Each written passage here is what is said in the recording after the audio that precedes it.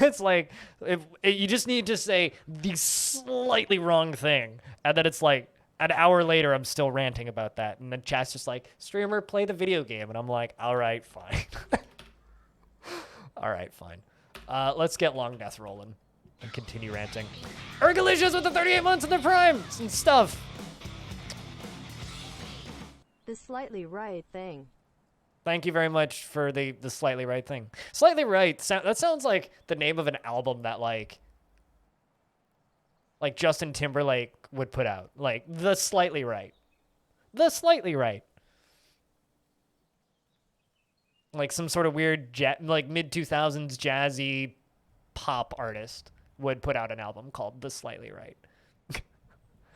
But seriously, thank you very much for the 38th month. Welcome back. It's good to have you around, Ergo. Hope work and kids are good.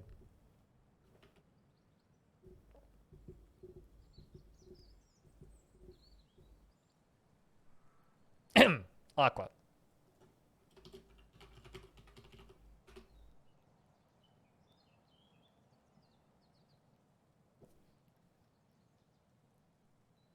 You feel like hugs, BRB.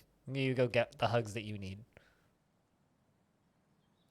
Current status on Longdeath is we are year 212, early autumn, and our king has a demand.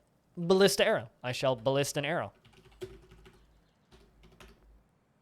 We'll keep the conversation going for a little bit. Dwarves are currently putting a lot of stuff away. I want to say we just... I'm not sure what we just did, but a lot of stuff is getting put away currently, so... is it wood? Where are they getting stuff from? Oh, I know what they're doing. Okay, so I've got this weird pile of stuff that just kind of appeared over in the top left corner of the map right here by the bridge. That's just going to be there. That's been there for a while, and the dwarves are slowly collecting it. Also, frame rate has gotten significantly less good recently, and I'm not entirely certain as to why that is. Oh, definitely because of all the merchants that are hanging out. Definitely because of all the merchants that are hanging out. Okay, got it.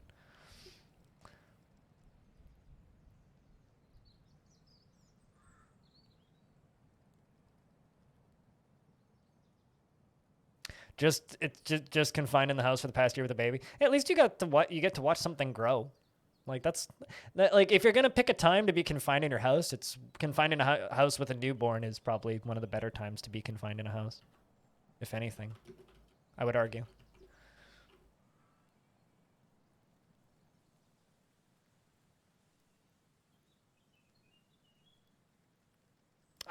I'm sorry, Dabby. Like, I'm not trying to make you feel like an ass. It's just, it's a lot of fucking, like, pent-up frustrations, you know? And it's really difficult to communicate that without sounding like I'm trying to make people feel like an ass, if that makes any sense. Don't have to worry about daycare either. Yeah, no, that's totally fine.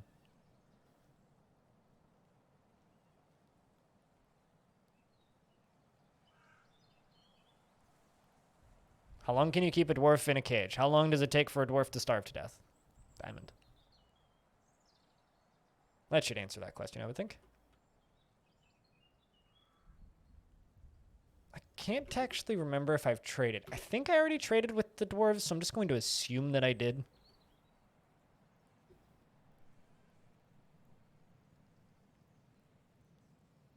A college science professor, well, that's almost right, is just a different way of saying it's wrong.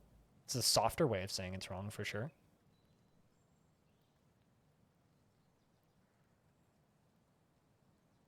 What if the dwarf is able to waiter food to his door? Is waiter a brand like Uber Eats that I've never heard of? HF hype Miss Hazaz Onu. I like how those emotes tell a story. Thanks for the $1, Vin. Cheers, man. Cheers. And they dehydrate before they starve? I mean, yes. It's both happen around the same pace. It was more just a, like, how long does it take before you need to feed or water a dwarf? But yes, I think they would die of dehydration before starvation, yes. Uber Eats? Okay, I've never used Waiter, but I feel like I've heard of it before. If the cage is built and designated as a prison and they're in cage, dwarves will feed them and water them. Well, yeah, they'll bring them like pots of water or buckets of water, but that's about it. So I don't know. In Canada, I don't, or at least in this portion of Canada, I don't think we have waiter necessarily.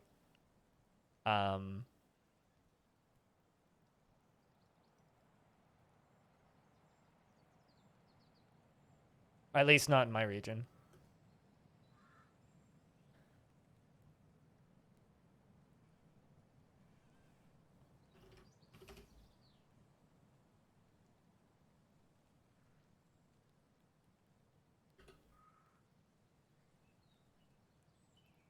Discord word stories. Where was the last one that I read?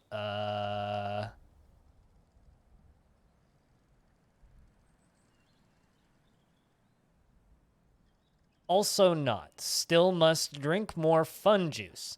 Meat is good. Wandering radio kills tourists. Intergalactic travel never harmed any pairs of biscuits. Why can't miners mine?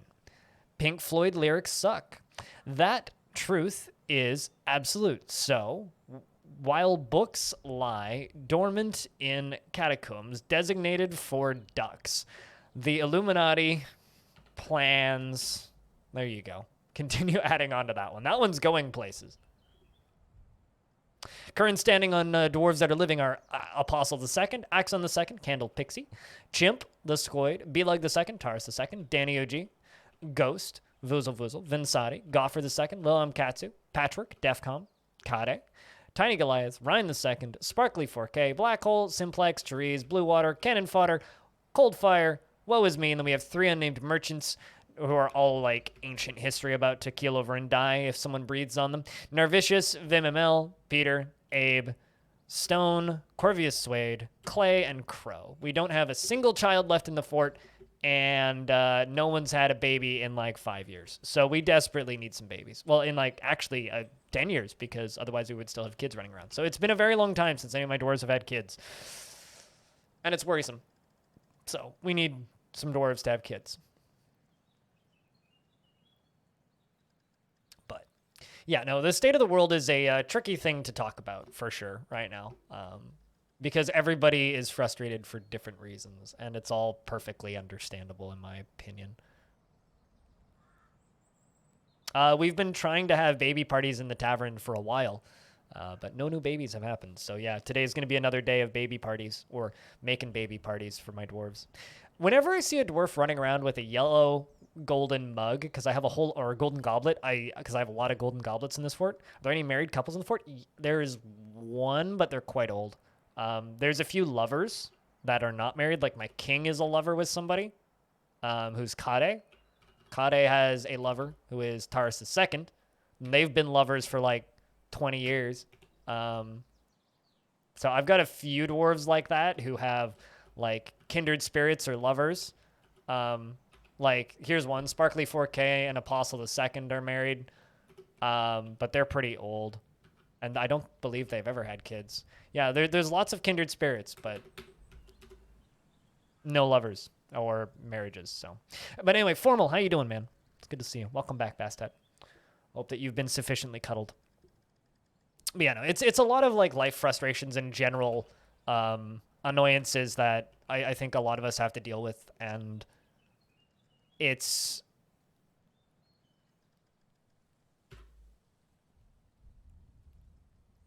difficult to kind of communicate that without just coming across as ranting. How does age affect dwarf reproduction? I have no idea, because I've had dwarves that have just like, I think it's more dwarven personality that affects it. Like, if a dwarf isn't frequently lustful or something, or has no desire for lust, they're, in my like just general observations, it seems that they will not have kids at all if they don't have any thoughts for lust, or it's like less likely if one of the two doesn't.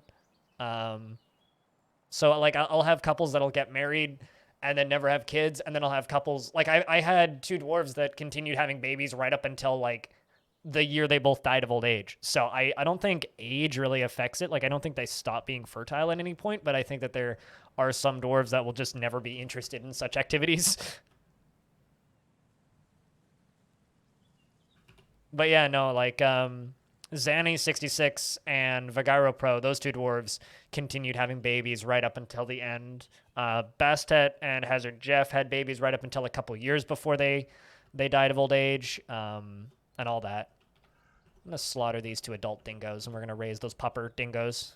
We also have 3 puppy wolves. They're adorable. Finally, we're able to catch live Longdeath. Well, welcome to live Longdeath. Longdeath Live. The longest death featuring me, rambly streamer person.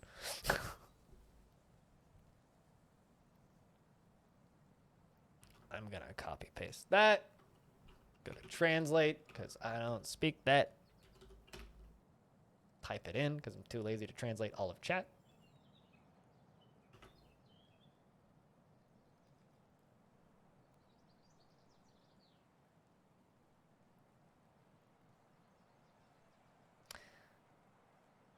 Yeah, no, Dwarf Fortress actually straight up has, well, it's not like listed as sexuality, but there is a sexuality spectrum just built into their personality traits, which is interesting. Since around part 70 or somewhere, you finally got caught up. Wait, hold on. Did you get caught up from like the beginning to current?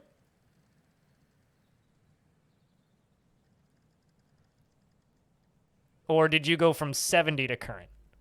You did? Okay, so I think you're the first person, because over the various like the last 8 months that I've been doing this, I've had a few people stumble over from the realms of YouTube and say, "Oh, I've watched on YouTube," and everybody's like, "Oh yeah, no, I mean I made it to part 10, or I'm currently on like part 50." I know a few people that are in like the 50s that started from the beginning. And I know a bunch of people fell off in the 30s. I don't know anybody who's started at the beginning and has watched every episode until current, which is wild to me. I mean, it is possible to catch up because I upload about 3 a week-ish. Sometimes 4. Hello, Eriton. There you go. The what you typed in earlier translated directly to joke, gentlemen, which I looked at and was like, what does that mean? But hello. D&D time. Have a fun D&D sesh. Meditate on lust, which is interesting because my king keeps meditating on lust. So like act on that meditation, please. It's just doing his best Sting impression. Just meditating on lust.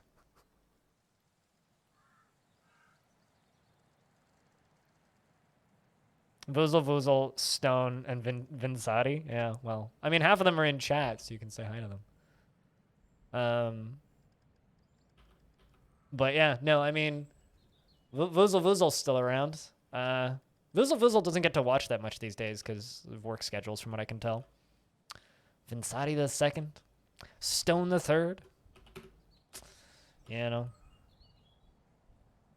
Has a rich fantasy life? Oh, on something, that's for sure. I've never actually... I want to know if they can write... Because I know they can write books about their gods. I really want a dwarf to write a book about the god of lust. Like, I remember I was watching a DF stream. I think it was Cupo who was streaming. I think it was Cupo. Pretty sure it was Cupo. And he was raiding a necromancer tower. And then the entire tower was filled with books on reproduction and lust, which we all found very amusing.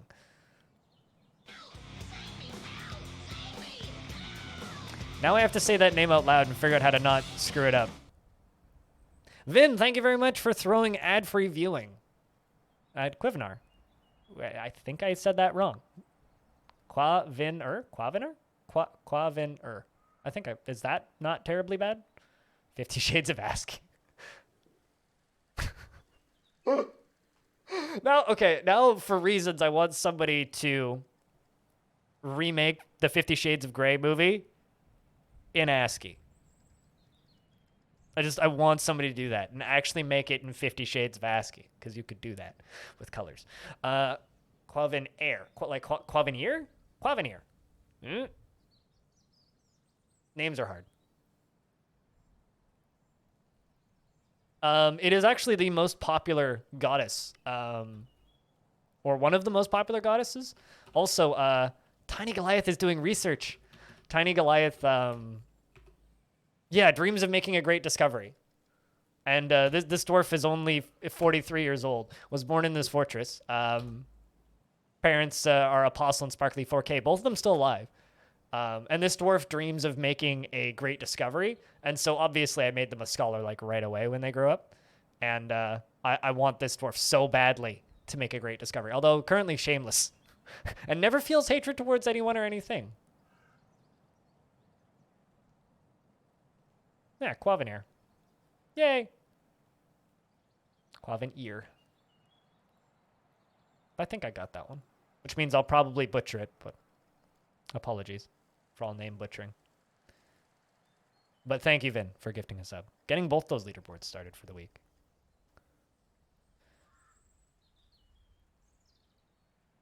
Could probably process each frame with a filter and get that movie all in ASCII. Not that, like, I don't actually want to watch it. I just want somebody to do it. You know what I mean? Half of your friends call you Quiznos. But that would be like calling you a, like, functionally totally bankrupt chain that was terrible to their franchisees. I learned the other day that, like, Quiznos is basically dead. Because I haven't been to a Quiznos in a very long time. It's Tuesday, isn't it? Yeah, it's Tuesday. At least it's not Papa John's. Well, I actually don't think I've ever been to a Papa John's. I have been to a Quiznos, though. Well, if you have scholars that are writing books, which is hard to do in Old Worlds formal, they will research and write books, and the books can be read by dwarves, which give them a very, very big positive mood buffs. So it depends on where you're trying to get your mood buffs from. But is there any real benefit if they write book valuable? Also, book equal happy dwarf who read book.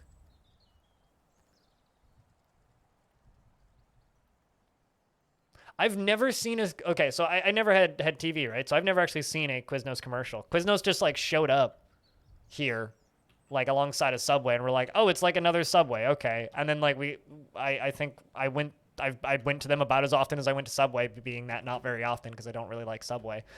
And then just kind of forgot that they existed for a little bit because I stopped eating fast food entirely. And then I look up like 3 years later and Quiznos is gone. And I was like, what?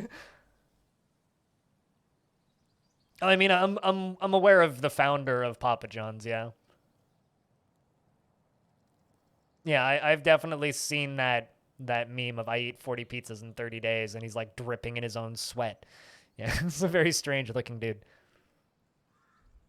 Very strange dude.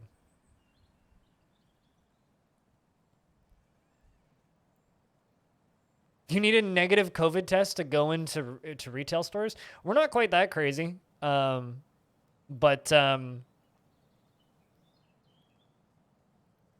like you're not allowed. Well,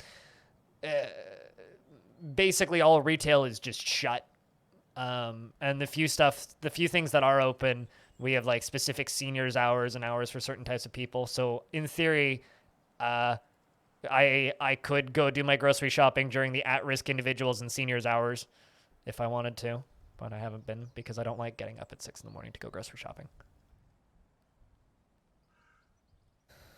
He literally looked like he was melting. He did kind of look like a pile of butter that was melting, yes. He very much looked like a pile of butter that was melting. Further musings. The Mountain Hame. Is that what that says? No, The Mountain Home, Further Musings. Who wrote this? Authored by Rhinestone, the first Rhinestone. It concerns the settling of the dwarf Rhinestone in Longdeath in the early spring of 13. I remember when that book was written. That's an old one.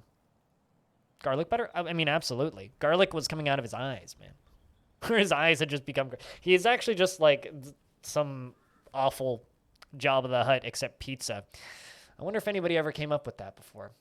Nah, probably not. Terrible idea. Why would anybody think that that's funny?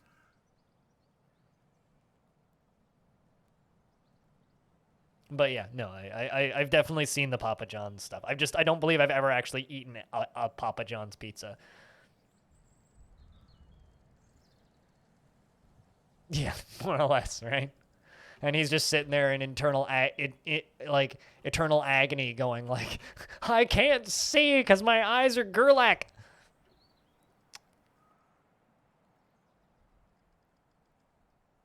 making tons of cloth. I think we're going to do another round of clothing. Give everybody fancy new clothing. I can also turn this squad off because Clay and his dwarves are no longer upset. We're going to get dwarves doing another round of clothing in a couple of minutes once all these jobs cancel because we're out of pigtail. And then we'll lock them back upstairs. Sure that isn't Transcendence to become pizza? I can feel my blood sugar rising thinking about this. I can feel my diabetes trying to kill me just by thinking about this conversation. But I don't know. I don't know. Tasted nasty? Most pizza, in my experience, tastes pretty nasty. Unless it's like really good pizza, which is kind of rare. And all of the really good pizza places are like not really takeout friendly, so like the pizza places that I like going to are like your thin crust, properly made, fire oven style pizzas. I'm not super big on the it's basically a loaf of bread pizza, and like that's kind of what the popular Western world pizzas are. It's like, yo, it's like that thick bread. And like that also very much goes for deep dish. It's like I'd rather have a lasagna. Like Pavlov's diabetes. It's more just like I can feel just the insulin punching me in the stomach going, "Don't do it!"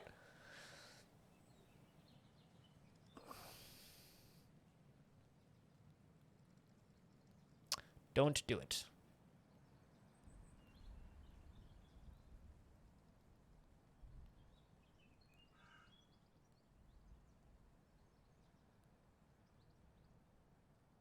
I mean, of course, someone had to say it. Yeah. Saying what we're thinking.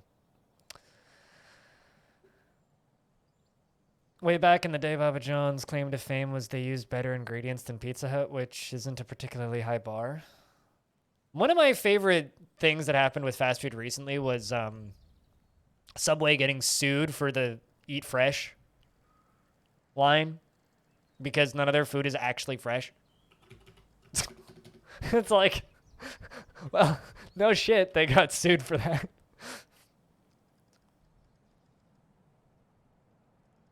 I just found that way too amusing.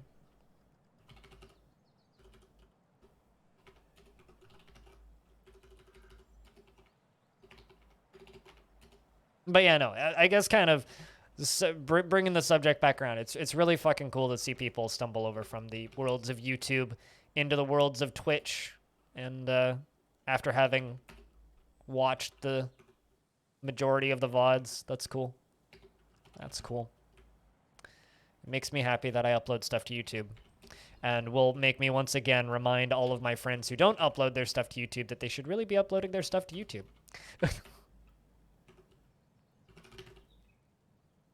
Because very few of them do.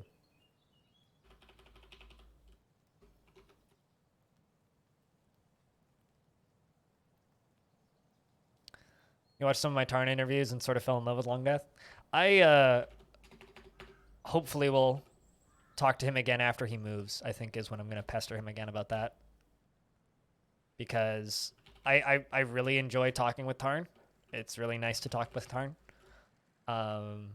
But he's moving in July, so I think that needs to be something that he just does and gets over with. Once he moves and is settled, I'll pester him again. You've never actually watched any of the videos? I mean, I appreciate that. That you do that, but I kind of wish that you could get more out of what you're actually supporting these days, you know?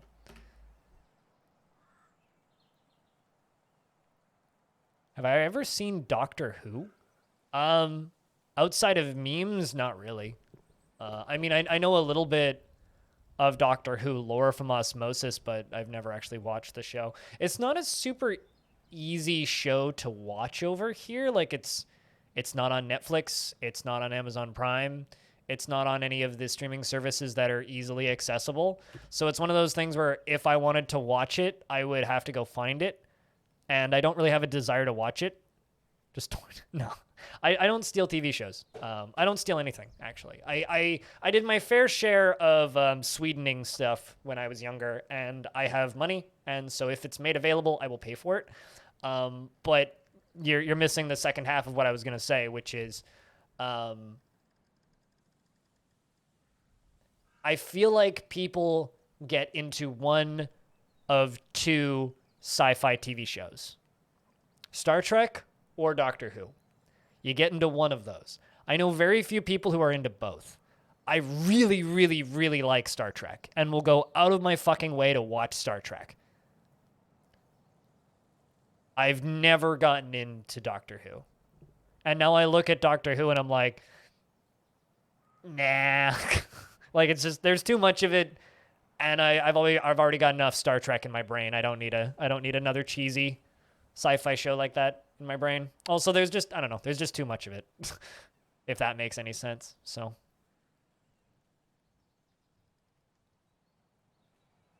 well, I mean, it's like, yeah, like my campy, cheesy sci-fi show is old Star Trek, right? Like Star Trek, the first series, and to a degree, like even some Voyager is pretty cheese, and even some Next Generation is pretty cheese, and some DS9 is pretty cheese. That's not a roast. It's I've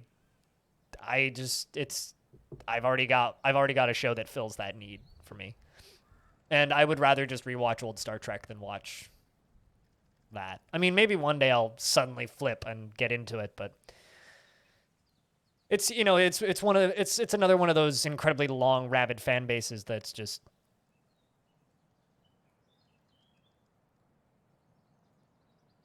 yeah, I mean, it's a lot more like not so much science fiction. It's more like science well, I think science whimsy is actually a really good, whimsy is a good word for it. It is very whimsical and silly in its portrayal of a sci-fi setting compared to the rest. Wait, like Star Trek, Kato? Or are we talking about Doctor Who? Because I love the original Star Trek for one very simple reason. I like the original Star Trek because it's like watching a stage play. It's like, is it the most visually stunning show in the world? No. You're there to watch Picard punch a dude in a lizard suit in the gut. That's why you're there. Or not Picard. Kirk punch a dude in a lizard suit. I was watching Next Generation recently, so I got Picard in my brain. But yeah, no, it's to watch Kirk punch somebody in the gut. You know it's a dude in a suit. I mean, it's the same reason why you watch like old Godzilla movies. Fake fan? Oh, you know it. Oh, you know it. The fakest fan.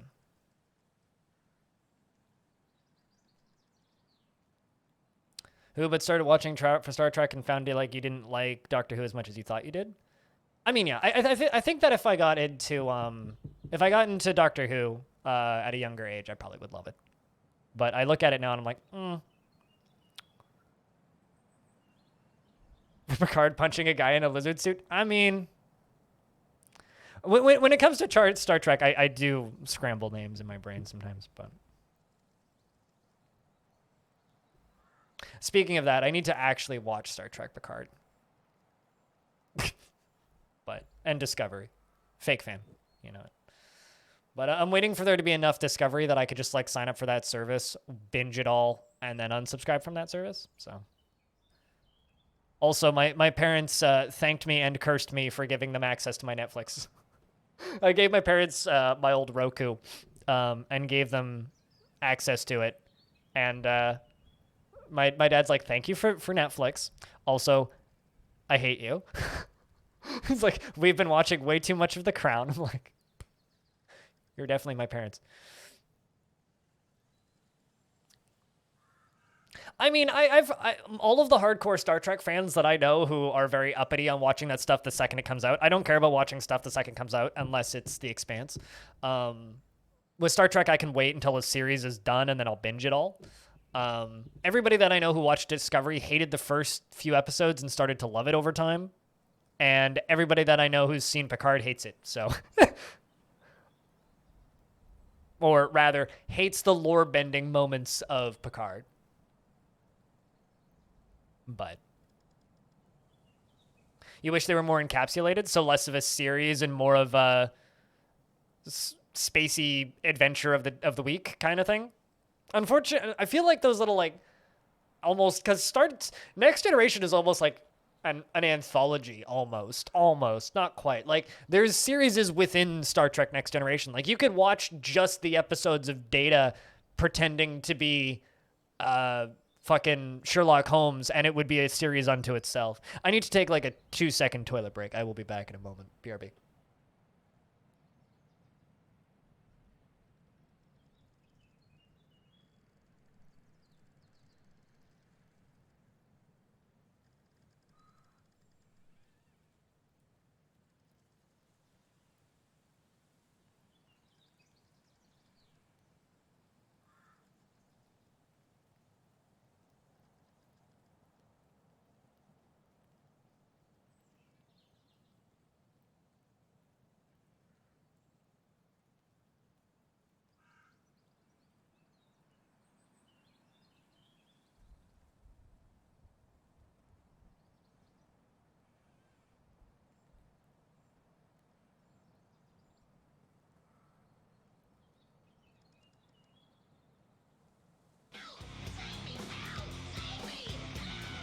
Skibbity.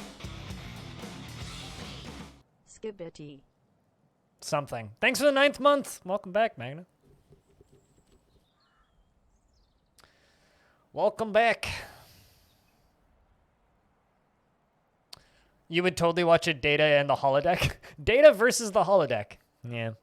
They'd have to do some weird de-aging things on Data, though.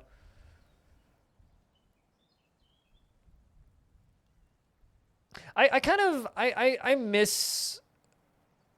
As someone who... Sorry, I'm scrolling back up in chat to like read the stuff that I miss. Someone who likes the old Star Trek, I don't like the newest series, but you can make your own judgment on that. Fair enough. You like the first episodes of Disco, but it degrades after... Picard's story is also weirdly weak for you, but the first season perhaps that could change. Yeah, no, totally. I don't know. I mean, I will go watch Discovery and I will watch Picard. It's just kind of a matter of doing that.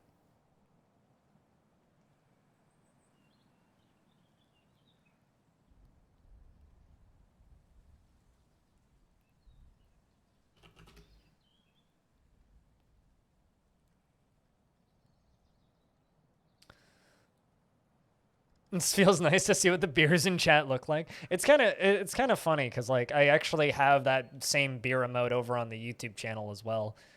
It's just joining the YouTube channel is nowhere near as snazzy as subscribing on Twitch. And hey, Lemon, what's up, man?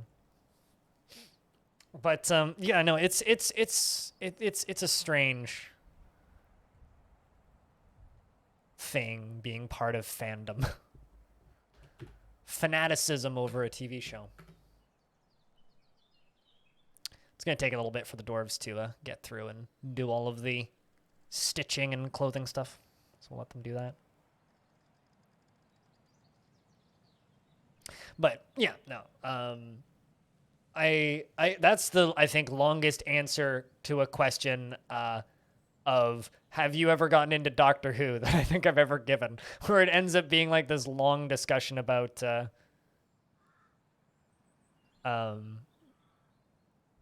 science fiction TV. Especially because like I guess right now the only show that has me as interested as Star Trek did back in the day, the only show that has caught me as much as Star Trek does is The Expanse. That show just has me going, and I can't really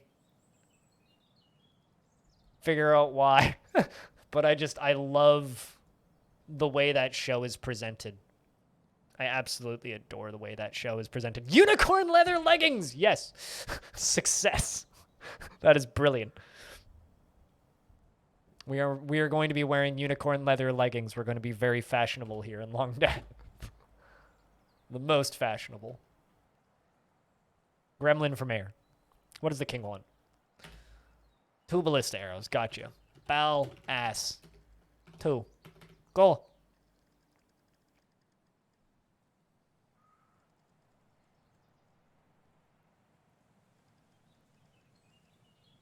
Or would you feel discomfort for your crime against unicorns? We're dwarves.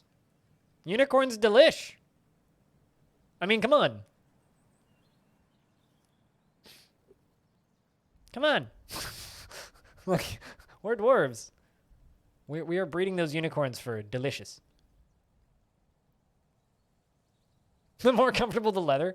I mean, if next time Cyrolac pops in, we'll ask him what horse leather is like, because he's our friendly local taxidermist in real life. Because I would assume that horse leather would probably be pretty similar to a unicorn in theory. Although I would imagine a unicorn would probably be softer due to the magical nature of their existence. And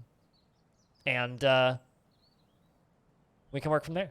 Find out exactly what unicorn leather leggings would be like.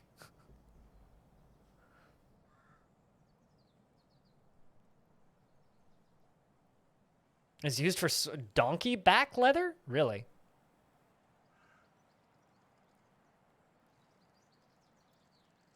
Huh. Interesting. I just learned something. You know, I wish Hardspace Shipbreaker didn't make me want to vomit immediately because I love the idea of that game. I very much enjoy the idea of Hardspace Shipbreaker. And I played it for like 30 minutes and wanted to throw up. Like, makes me sad because that game looks really cool. I would, you know, I would watch a Homeworld series. Like, we've talked about this a couple of times. It's like, what science fiction video game would make a good TV show? There's 2 that I would really like to see in a TV show format: Homeworld and Elite. I would watch an Elite show, no questions asked. But Homeworld, that'd be cool.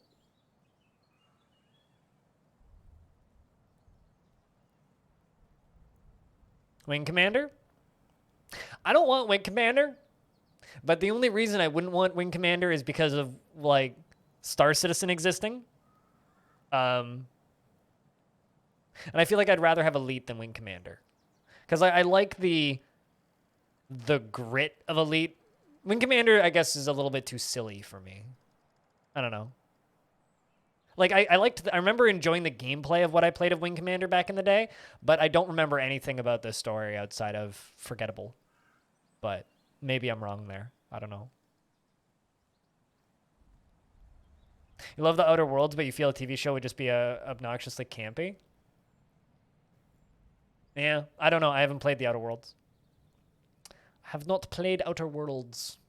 I need to play the Outer Wilds, though. That's on my list of games to do this year. And now that we've done Portal 2 and The Witness, maybe I should do that soon.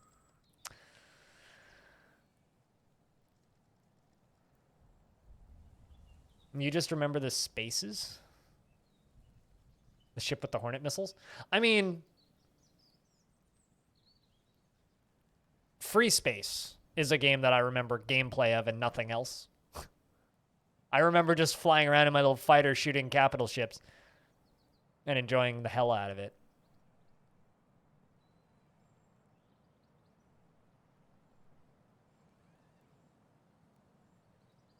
There were evil cat people. Yeah, no, that's about it. It's like I remember furries and cheese and good gameplay. That's about it. Oh, so good, Lemon. I often accidentally hit B when I'm trying to hit send on a phone keyboard. Like, I'll type B at the end because I always fat thumb B when I'm trying to press send. So I'll often, if I'm typing on a phone keyboard, accidentally hit B.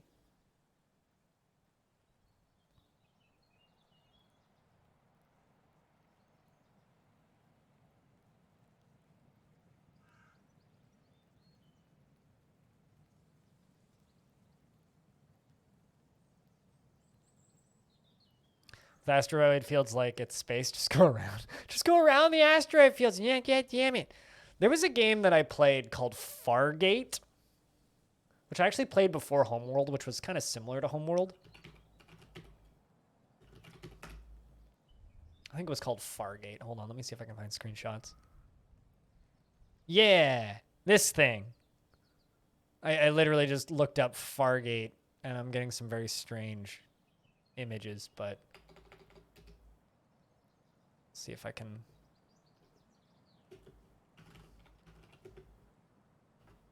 see what I can find. Give me a second.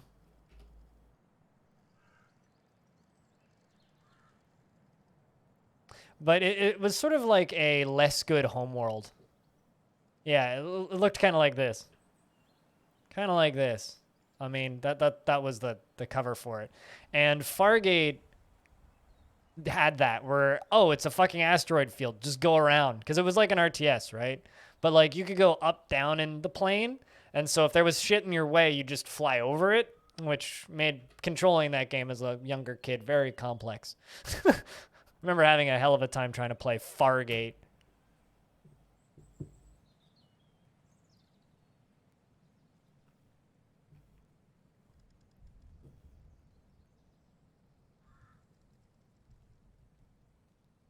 Which is literally infinite directions in which to flee. However, we have decided that our transports only travel directly towards the fleet of stormtroopers. Yeah. Yeah, pretty much. Complex textures, blurry models, and light effects. Yeah. No, there's certainly a degree of that era of stuff. Such a rich universe.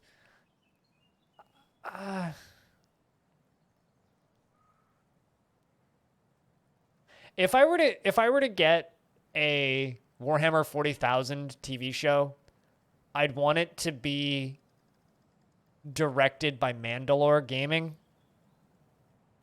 So I don't think I actually want a Warhammer 40,000 TV show.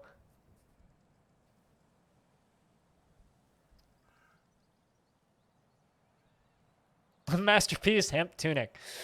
I mean, this is Longdeath. Good work, Axon the Second, with your masterpiece hemp tunic.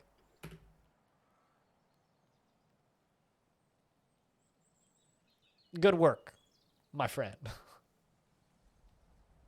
I'm out of coffee. I require more coffee.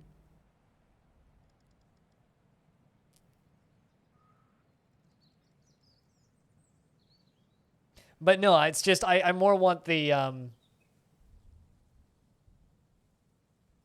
God, must resist buying all of the weed.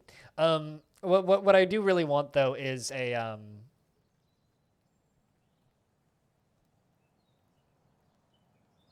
I would watch a 40K series if it was done right. Yeah. Hey, Authority. How's things? It's more just the way that Mandalore words things with comedy surrounding the really dark themes. It's like it was the description of his. Hold on. What was the description of that? I want to read it out word for word.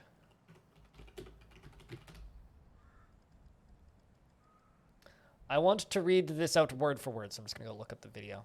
Sorry if you accidentally hear Mandalore voice.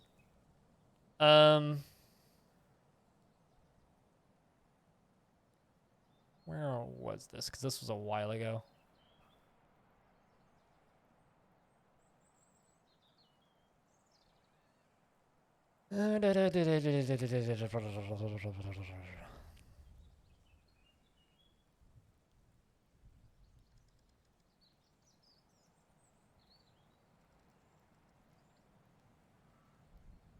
Why am I not finding this one particular video? Mechanicus, yeah, that's it. The review he did of Mechanicus. A turn-based tactical game about making spooky, scary skeletons go back to sleep and stealing all of their stuff. That is the kind of humor I would want in a 40,000 TV show. But I would never get that, so...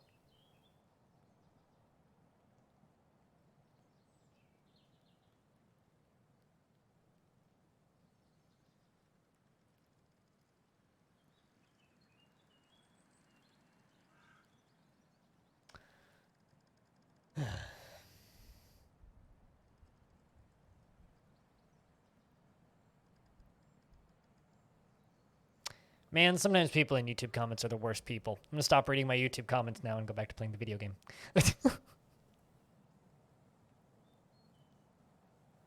Is like looking for a needle in a haystack? Yeah. Well, it's like looking for a needle in a massive stack of needles. Yes. It very much is. But I found it. I couldn't remember the name Warhammer 40,000 Mechanicus, though. That was the actual problem. All right, how are we doing? Still got tons of clothing left that needs to be done, but obviously we're out of clothing because everybody's stopped doing it. Although I do still have dwarves processing plants, meaning we still have pigtails left that need to be processed, and hemp plants and cotton plants that need to be processed. So it'll get done. It's just going to take a little bit.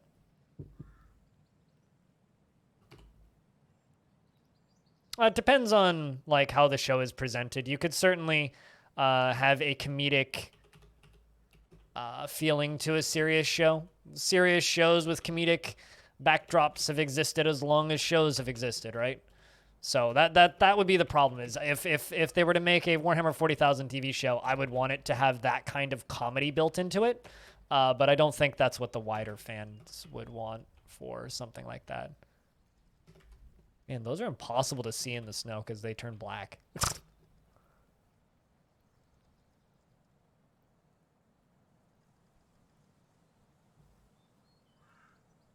You just watched a streamer being informed 5 minutes beforehand that he would not be allowed to stream a debate he was partaking in.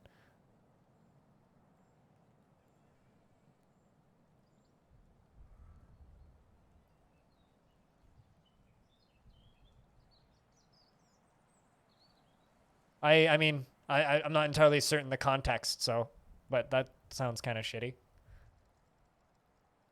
I read that as I'm new here, and I was like, I'm new here too. How are you, Dragon Man? What's up, man?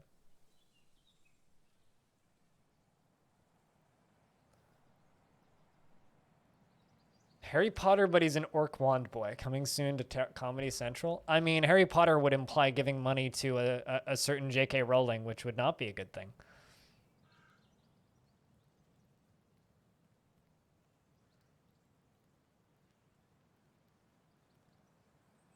But yeah, no, I don't know. I would want a Warhammer comedy, which probably wouldn't work.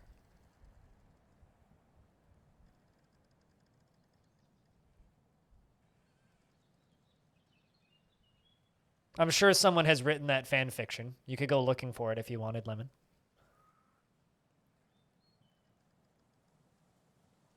Very rarely when people claim that there's an NDA about things have they actually signed an NDA.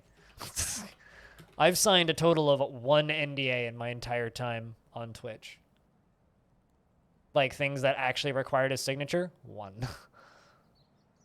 Everything else is just kind of like unspoken agreements. I very much doubt it was even Dwarf Fortress related or even remotely related.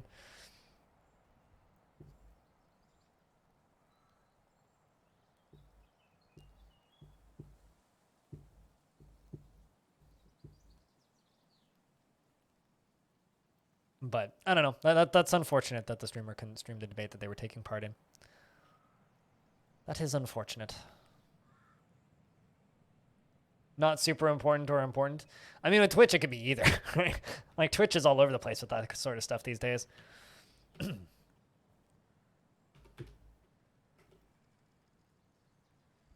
Cool. Back to making some cloth shoes.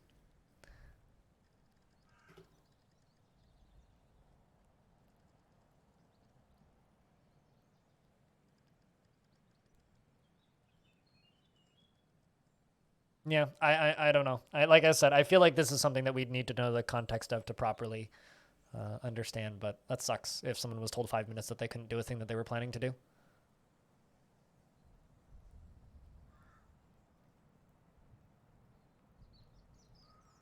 That's not the sort of content I go looking for on Twitch, so yeah, I wouldn't be super familiar with how that would work. Yeah, it sounds like it. I don't know.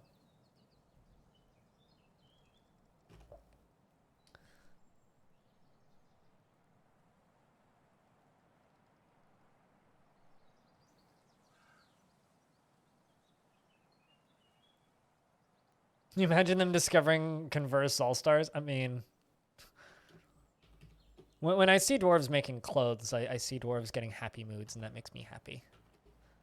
Although this dwarf is bored after being unable to practice a martial art. Well, I literally can't let you practice martial arts, so doesn't matter that you're bored there, Cold Fire. I literally can't because you're a merchant.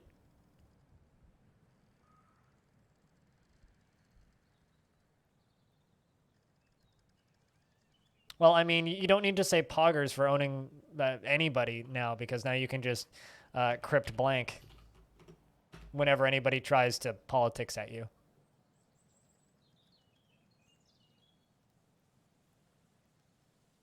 You can just be a dwarf going, because that's how I feel whenever I walk into one of those streams. It's just blank.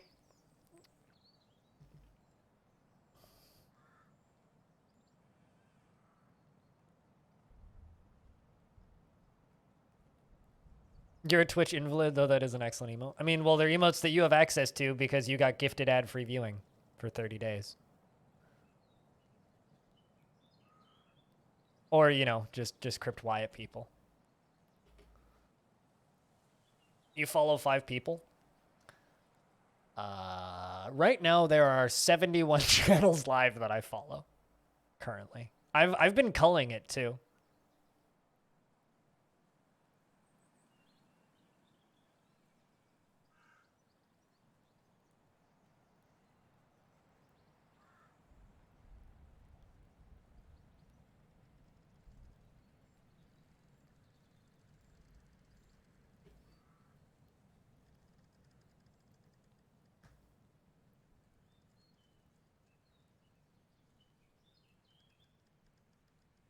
There we go. Get back to it. Got a little bit behind. I think that we ran out of cloth for a little bit there. But I love just the random impromptu Tommy Y train when I type in Crypt Y. Everybody's just like, Crypt Y! Ah!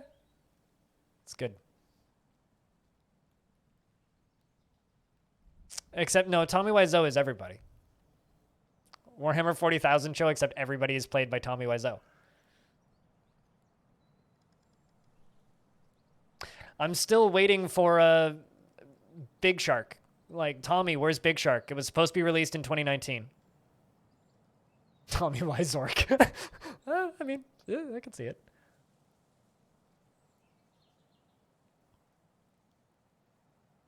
Give them a gun. Give them 2 guns. And you can have a Dwarfy Matrix. Man, I've been thinking about the Matrix way too much recently. Way too much. So I rewatched Matrix, and the second Matrix, and the third Matrix last year, right? I rewatched all 3 of them, and a little bit of the Animatrix. And, I mean, there was nothing else to do in 2020, like, let's be honest. So, of course, I watched all of the Matrix. And there's a throwaway line in the Matrix Reloaded, which is, so we can make anything can be real in the Matrix. So, you know all of those stories that you hear about vampires and ghouls? They could be real, and we wouldn't even know it. And I love how they throw out that line as a possibility of a thing that they could do and a direction that they could go with that franchise, and then they never address it, bring it up, or think about it, or mention it again. It's just a throwaway line in Matrix Reloaded about how, oh, yo, fantasy creatures could exist in this world. Whatever. I'm just saying, I want vampires and werewolves and shit in my Matrix. That's all I'm saying. I just want it to become a fucking Smash Brothers of fanciful creatures. Just give me that shit. I want it so bad, and I'm never going to get it.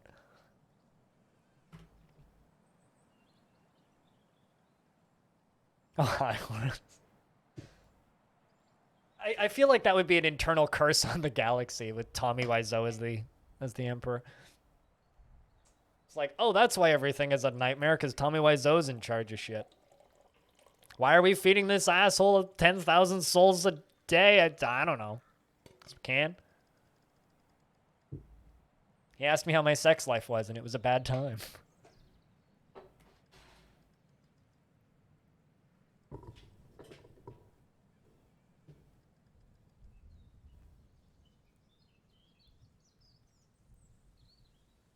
The implication was that, yes. That was the implication. Yes. but it's like just left there. They could go so much crazier with it. They could have gone so much crazier with it, but didn't. And it makes me so sad.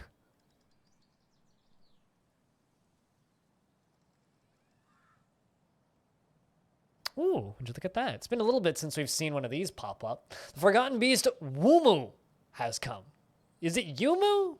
Woomoo? Umu? I don't know. UMMU has come. An enormous feathered earthworm. It has a spiral shell and it undulates rhythmically. Its tail feathers are long and broad. Beware its webs. No. Socks. That's illegal.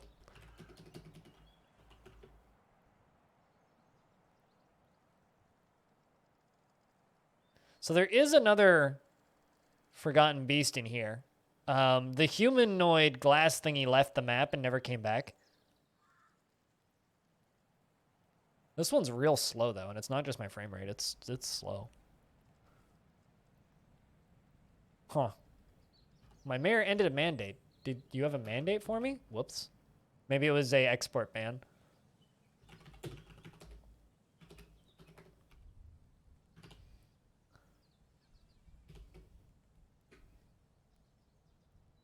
Giant feathered earthworm. I mean, most of the Forgotten Beasts are a thanks I hate it situation.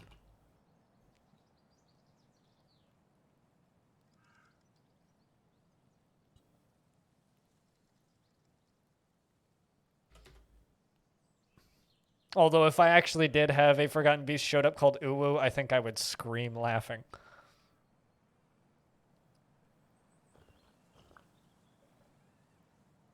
I just want the creature from the end of Inside to show up in the Matrix. They'd go all Tetsuo. They just like become giant bulbous flesh monsters if their connection got fucked up. Also bulbous, that's a word that creeps me out for some reason.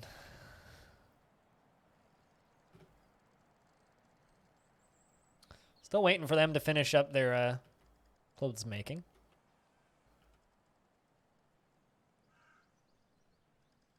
You once had something called an Amikavith Evelanthafath Vlaffy? That sounds elfy. Just reading that sounds like an elf name. Which was a man made out of dust. Did you blow on him and he went away? So I feel like that's how you would go with that. You just blow on him and they just go, whoof, disappeared off into the sands.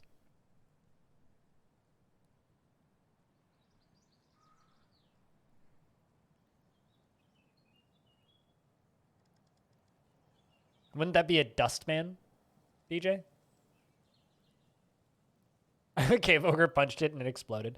I mean, it's like when I had a Forgotten Beast that was like a flying blob composed of snow with wings, and it tried to attack a dwarf that was sleeping in the cavern lair, and instead of actually attacking it, just said that the combat log read that it pushed him, and the attack was blocked by a cave or by a cloth hood every time. So it tried to push him like 100,000 times or so. It was like a bajillion thingies in the combat log that was all just push, block, push, block, push, block. And then a dwarf ran by with a pick and just hacked it and it exploded, which was very funny to me. Like just not even a dwarf that was told to attack it. Just a random miner ran past and just went whop and killed it. It was very funny. Very funny. That was ages ago. Ages ago. Dustman from Planescape Torment. Yeah.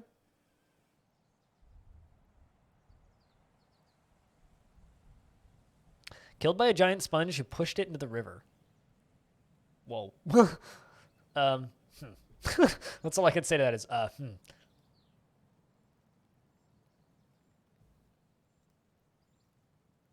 That does not sound ideal.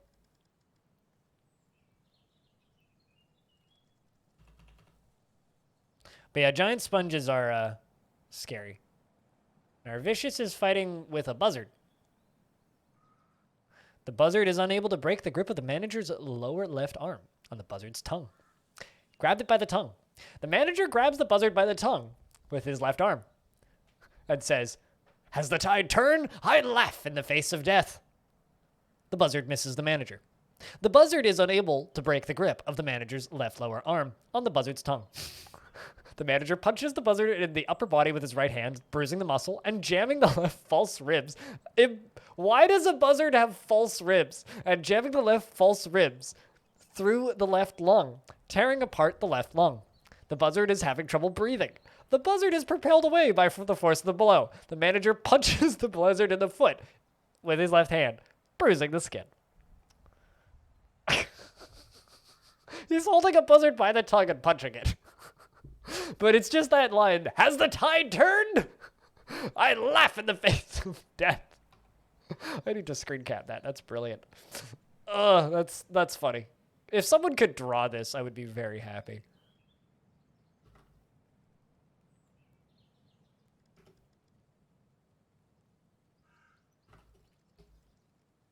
Never change, Dwarf Fortress. Never change. Speaking of Dwarf Fort, did anybody see the picture that Kid Fox Games posted on the YouTubes the other day? What is this? Book! Library! Also, check out the shoes on the ground. It's the detail I like. God, that's funny. Hey, what was me? How's things? It's definitely a power move. It's just like, they're two biggest Dwarf Fortress power moves. Biting something... grabbing somebody by the tongue and biting somebody's eye out. Or biting somebody's tongue off. That's also pretty good. Exactly. You like to imagine the buzzard is hanging by its tongue, like it being held like a sack of potatoes. Being held like a sack. I would imagine it's like pulling away and like flapping, like fighting back. Spring has arrived. Has anybody died of old age? That's the question. Has anybody died? Spring has arrived. Scariest time of year. Hands down.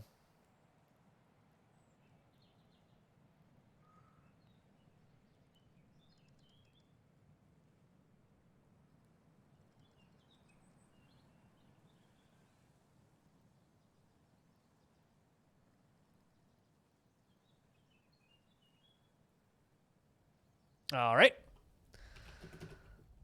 Human merchants arrived. I don't see any death yet.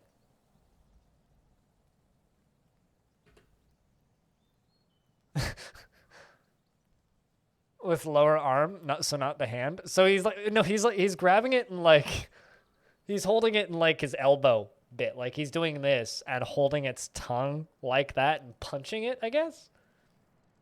Is how that's working. It's like twisted back around and it's punching the buzzard. That's an interesting visual. A very slow human. Yeah, I seem to have like punched it away, and that was the... Oh, we found a dead cow moose. One of my mooses is dead. R.I.P. moose.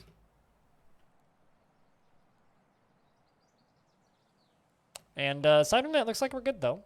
So we got 37, so we got 31, so that's good.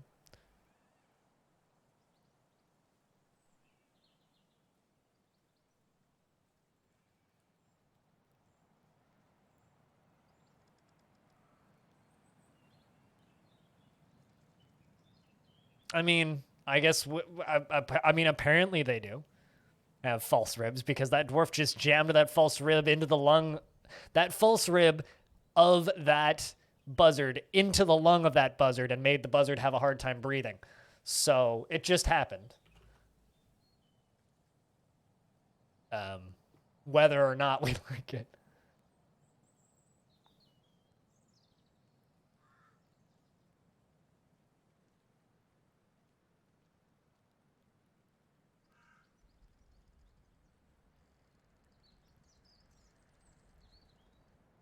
I mean, so that means the buzzard is just like flying around singing "Carry On, My Wayward Son."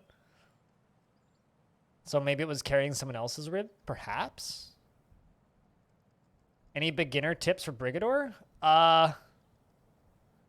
Don't use the twin stick control scheme. Use the tank control scheme. Is my tip for Brigador. It'll be a little harder to learn the game initially, but once you learn the game, you will have a much better time of things because you'll be able to walk backwards and shoot forwards. That's kind of my only real piece of advice.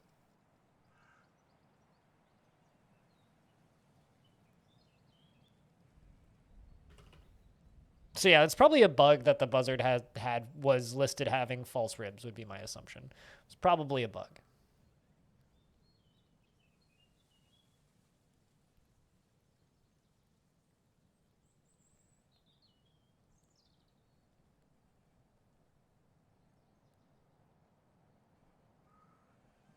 All right, let's screen cap this for stone. At least it's an easy one.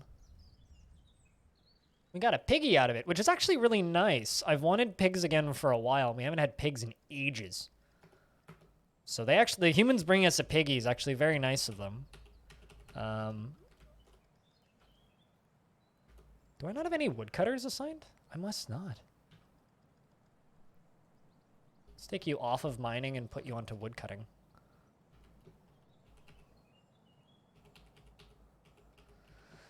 I mean, punched him in a false rib that doesn't exist is even more of a power move than punching him in a false rib that does exist.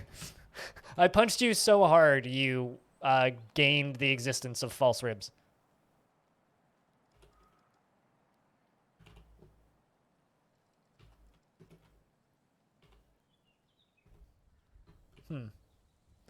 I apparently have things that have been designated as chopping down and no dwarves to chop them down, which is a little bit frustrating. So I'm going to give a couple of dwarves woodcutting. Actually, you know what? Let's give you woodcutting.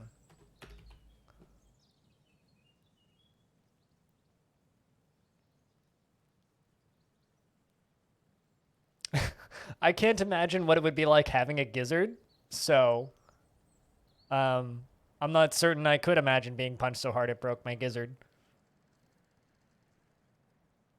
Although I would imagine it along the lines of that one sequence in Scott Pilgrim versus the World when the one Evil X is like, "You punched me in the boob, except you broke my gizzard." Wait, hold on a second. Did he punch the bird with his own false ribs? Punches him in the upper body with his right hands, bruising the muscle and jamming the left false ribs. So wait, is he punching himself? Because the manager punched the buzzard in the upper body with his right hand. So, okay, to be clear, he's holding the buzzard by the tongue with his left lower arm. So I'm assuming between, in a grip like this, in between his two arms. So he's holding the buzzard by the tongue there, screaming, "Has the tide turned? I laugh in the face of death," while he's punching the buzzard, and the buzzard is trying to hit back and missing. He's punching the buzzard in the upper body with his right hand, bruising the left muscle and jamming the left false ribs through the left lung, tearing apart the left lung. The buzzard is having trouble breathing, and the buzzard has been propelled away by the force of the blow. The manager then punches the buzzard in the right foot with his right hand, bruising the skin. So he's punching it in the buzzard's false ribs. This buzzard has false ribs. Whether or not they're supposed to. This buzzard has false ribs. I almost want to go post this on the DF subreddit and be like, "Buzzard has false ribs?" What? Or actually, I know who I can send this to, who will get a kick out of it. Hold up.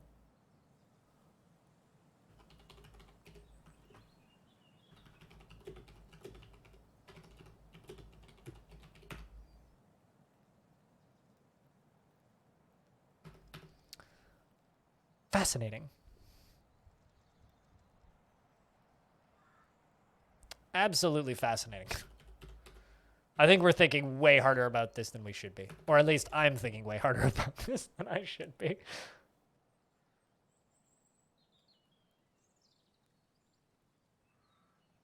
But yeah, aside from that, just enjoy Brigador, Brander. Enjoy Brigador. I think that after I've completed Closed Casket Special and done all the other stuff that I'm doing off stream, which is just a lot of grinding, I think I'm going to play some custom maps for that game. Is that a mutant? No, it's a normal-ass buzzard. It's a normal-ass buzzard. Looks like it's time for the outpost liaison to finally leave. Goodbye, friend. See you in a couple of months when you return.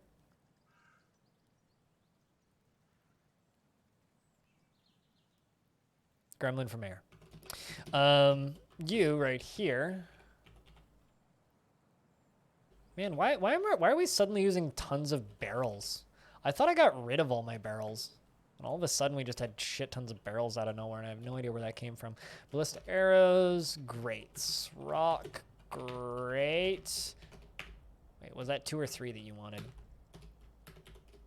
3.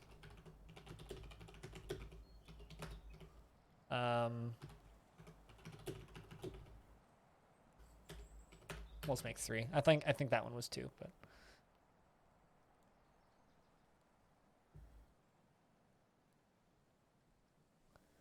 which is a rib that doesn't connect all the way around. Yeah, it's like a floating rib. Well, I think that a false rib is also considered to be a floating rib, which is like a rib that was broken That's not a word. Broken off of your rib cage, and an injury could be considered a false rib. A false rib is also a surgically implanted piece of metal or other material to take the place of a shattered rib. So if you say were in a car accident and like got your rib cage shattered, you could have false ribs installed to like keep your chest in the right shape without falling apart. So that is the other thing a false rib could be, because I remember actually looking up false ribs because of Dwarf Fortress, actually.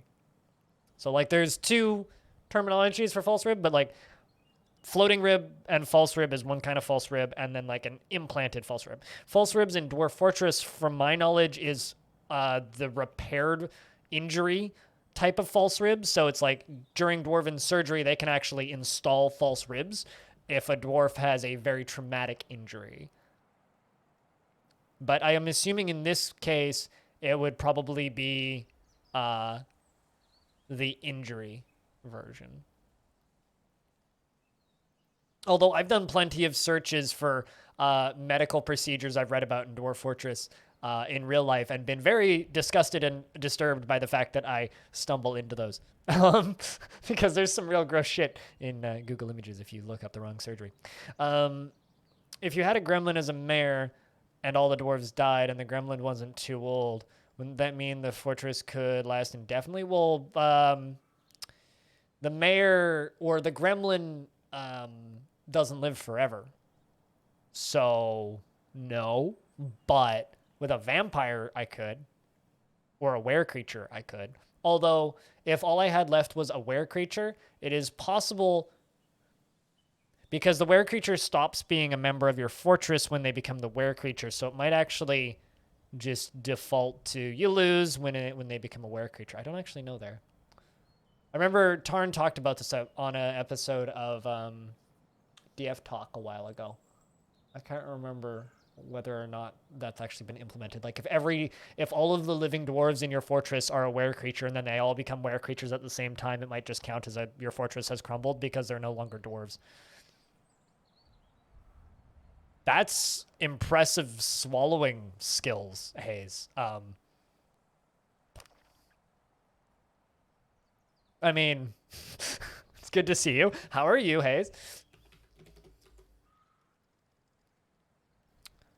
Green tree frog. They brought another unicorn, a cardinal, chipmunk, a mule, a wolf, chipmunk, an emu. No gremlin. No gremlin. Am disappoint. I hope you're doing well, Hayes. How's things, man?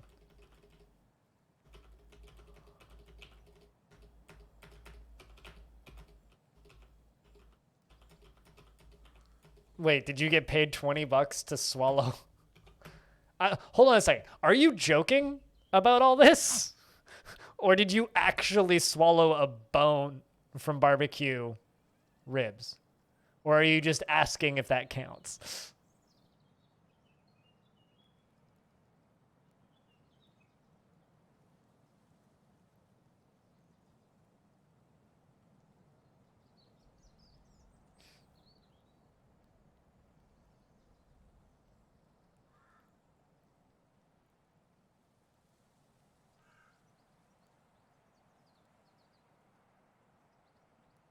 I think he's making a joke about swallowing a different form of bone for $20. That's what I thought.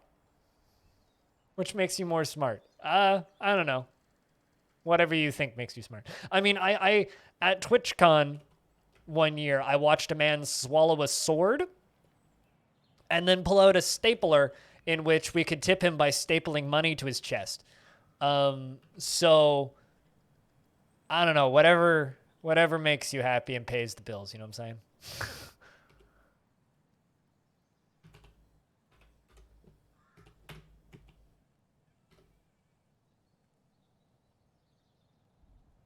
Why is this reminding me of the Onion video of how to bake a potato on the bone? This is remembering me of the bone-in baked potato video on the Onion. That's what this is reminding me of. But otherwise, okay. Well, hopefully school stuff has been good, Hayes. It's good to hear. Whatever kind they're actually referencing. Yeah, just a specifically barbecued bone. Or rib bone, I think it was. It was ribs bone. Tons of Masterpiece hemp items for 420, yes. You know what? I wish I had olivine.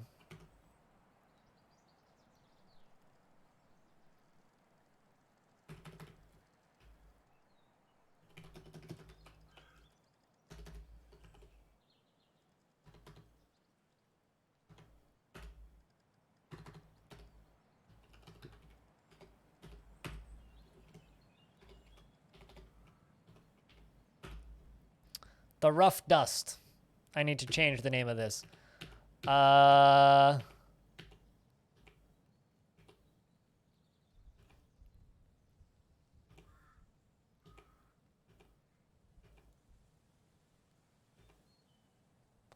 trying to think of a good name for this.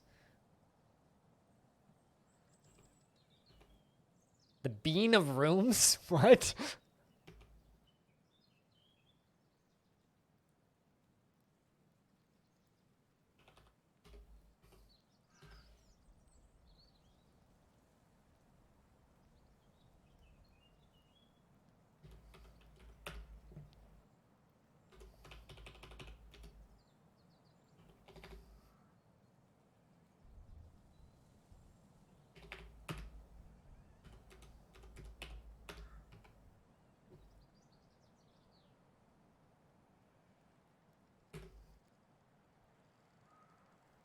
Done. There you go. That's our 420 drawing. The king meditates on lust. Yep, a lot. The king often meditates on lust. He's not helping, though. He's not helping. I would love to have some princes and princesses running around so that we can keep the bloodline of the crown in the fortress.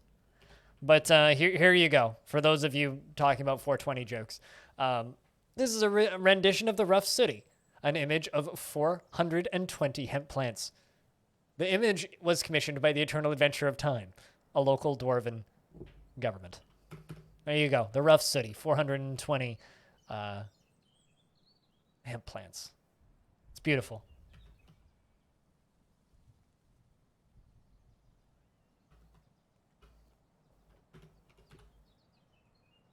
So I think my neighbor just poured dish soap outside or something because suddenly I just smell this fragrance of soap.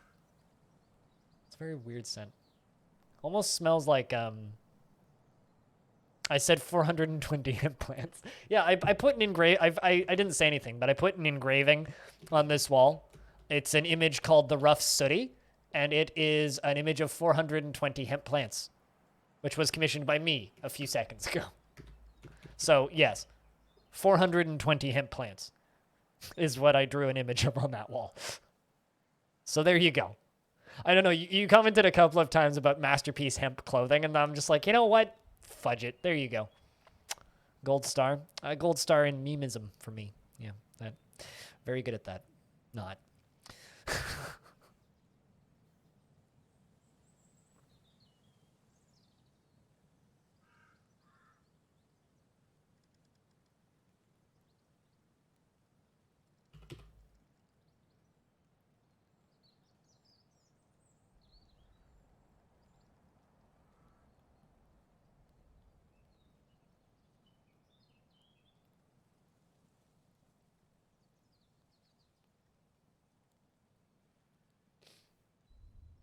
'Tis a good day for our dwarves, though.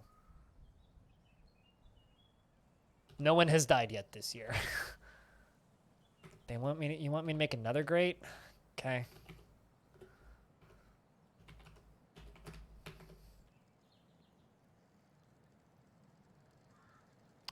We're almost done with our clothing, though. Almost. We're damn close to finishing up. We just got to bring a few more plants together to be processed, and then we're good. Serve apricot wine. Oh, that's good. We made that apricot wine, or those apricots we bought from the elves into wine, which is good to see. They're dancing and singing. What was Mia's taking part in the dance? Performing the dance of the fuchsia velvet, a social group dance originating in the ignited creation, our dwarven government. All those mandates are starting to get grating. I don't know. They give me some gameplay, so that's not bad. I mean, you've watched a lot of this, so you know what this is. This is the Fortress of Waiting. Like I don't know exactly what it's like to watch my streams because I just do the streaming portion of it. I don't get to ever be on the receiving end of my streams. It's like I can watch my streams, but it's like I remember it from my point of view, not from a watching point of view. And I imagine that people who are watching this, it's more just like, oh, it's basically just me rambling about ramble stuff, with very little actual gameplay. On the Lock. What was that book? Oh, one of Astro's books.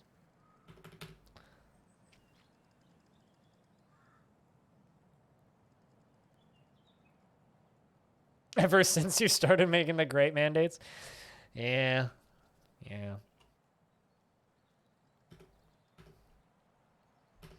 Although they're pretty easy to keep up with. They could be worse mandates. At the very least, it's better than the scepter mandates from like 100 years ago, because those are a pain in the ass, because it was like, oh, I have like 50,000 scepters. Uh-oh, someone just got upset. Who was that? Clay? All right, got to put you back in. Got to get your squad training again.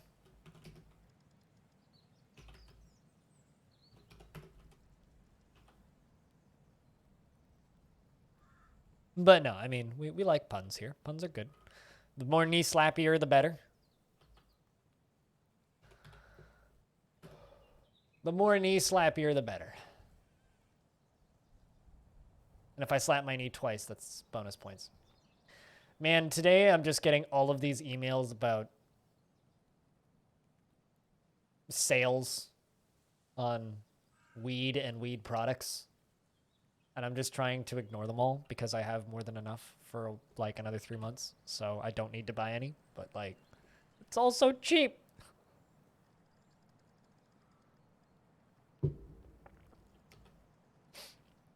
You could make any small room, make a tiny room of engraved walls and 4 hemp plants and make it a tavern named Immortal Smokers. I mean, I could, but should I? I mean, like, I don't know. Why would I make another tavern when we have the simple dinner, this glorious thing in the sky? I mean, like, come on. Why would I make them do anything else when they have access to that glory?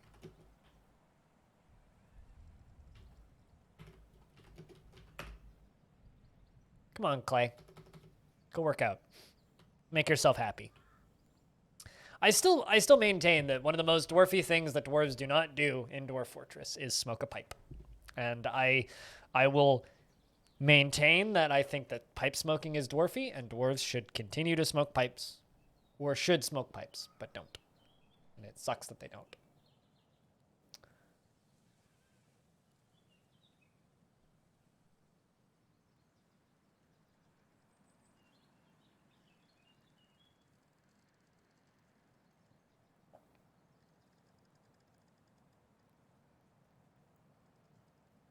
Also, after a few days, it's finally started happening where people on YouTube are being mean on the, well, not mean, but like dismissive and disagreeing with me on the Digging Too Deep video that I made. It took a little bit, but people are now getting mad at me. Sunberry cigar. I mean, I want to be able to make pipes for my dwarves, It's for me, it's more about the pipes, less about what they'd actually be smoking. I mean, what they would actually end up smoking would probably be like smoke leaf or some other various version of that, or smoke weed or whatever it is Gimli smokes. There go the elves. Bye, friends. Bring us a gremlin next year, would you? But something along those lines. Like, it doesn't need to be a real thing. It could be some made up thing, but I could see it as like an extra mood buff alongside of like alcohol in DF, where it's just like, oh, it gives them a little bit happy thing. They're mad at the video. They're not mad at the video, but there are people who are basically stating that, like, if you spoil this and you spoil this for yourself, like if you spoil the spoilers in Dwarf Fort for yourself, then you are not meant to be playing Dwarf Fortress, basically. Like this one, like me, I've had maybe 3 or 4 people over my time streaming Dwarf Fortress basically say that they stopped playing after they dug too deep the first time because they lost like a 60-hour fortress or a 30-hour fortress. And this one person here says, no, it's not awful to hear about a 30-hour plus forts dying. I've been playing the game for like a decade, and when I started, I was like 12, and never have I ever thought that Dwarf Fortress wasn't about losing. If you dig too deep and your fortress fries, that's part of the fun. Sure. But I think that if you know the tools to be able to dig too deep according to your storyline, that is significantly more fulfilling than enjoying playing a video game and then suddenly you lose all of your progress. And there is a category of people that genuinely believe that that is the only correct way to play a single-player video game, that is their gameplay is not being affected by other people's gameplay. And not everybody necessarily... Like, I love playing games in a permadeath format. I love playing games where I lose tens of dozens of hours in a matter of seconds. I'm totally okay with that. But there are a lot of people out there who do not have the time for that, who do not have the desire for that. And so when I made a video about, like, how to dig too deeply safely, and, you know, see the demons without actually stumbling on them and referring to them as demons, there are people who do get genuinely upset with me and tell me that I'm instructing people how to play the game incorrectly, which I think is hilarious.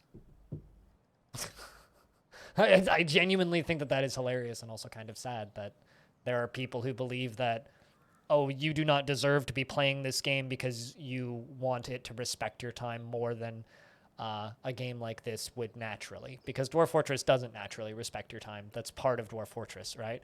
But there are ways that the player can contort the game to respect your time a little bit better, and knowledge is one of the best tools in order to do that without actually changing the game at all. So simply talking about the game and explaining to people how they can play it, assuming they want to look for those spoilers. If you don't want to look for them, don't watch the fucking video.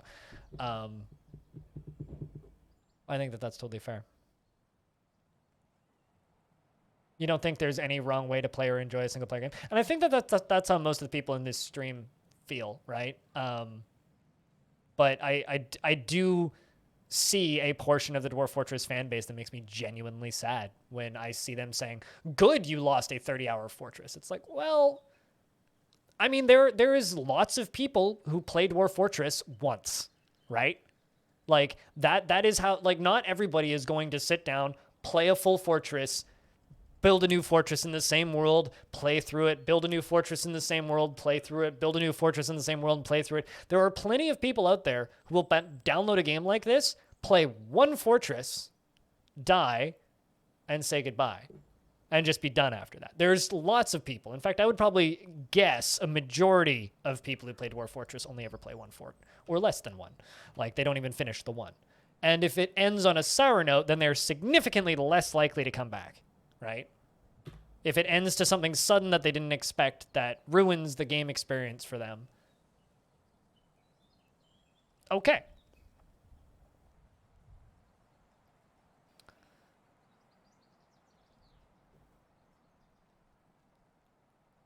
View that as mega schmucky, but it's your game. Why would that be mega schmucky? I don't know anybody who would think of that as schmucky. That's fun. It's a very fun and interesting way to play Dwarf Fortress. I don't think that's schmucky at all. I do think panda people are stupid, but because they starve to death way too easily. But I do fully understand that form of gameplay, and I think that that's a completely legitimate way to play. I'm purely talking about the spoilers at the bottom of Dwarf Fortress and whether or not people should openly talk about it as a community, because I'm endlessly frustrated about how mired in secrets it is. It's like, you've already been spoiled if you've seen Lord of the Rings. You know what happens if you dig too deep. And I think it's helpful for new players of Dwarf Fortress to know how to avoid it, assuming they don't want to.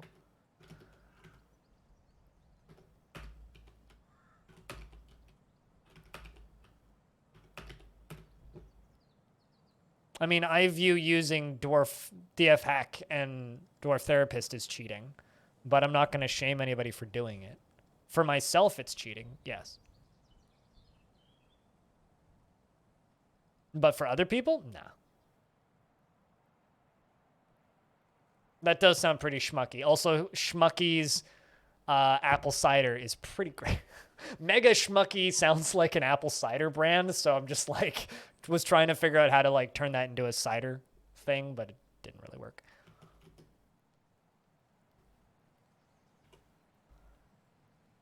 That is a lot of strawberry wine. 3 dwarves serving strawberry wine.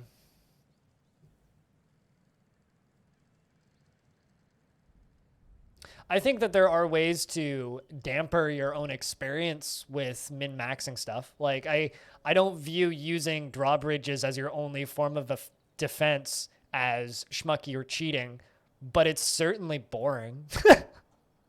It's like only using drawbridges as a defense. Like, it works real well. Using them as garbage mashers, it's so effective. It's really boring, but it's very effective. So, like, I don't know. There are ways of playing Dwarf Fortress that I don't view as cheating, but I do view as boring. Coolly eat pants. Eat pants! Here's a question. Did you eat somebody's pants?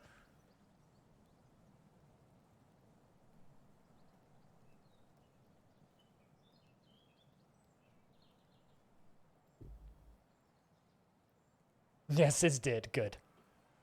Good to hear. You just went around licking all of the pants. Because I don't think you could actually eat pants, but... Eat pants is a good name.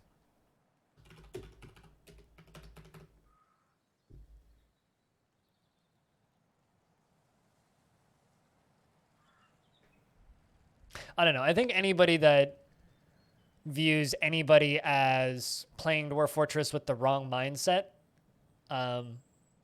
is a little bit nuts. Although there is one instance where I will say that you are playing the wrong game if you talk about Dwarf Fortress being ugly or graphically inadequate. If you're playing Dwarf Fortress and complaining about it being ugly, and especially the people that I see that are complaining about the Steam version being ugly, because I do see people saying like, oh, this is like the movement is so jerky, it's annoying. Like, at that point, yeah, okay, you're playing the wrong game. But outside of that one complaint, I don't really see there as any wrong mindset to play Dwarf Fortress. If you want to play Dwarf Fortress and fucking enjoy playing Dwarf Fortress. Did I sell all of my axes or something? I must have. Oopsies. That's the mine tool, not the chop down trees tool.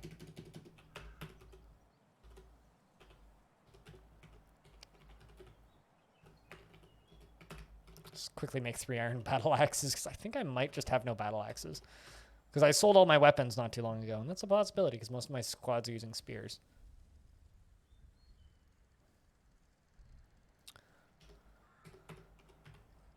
Okay, so you're getting that done. Managing work orders, solving wine, formal reasoning, ponder muscles. How's Goliath doing? Still dreams of making a great discovery. You will one day make a great discovery, my dwarf. One day. I'll be back in 2 seconds. Just going to go quickly prep my lunch stuff. I want to pull stuff out of the fridge.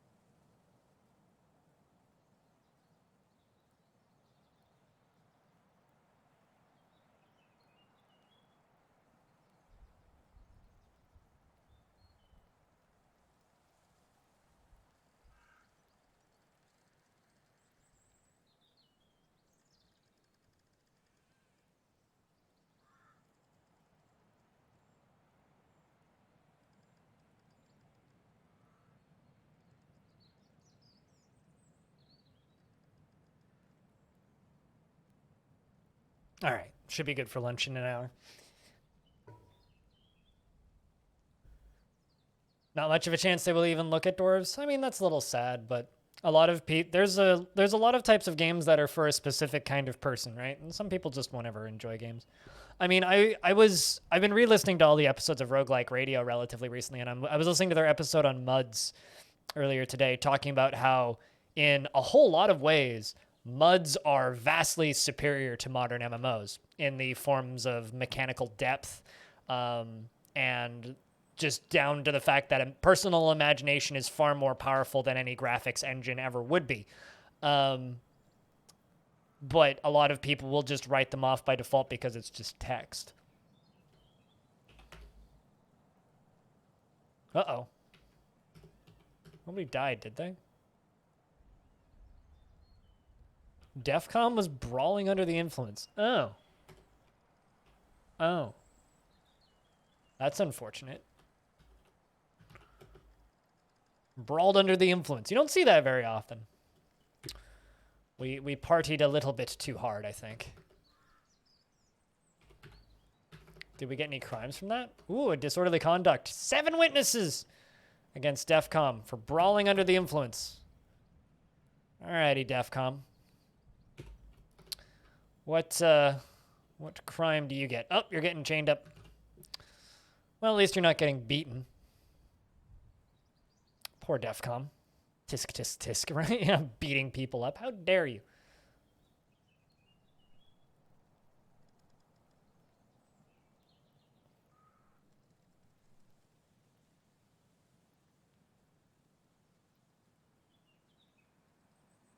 Delved too deeply into the mug. I blame the fact that we have 2 tavern keepers, or 3 tavern keepers now, actually, because I've got a bunch of dwarves that have, like, the perfect thought process for wanting to be tavern keepers.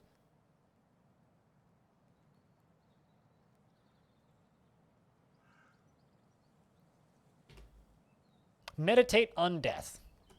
That's not exactly weird for someone named Ghost to be meditating on death. All right, Defcon, let's see how you like being in prison for brawling under the influence. Humiliated after being confined. That's not good. I was confined. I feel humiliation.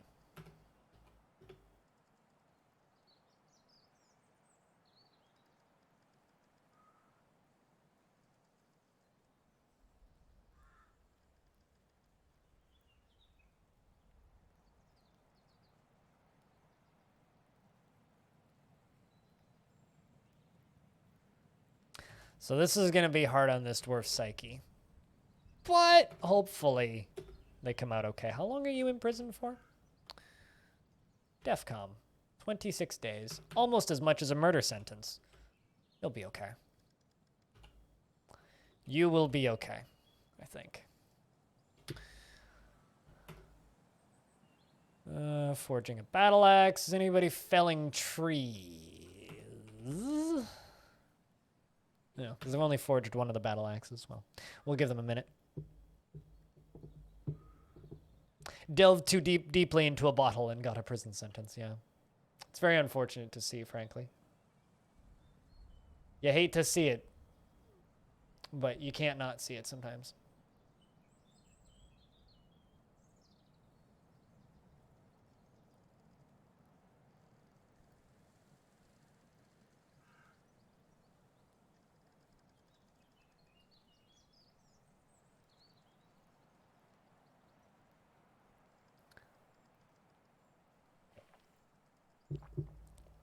You know what's like this weird world on Twitch? Because like we were talking about copyrighted music earlier, right?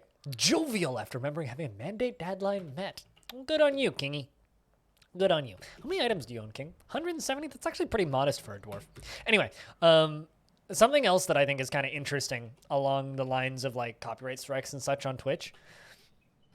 Because like there's, you know, 2 main camps, which are the main camp, which is the don't play copyrighted music or use like copyright free services basically, or like use the Twitch plugin that lets you play music that's not connected to your VOD that's also still Twitch free or Twitch safe. There's like those 2 like main camps, and then there's the people like me that are a little bit extreme that just license music or sound effects or are very diligent about using stuff that's licensed to be used on Twitch. But then, like, there's another group of people who still just listen to all of their own music and just immediately delete their VODs.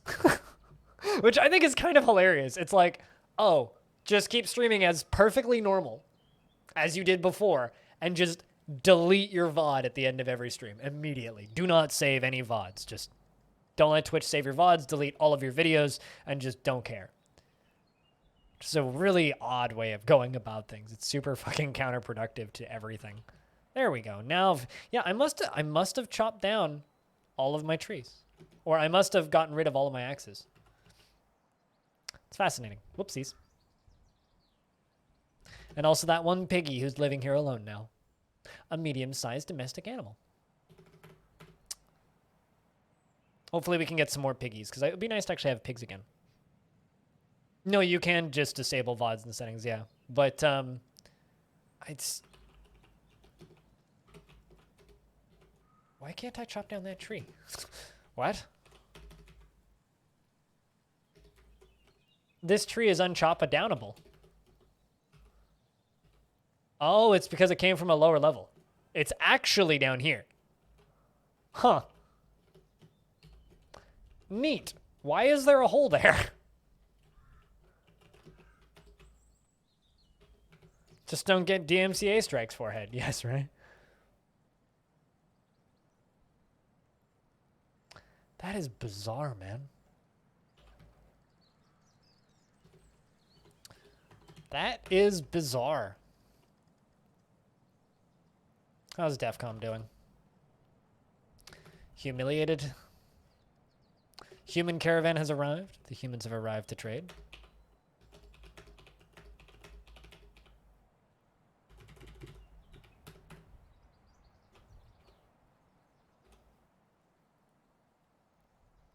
Ponder Division. Ponder Division. It's nowhere near as cool as Wander Division.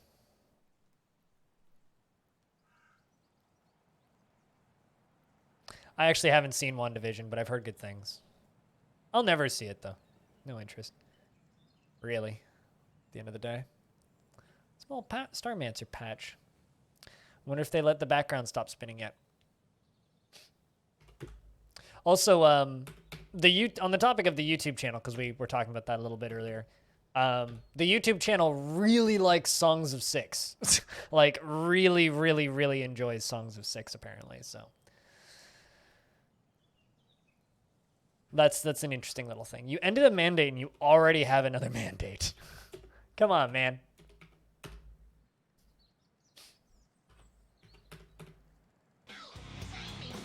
Picture Point says...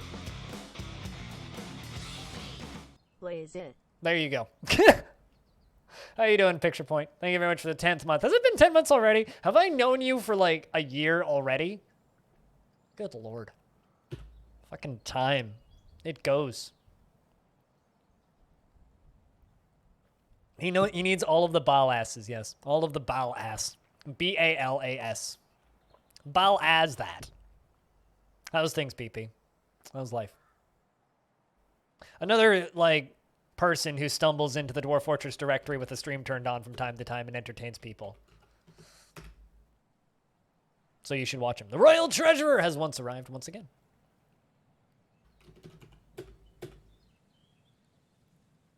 So yeah, I think I'll be doing more things with Songs of Six, just because of the way the YouTube channel is reacting to it. Do you feel like you found my stream 3 weeks ago? I mean, I feel like I started streaming last week, so are you okay there? Must have seen a Wolverine or something. Something certainly startled him. Probably the Wolverines, be my assumption.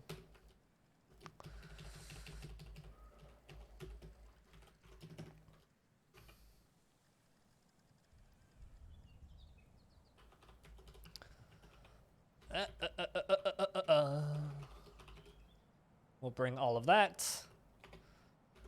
And I don't really have any crafts right now, do I? There you go. You can have those anyway. You found my stream when I was playing Trackmania. Really? Really?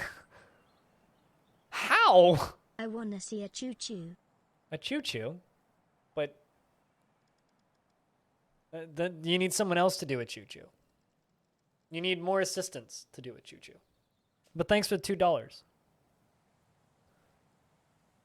You do know that if Twitch let me rename hype trains, I'd immediately rename them to minecarts? Hawk says, on behalf of the Merchants Guild, let me extend my greetings to your people. There is much to discuss. The world is still the same as ever, though. Brander says, help. Anybody got 100 bits or a resub to throw around right about now? Because Brander wants to train. Just throwing it out there. Let's discuss what we were willing to offer you for your craft store ship. Because if I could, I would totally just gift out a sub and make it happen, but I can't do that. Hawk says, on behalf of the Merchants Guild, let me bid farewell to you and your stout dwarves. To you and your stout dwarves. Think it was a raid? That would make some sense, actually. Yeah, I don't know. That was like the most buried my stream has been in years in that directory. Because that was a busy directory when that came out. I've actually been playing a little. I was playing some Trackmania yesterday off stream. Trackmania's they put out some new tracks for spring, and they good. They are good. They are fun and entertaining, so I've been enjoying that. Crypt beer. Thanks for $2.50, Brander. Just keeping that wanting a hype train thing rolling, you know.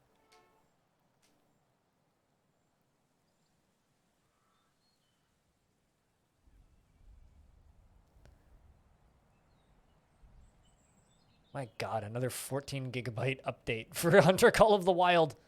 What did they add this time? A new texture?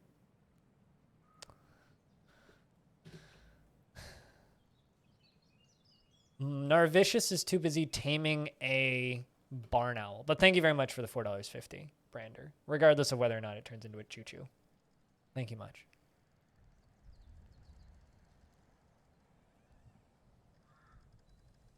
For keeping the stream funded.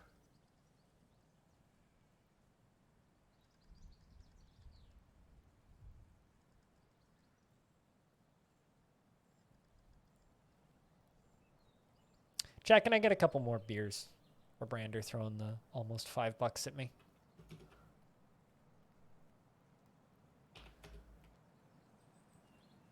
The traders go to the depot and then they leave every time? Is there a scary animal nearby? That could... I bet I'll make my own choo-choo. I bet you'll make your own choo-choo. I mean, if you want to do that, you can do that. It won't be an official choo-choo. But thanks for the $7 total. Cheers. I don't want tin. I do want brass. Hayes with the 9 months. I think it timed out on the 3 people total. But thanks for the 9 months. You know, she actually says that now. She says the word. She used to not say the word. She used to say Y-E-E-T. Now she actually sounds it out perfectly, which means they've updated it, which is funny. But thank you very much for the 9 months. It's still on the edge of being a train. It just needs to be within 5 minutes for it to all work. Good old Goblinski.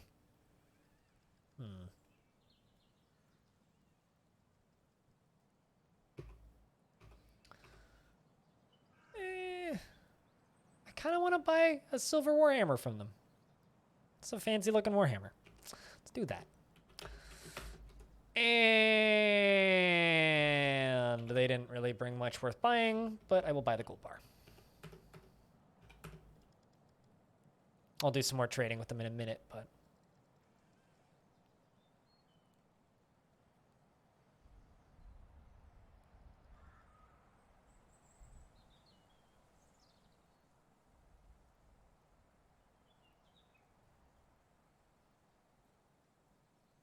But thank you very much for the $7 in bits, Brander.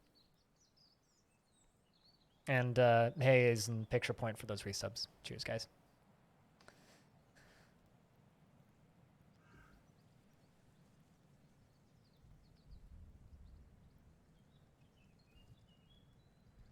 we'll get a train.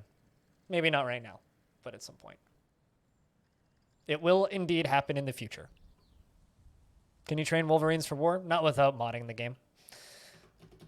Most animals actually cannot be war trained. Most. Like unicorns, for example, cannot be war trained. But like we're also not at war, so it kind of makes those questions a little bit redundant. It's like oh, can you? It's like, well, yeah, you can, but it's not particularly helpful to anybody.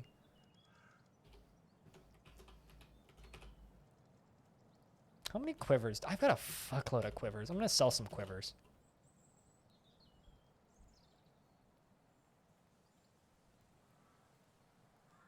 Why don't you take it easy? Cheers. Quiznos, says your friends call you. We'll see you when we see you.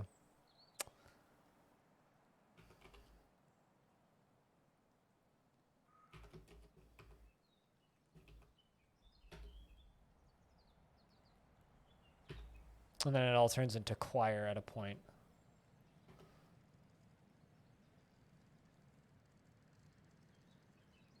Yeah, no, there's a hope to see more babies. Yeah, I hope so too. Otherwise, Longdeath won't live much longer. But what was I gonna say? I had a thing I wanted to talk about, and it just I was thrown off. Yeah, there's a lot of creatures that people want to train for war, which can't be used as part of war, and I think that kind of catches a lot of people off guard. Like they want all animals to be war trainable, but there are specific types of animals that are war trainable, and most aren't. I think that's kind of fine. I also kind of just want to sell all of my gems, but I also kind of don't want to.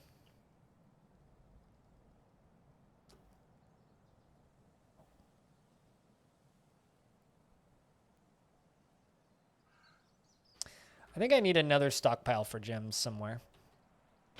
Whoa! There you go. You got your train, Brander. That must have been like right at the... Yeah, that was like in the last second of it being available. Thank you, Cutest, for starting Brander's train. Brander can now be trained for something.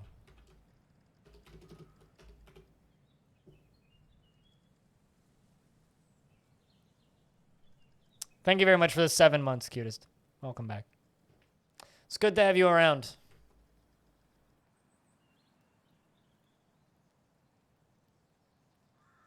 Meaning you've been subscribed almost as long as Longdeath has been running. Because Longdeath has been going for 8 months now. I think we're getting close to month 9. 8-ish.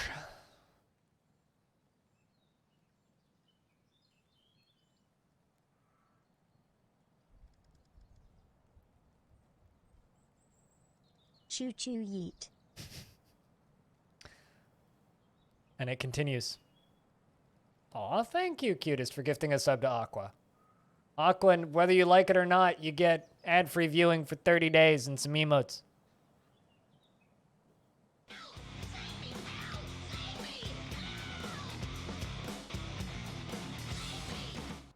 Also, just saying, we're 2 subs off of 300, which is pretty cool. It's pretty cool. Welcome back to the realm of the beerers. And thanks for the $5, Brander. Cheers. It's a lot of bits. Thank you. It's a lot of bits. I was going to put some music on, wasn't I? I'm going to chuck some music on. Which one do I want to put on? Let's do this one.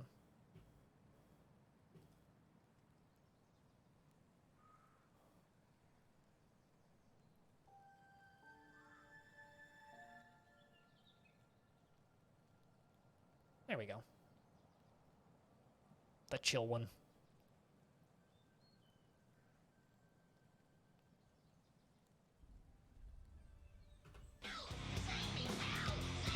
And thank you for gifting 2 more subs, Brander. Out to Gus and Liam. 2 people I know. Cheers. Those landed on good ones. Sometimes they just land on total randoms, and I'm like, I don't know any of these people. And then sometimes they land on people. It's like, oh, I know you. That's cool. And then I get offended that they weren't subbed to me already. Nah, you can't afford to sub to everybody. We at 300 now? I mean, it'll take a minute for it to tick up, but yes, we at 300 now. Or should be? Currently it says 299 on my list, but I'm pretty sure we at 300 now.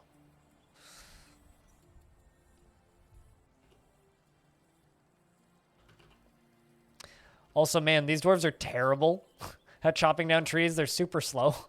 So they're still chopping these down. It's going to take them another 6 months to get them done. But thank you for gifting out 2 more subs. Cheers, man.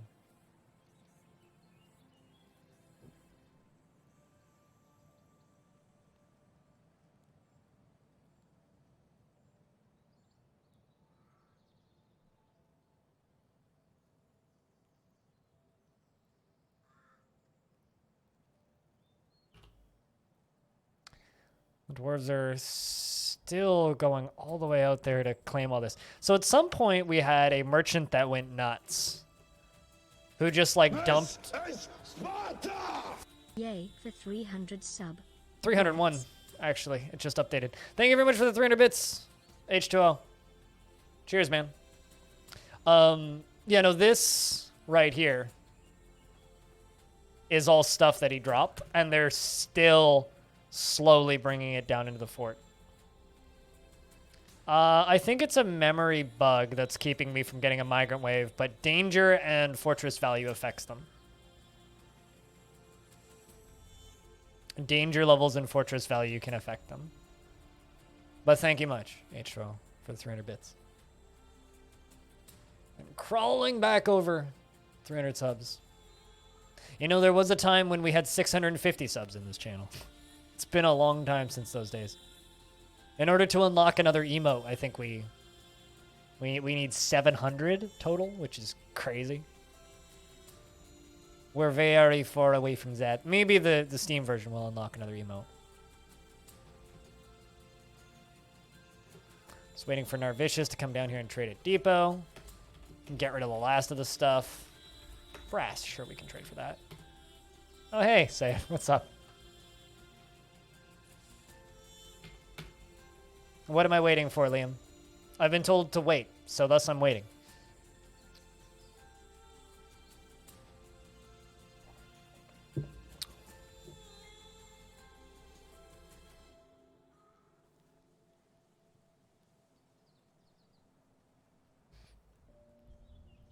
But yay for keeping streamer funded. Stupid gifts a sub to keep the train rolling. To Elm's Ice. Cheers, Stupid. Thanks for gifting a subscribe. A subscribe. I think that's what we call it when a dwarf takes a shower. A subscribe.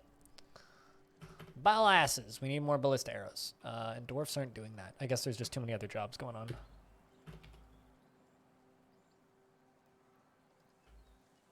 And I was curious on how DEFCON is doing. Doesn't mind too much about the prison sentence. I think you're okay. Your emotes weren't loading? I mean, mine... Well, emotes sometimes don't load, but sometimes you need to, like, refresh stuff and things to make them actually work, but... Yeah, DEFCON seems alright. Seeds must be heavy. Chatterino broken? Yeah, it happens sometimes. Chatterino just, like, ceases to function, and you're like, what? Chat, please come back. Yeah, they ponder that a lot. Lithotomy? Lithotomy? I don't actually know what lithotomy is, and I'm a little bit afraid to Google it. Because Googling surgical methods is never a good way to keep your dinner down. Or your lunch, for that matter. So, even though my dwarves ponder that a lot, I actually don't know what it is. Because I'm a little bit too afraid to look. Just a little bit too afraid to look. Humans will be leaving soon, meaning the frame rate will go back up soon. Removing kidney stones. Oh. Can dwarves have kidney stones? I don't think that's a thing that dwarves can have. No, I certainly don't want to. Although it's generally safe to look at it on Wikipedia, generally. I googled stitches once because I didn't know that suturing was stitches. And that's basically cured me of looking up surgical methods in Dwarf Fortress. They're due now. Yeah, well, I mean, if we're pondering the theory, they drink a lot, so maybe. It's just like a common, like, dwarven urine is actually just a hard substance. Because of all the alcohol. That's a distressing thought. I'm sorry for putting that image in anybody's head.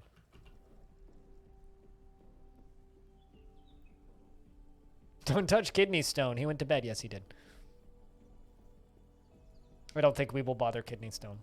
But thank you, chat, for all the gift subs and the bits and such. Thanks for helping keep this stream funded. I'm supposed to, like, get loud and hypey and excited when hype trains happen, right? I'm more just, like, weirdly relieved. That's how I would describe my emotion when that stuff happens. It's like... You know what I mean? It's okay. We good for another week. Speaking of good, hopefully Twitch doesn't boot me offline today. I really hope that they stop with that. It's just a hard piece of rubber stuff coming out of your water hole. That's an image I didn't need. I thought I said that I was done with that. And then you made it back in my brain again, did.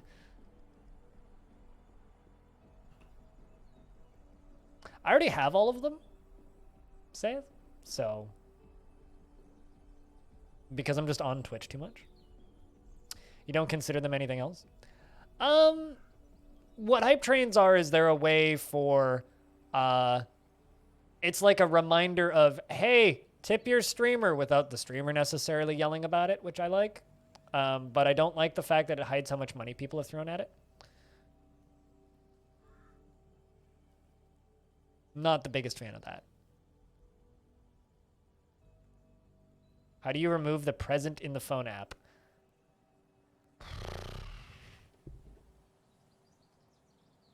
Let me look. Because I know that there's a way to do it.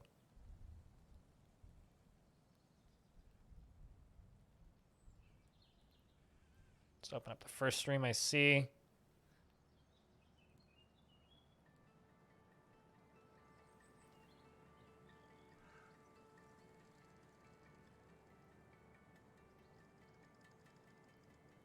Good question.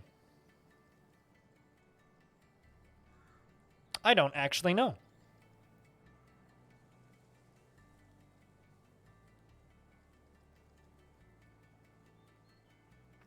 I know that there's a way to do it. Is it through your account settings, maybe?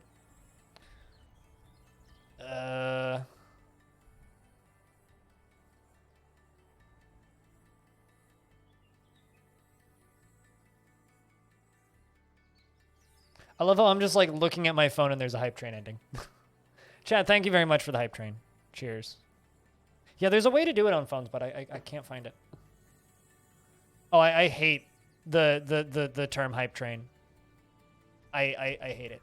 But let's not get blind being cynical about his take on hype trains. What are you carrying? Because it's obviously very heavy. A gem bin made of iron. That would be why it's very heavy. Come on, Dwarf, you can do it. My dream is to be able to turn off all of the leaderboards and hype trains and everything, but unfortunately, I literally need them to make a living. So. Yeah, it's something to do with chat identity. It is possible on the phone.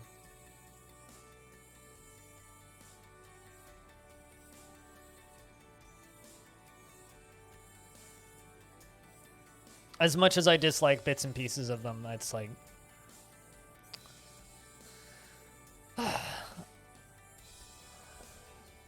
Why did you get me on this subject, Saith? Now I want to rant about this for 2 hours, and nobody actually wants that. Nobody actually wants that. Why did you have to say the thing that I was thinking? Why'd you do that? There you go, Dwarf. Go get yourself a drink. Wolverine is fighting with what? Oh, you fell out of a tree or something. Yes, but this rant directly takes away from my income. So... And also makes people who just gave me money feel bad. So, no, you will not listen to my rant because I will change the subject. sure, but I don't think you make a living doing this, so...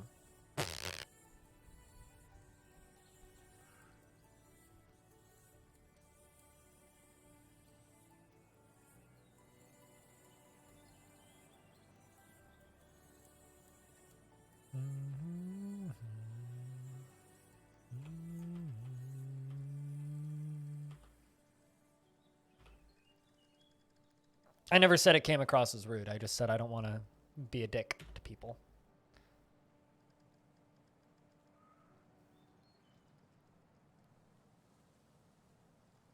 Didn't you just subscribe at tier 1, Cutest? Or did you resubscribe at tier 2? I'm confused. How the heck does that work?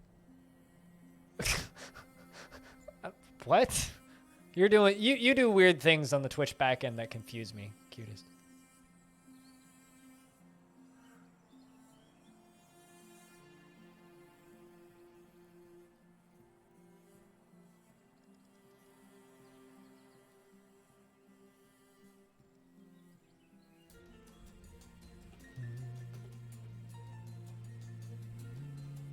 But think about it this way, Sayeth, right? Subscribing on Twitch is probably the worst way to support a streamer. But if I talk shit about that, it's directly insulting people in my community for doing that. Because, well, it said that you subscribed to tier 1. Unless I'm very, yeah, you resubscribed to tier 1 7 months. But if I click on your account, it says that you're tier 2, and you definitely have the emotes. So I don't even know, cute. I don't even know. So yeah, no, this is not a rant that I like to do, Sayeth, because it directly just tells people to give me less money. It's like, don't do things that you can't afford, chat, and please fucking be smart with your money. And I try and have faith in people to be able to do that. And if people can't do that, then I will block them from giving me money, which I've done in the past.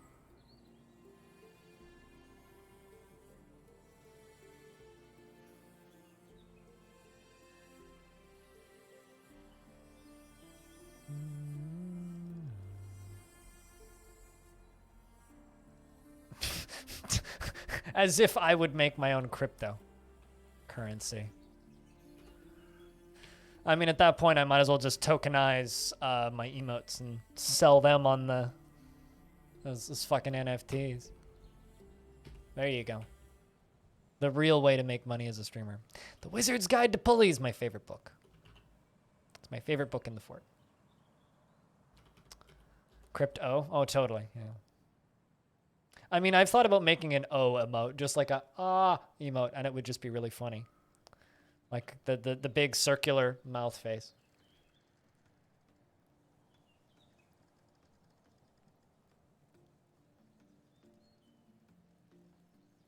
I mean, it's not impossible. Right? Here's the problem, Sayeth. Here's the actual problem. Is people try to make money off of their streams right away. That is impossible. It is impossible to start off as a brand new caster, jump right in feet first to the Twitch system and try to make money. That's not possible. That is not possible. And it's never been possible. If you build up an audience and a community over a couple of years and do not try to make any money and then open up those avenues, it becomes possible, right? So the problem isn't the sub infrastructure. The problem isn't people trying to make money on Twitch. Well, no, no. The problem isn't that it's hard to make money on Twitch. The problem is that everybody streaming on Twitch thinks they're going to make money on Twitch. That is the problem. Because everybody who starts streaming now starts streaming with the thought at the back of their head of, I'm going to make money doing this, or I'm going to make some money doing this, or I'm going to make some cash doing this. The reality is, that's not what you do when you're on Twitch. When you're on Twitch, you stream, you build up a hobby, you build up a community, you build up an audience that likes watching your stuff, and eventually, if you're very lucky, after a couple of years, they will support you, which is what happened to me. I made like $6 my first year, right? Whereas like most people these days, within the first few weeks of streaming, they have a sub button.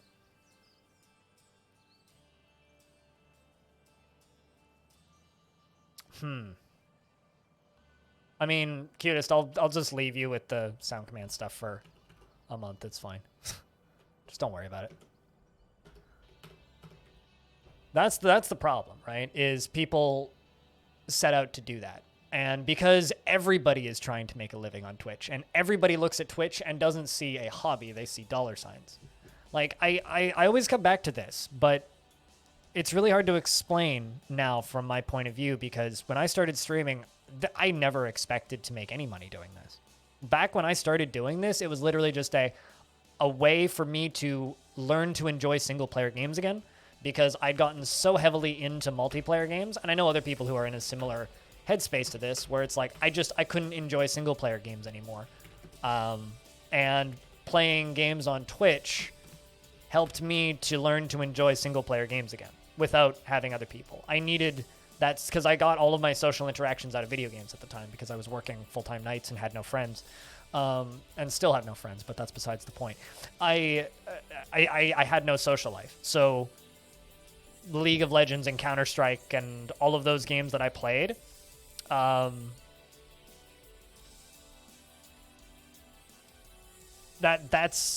those were the games that I played at that point. And streaming on Twitch was a way for me to get back into playing single-player stuff. That's why I started streaming on Twitch, was to get away from multiplayer games and still get the same kind of social hit. Which it was that for me for like 2+ years. Jobs came first, work came first, shifts came first. Twitch wasn't even a thought as like something that I could make income off of. And eventually enough people pestered me to make a tip button that I made a fucking tip button. Like, I didn't have any form of real income off of Twitch until I'd been streaming for almost 3 years. So... And now I look at, like, everybody's got a sub button and everybody's got emotes and everybody's complaining that it's impossible to make money on Twitch, and none of you know what you're talking about. Because no shit. It's not that it's impossible to make money on Twitch, and it's not that Twitch is taking too much of a cut. It's none of that. It's literally just, the problem is everybody thinks they're going to make money doing this, but nobody actually makes money doing this.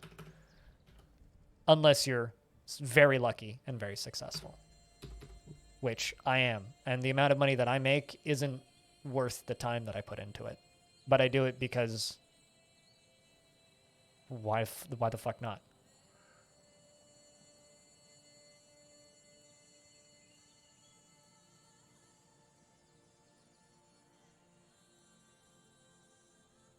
It's not uncommon, saith. It's not uncommon.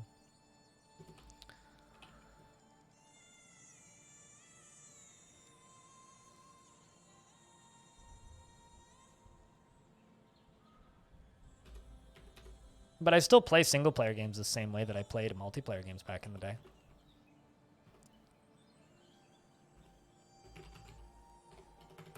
We're okay. How are we doing on booze? 222. We got plenty of booze. King desperately wants some ballista arrows done. Why is nobody making ballista arrows? I think I'm out of arrowheads. Let's forge a bunch of arrowheads.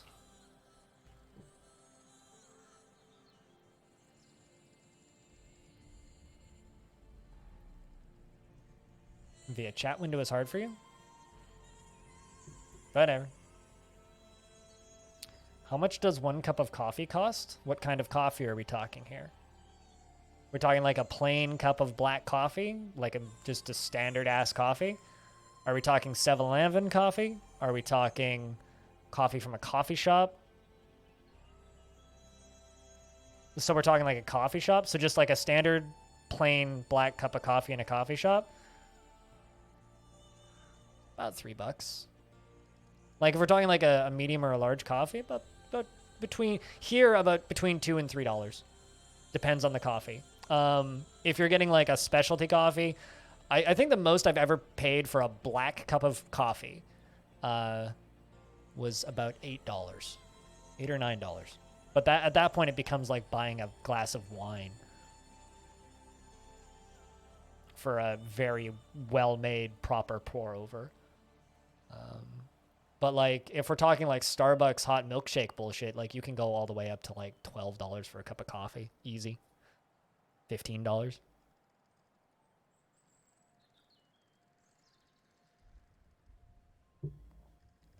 I mean, for me, PAX West hasn't started until I've gone to Seattle Coffee Works and bought myself a $10 cup of coffee. That's how I start PAX West.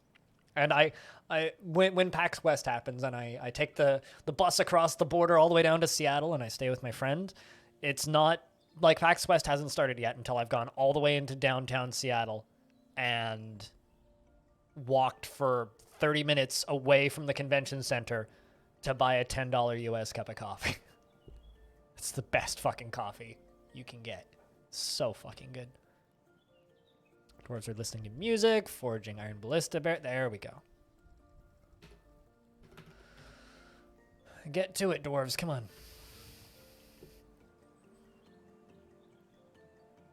But why do you ask about a cup of coffee? Cutest.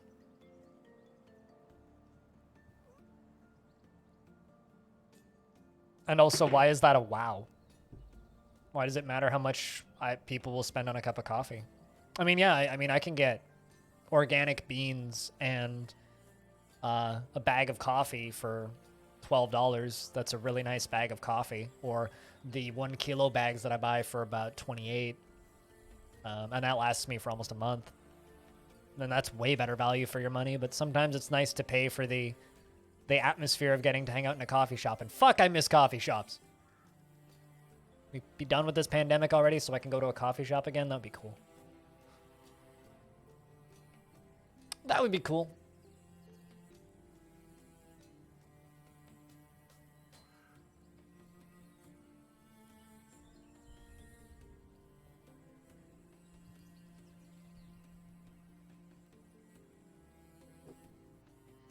You want coffee now too? I have coffee. I want coffee in a coffee shop that I paid too much for. Game is saving. We're into fall, meaning we're about to get big tributes for me to screenshot for Stone.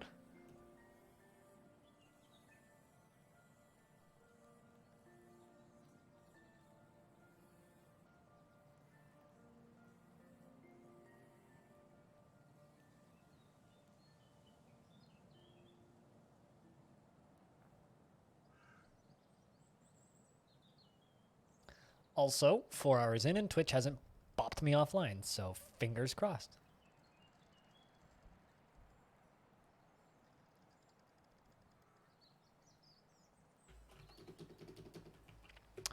And the humans have arrived with their annual tributes.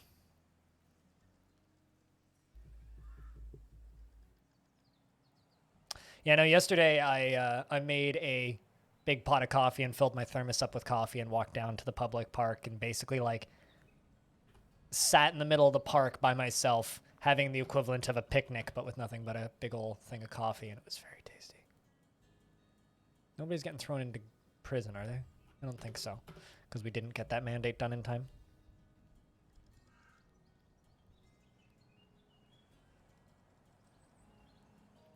I've done Monorail Espresso. I've been to Monorail Espresso. I've been to Anchorhead. I've been to Seattle Coffee Works. I've been to... Basically, the only things that I do when I'm at PAX West is I drink a shit ton of alcohol, and I go to every single overpriced special coffee place that I can find.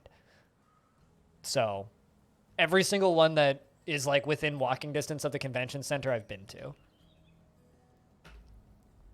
Good lord. They brought me an oat flour? 10 units of oat flour? How nice of them. That will get cooked right up. Animal, you have a good night. Thanks for hanging out today, man.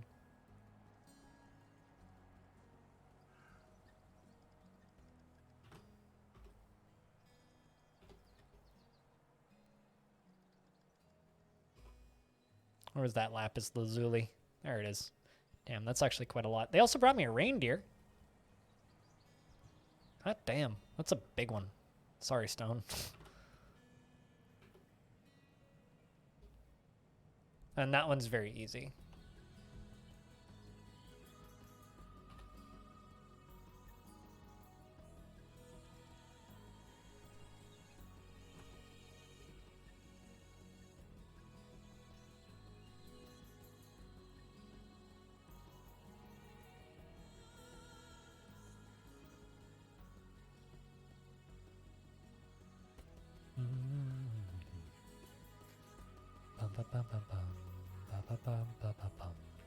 So we got a reindeer bull.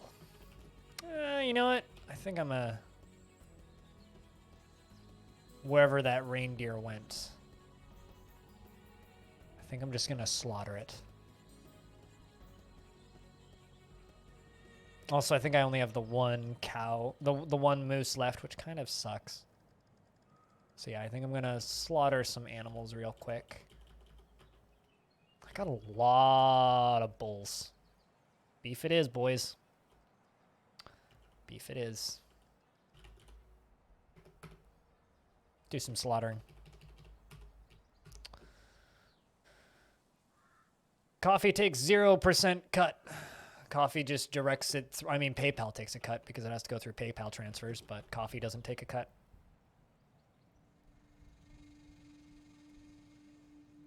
Because coffee is something I enjoy. Also, that's not how you spell coffee, but coffee is something that I enjoy, right? Just like a glass of wine. Why would you buy a very high quality glass of wine when you could just buy Yellowtail? Because you'd rather enjoy something higher quality.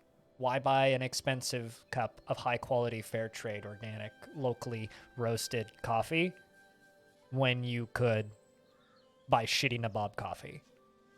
Well, sometimes you earn something after working really hard for a long period of time.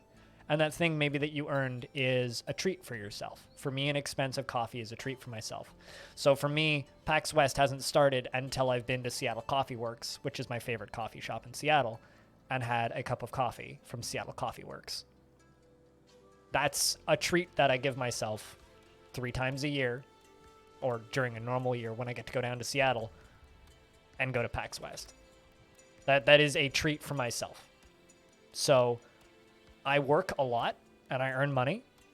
Why do you give a shit what I spend $8 on or $10 on once a year? 3 times as part of my travel budget. For me, it's a treat that I earn right at the beginning of a very, very, very long work week, which is what PAX is. It's an exhausting work week. But you earn that sometimes, and you have to reward yourself for hard work. One of the most rewarding things I can give myself is getting up early on my day off and walking down to, like, during a normal time when there isn't a pandemic happening and I'm not in lockdown and I can legally do this. I will wake up early on a day off and go spend $4 on a cup of coffee, a very nice Americano or a nice espresso or a large cup of whatever they have that's like on their specials menu because it's $1 cheaper. And that is enjoyable for me. Well, that's not how you spell PAX. It's PAX is how you spell PAX. But why do you give a shit what I do, Diamond? Why are you judging me for this? Why are you talking like this? Clearly, you've never experienced anything like this, and I'm sorry. But what you are asking me is very upsetting to me.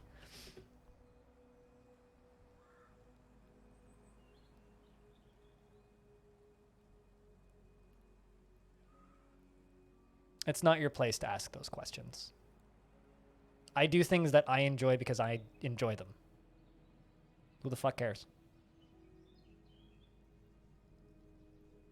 And no, it's at the beginning of every day of PAX. Cup of coffee.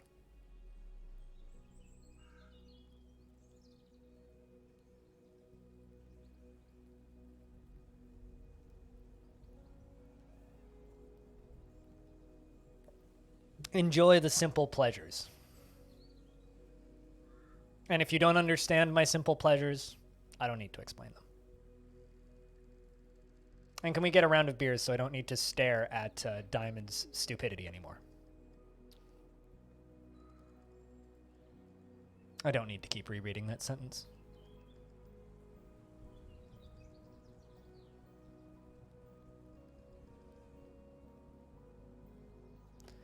What are we going to trade with you, dwarves? What are we going to sell to you? Flobberdobberdoggadoggies? Thought I made a bunch of iron buckets a while ago. I think I just need to sell all my buckets. I think that's what we're gonna do.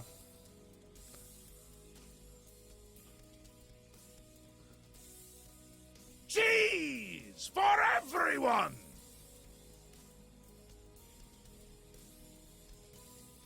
Kind of also want to sell all of the barrels. Because I really would like to.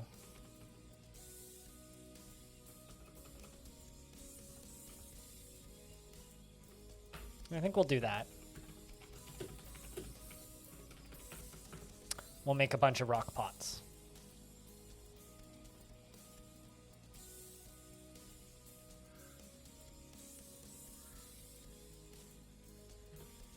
You know, I'll give you this example, Diamond.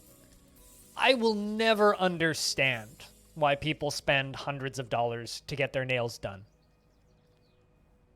But I'm not going to talk shit to people who spend hundreds of dollars to get their nails done because it's something that they enjoy and they deserve to have that.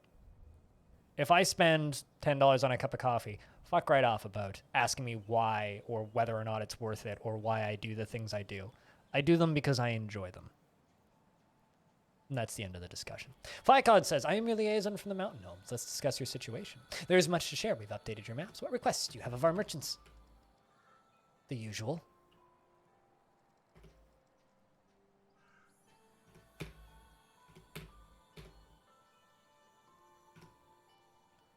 Is there anything specific here that they want? They really want cheese. They really want cheese. I also really want goblets, oddly enough. Flycod says, I look forward to our meeting next year. Our fortunes rise and fall together. You know, if you guys really want goblets, I'll sell you some goblets. Why not? Not all of them. Maybe just like a page of them.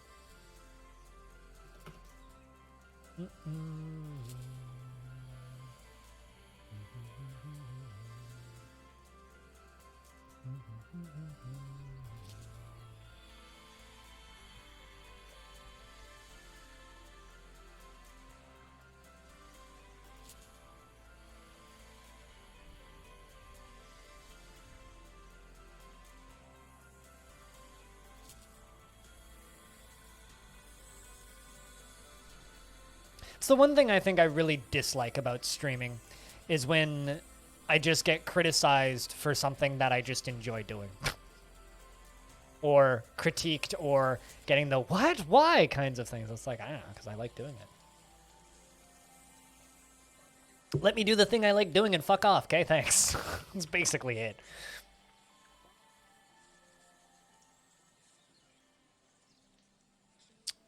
But unfortunately, that's not always going to be the case.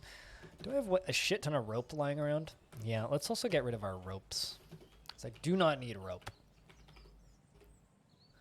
No, not rope reed. Or bags, just rope.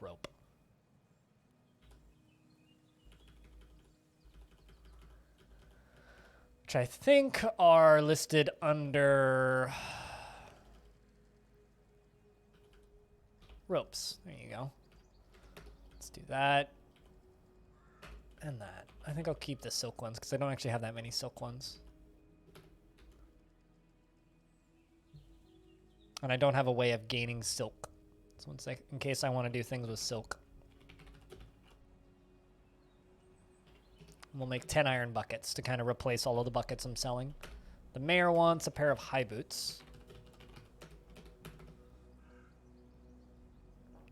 Also, this goes without saying, but investments are open. Because no one's done that today. There you go. You guys should invest your tickets. Clearly the coffee discussion killed chat, so gotta wake you guys up with something. That or it's dinner time, one of the two. Come on, you're supposed to invest 420 today. You almost had 420. You only needed to wait another hour. Tisk. I'm disappointed. You better win and then invest 420 next. Complete the memes. Speaking of which, in 5 minutes, it's 420 somewhere. Bow, bow, bow. Bow, bow, bow.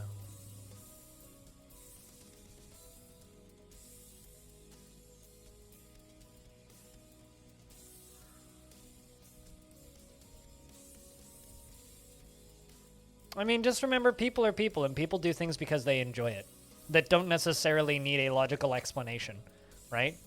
We don't need to play video games, but we play video games because we enjoy them. I think that's something that you need to remember, is that sometimes things are just done for enjoyment. And I definitely have rituals and things that I do purely for personal enjoyment. It's got no logical reasoning behind it whatsoever. And I think judging and disassembling and acting surprised for things like that is not tasteless, but mean. Sips a pint of weed smoke. I mean, could do that. There are places in Canada where you could do that.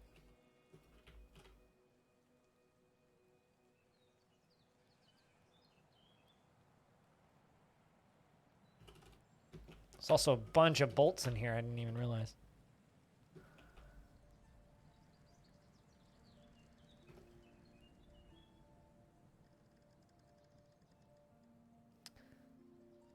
Your dwarves keep starving and thirsting and fighting? Sounds fun. Frankly. H2O. If you need help with specific things, don't forget you can always ask questions on the Discord, yeah? Because the basic mechanic stuff is a little difficult to grasp the first time around. It's great. I'm glad you're enjoying it.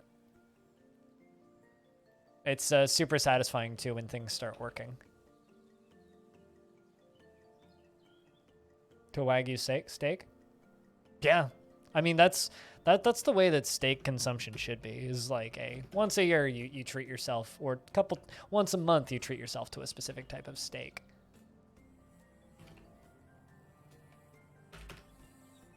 But, yeah.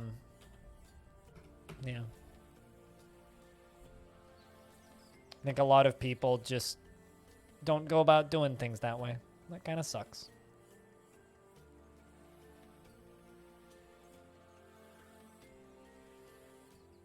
This is actually freeing up way more space than I realized.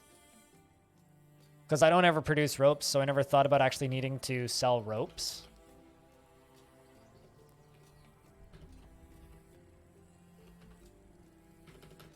How many water skins do I have?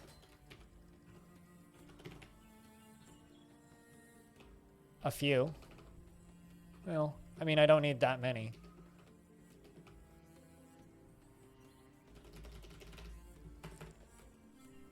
Might as well also get rid of those. For your mistake with the tier 1. You don't need to do that. But thank you.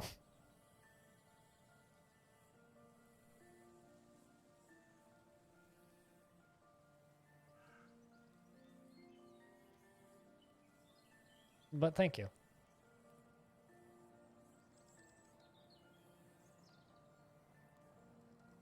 It's funny because like coffee also allows you to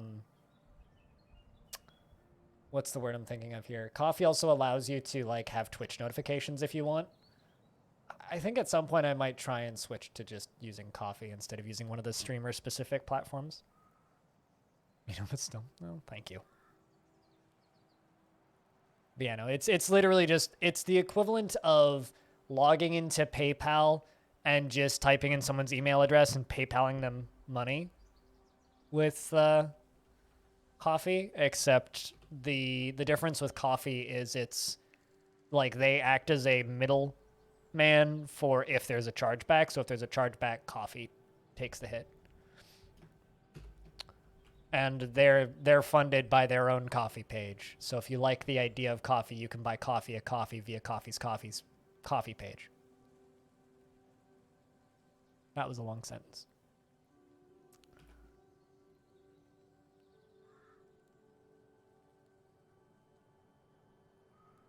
Also, I haven't talked about it, but I do have a Bitcoin wallet, which I've re-enabled because I had somebody ask me about that the other day saying, I want to send you some Litecoin. And they told me in a DM, and I was like, all right, here's my wallet ID. So I guess I'll make that public again.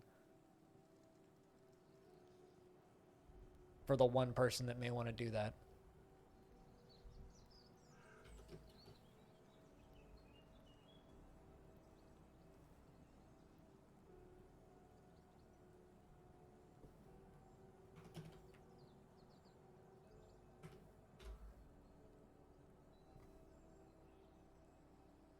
Merchants will be leaving soon, and I've barely traded with them. Get down here, Narvicius. We need to trade.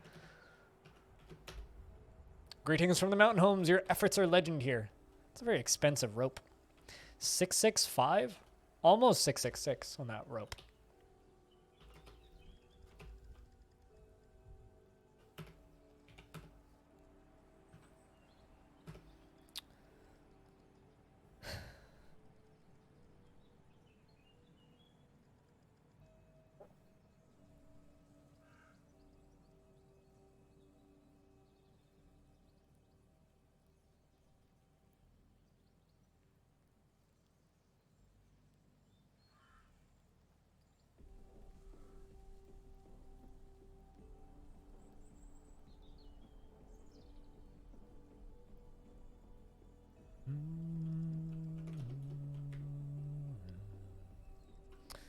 My broker is now, or yeah, my broker is now just upstairs serving strawberry wine. Oh, Jesus. A dwarf did get imprisoned.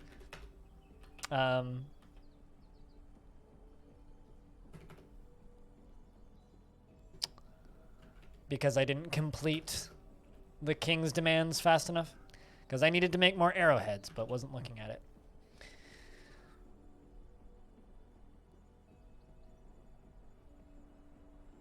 Because you were too lazy to go find your debit card. Fair enough.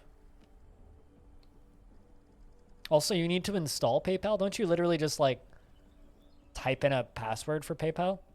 Not install an app? What? I don't know. I don't know.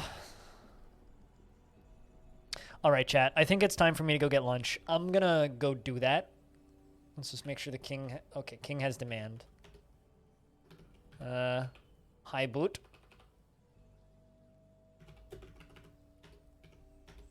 Okay, so let's just push that one up to the top and let them get that done. You guys can watch these dwarves run back and forth and do stuff. I will be back in a couple of minutes. Could I please get a big round of beers and all of that jazz? I will be back in a couple of minutes. I'm going to go grab me a sandwich, which is filled with the greens from my garden. BRB. Hope it won't be too long. Sandwich!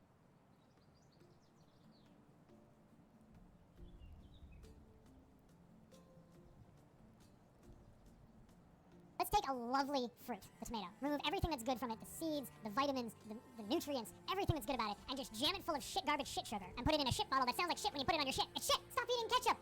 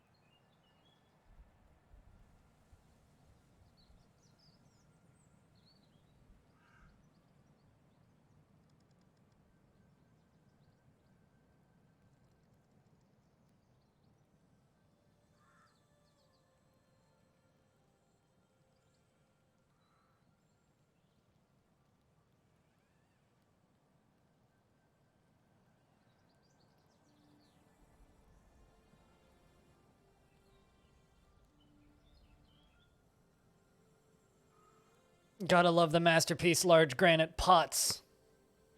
Gotta love them. No one else got thrown in prison, yeah? Just the one. I returned with sandwich. Also, good news, everybody. You guys should see that. I'm punching in blood sugar things, but... Good news, everyone. Apostle II, the minor, has given birth to a baby girl. Meaning, we have a new baby girl in the fortress. Holy shit. Ah, man. I never thought I'd be so happy to see a baby girl in a dwarf fort. Look at that. A brand new baby girl.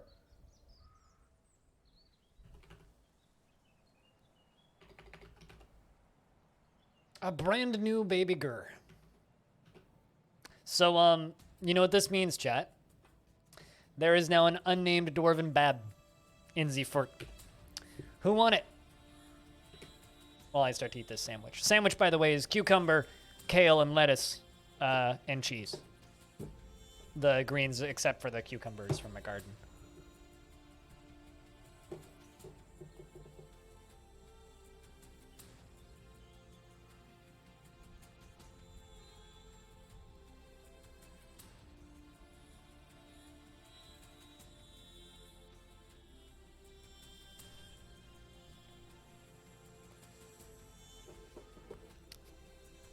Because I bought it in the produce section, that's how.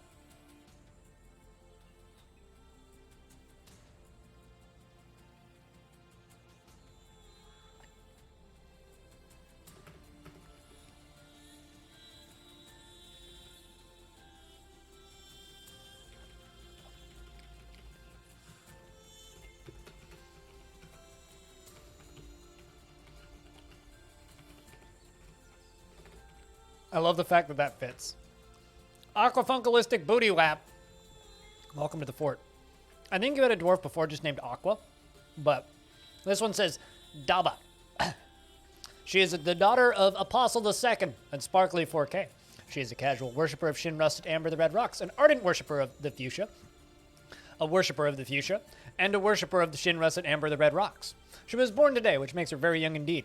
Her ears are very flattened and her nose is hooked. She has a deeply recessed chin and her hair is a crew. Her medium length hair is arranged in double braids and her skin is sandy taupe and her eyes are cobalt.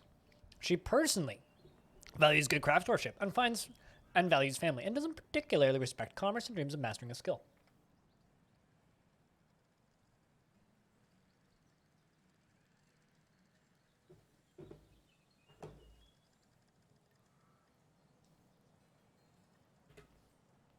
And that's your baby girl.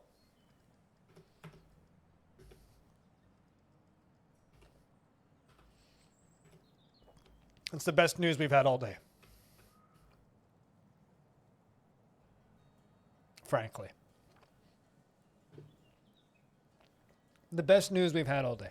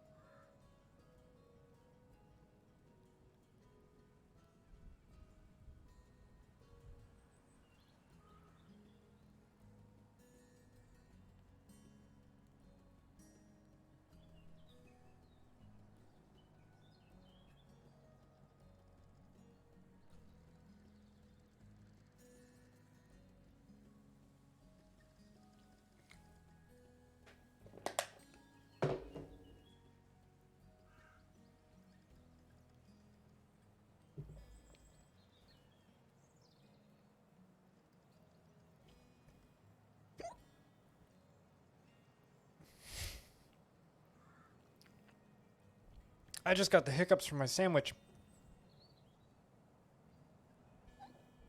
This is not an optimal way to stream. See how he bites off the shell to get at the nut? I'm not sure that's how hiccups work, but okay.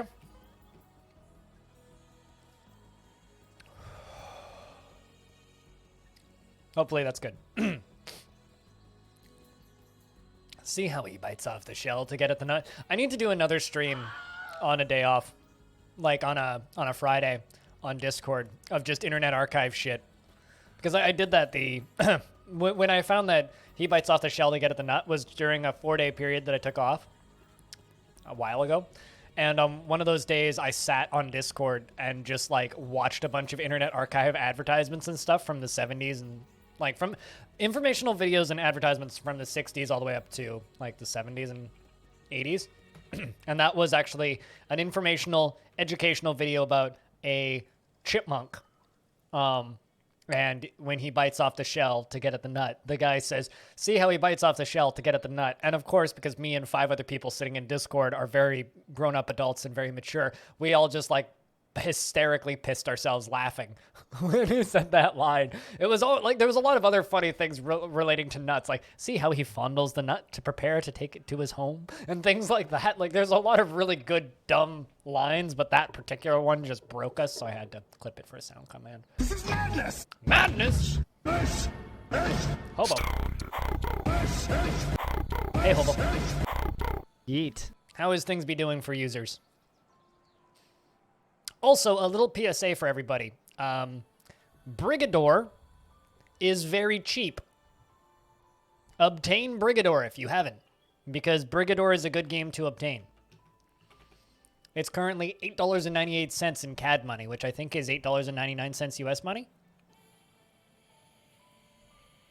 Also, the audiobook is $2, which is a 7-hour long audiobook. I'm just saying, if you haven't played Brigador, you should play Brigador. If you think you might be interested in Brigador.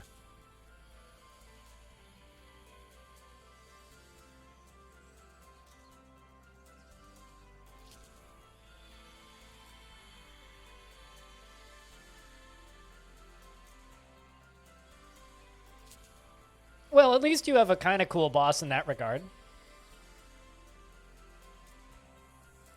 At least you have kind of a cool boss in that regard, Armor. But anyway, Hobo, how has Hobo's day been? How has Hobo's favorite intergalactic holiday of 420 been? The Hobo who is definitely not stoned. Definitely not.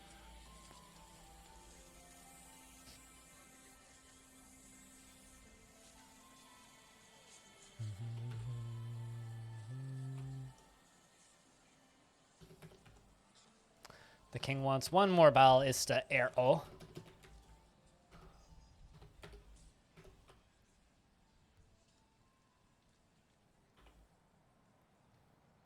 Yeah, no, it's only 1:36 here, so I got another 3 hours until I have to say 420 out loud.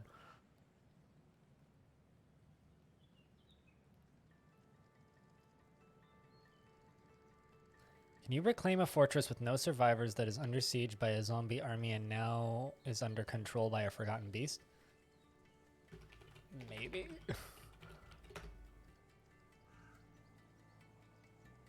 That's a weird question that was just asked on Discord. I'm like, I don't know, can you? Oh, that sucks.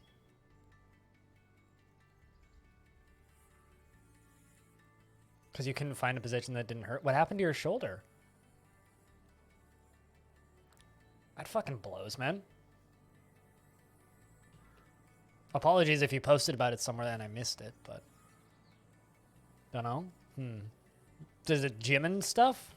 Gym-related things, or...?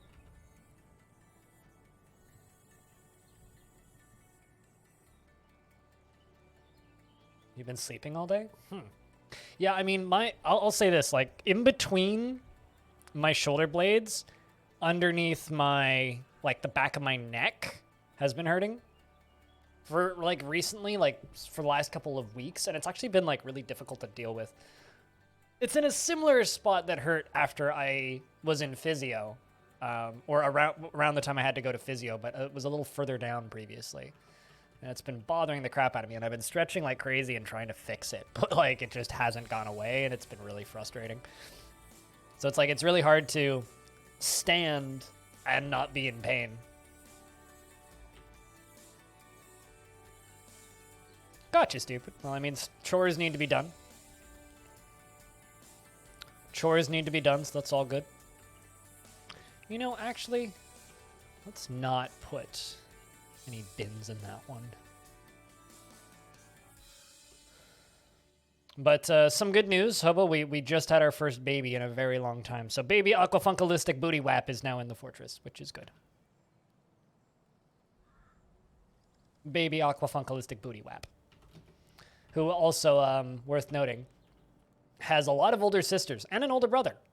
Your older sisters are Ronald, Candle Pixie, Ducky, Little M Katsu, Golfer, Stone, Orson, and Tiny. Actually, Stone, are you upset about gaining more siblings? Because Stone's gotten upset after gaining siblings recently. Nope, doesn't seem to be. Yeah, you said Dava. It was Dava. Dava! Not quite a Dada. It's really funny when they say Dada or Mama as their first word. It's like, aw, you speak the English. You can do that. Good for you.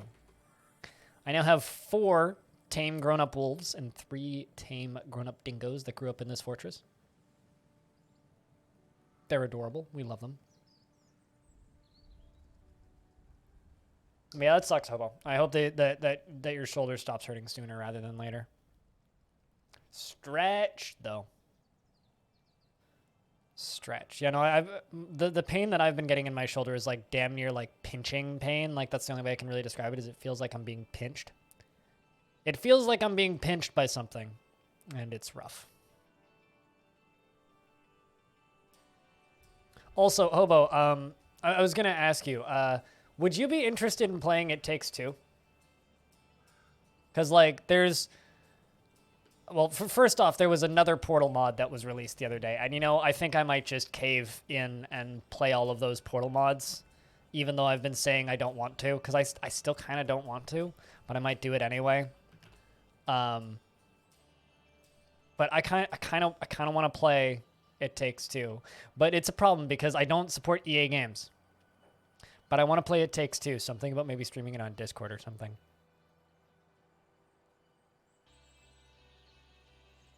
Basically, I need someone to become my wife/husband so that we can get divorced on stream. Basically. Not to work out, but for some physical therapy of sorts. Yeah, just get your or not your therapist, your gym coach to like punch you in the shoulder in the right angle, and it'll be fine. Have you ever seen those the videos of those like rough Japanese massages? Where it's like basically just 2 dudes beating you up. Has anybody seen those? Where it's like back-breaking Japanese massage, and it's just like 2 people just beating the crap out of a third person, and they come out of it and they're like, I'm so limber, and I'm like, how are you not dead? You ever seen those? You know, does anybody else know what I'm talking about? Or am I just crazy? Well, I mean, I knew that I'm crazy already, but like, you know what I'm saying. Need 2 ballista arrows.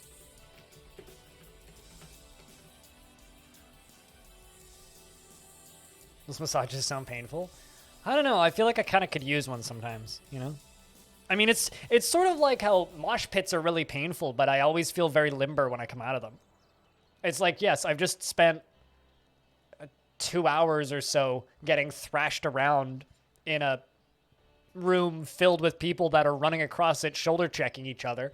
But like 2 hours after I'm done being in there, I feel so limber and alive. And then the next day I wake up and I'm covered from head to toe in bruises. But tenderized, yeah, that's a good way to put it. Hey, Death, what's up? He's got one of those vibra hammers that they got advertised so much, and they're really good for muscle pains. God, I want to buy one of those. I keep seeing those. I'm like, I want one. I have a roller, a back roller, which is pretty close, but it's only real good for backs. It's not good for like weird angles and shoulders and such.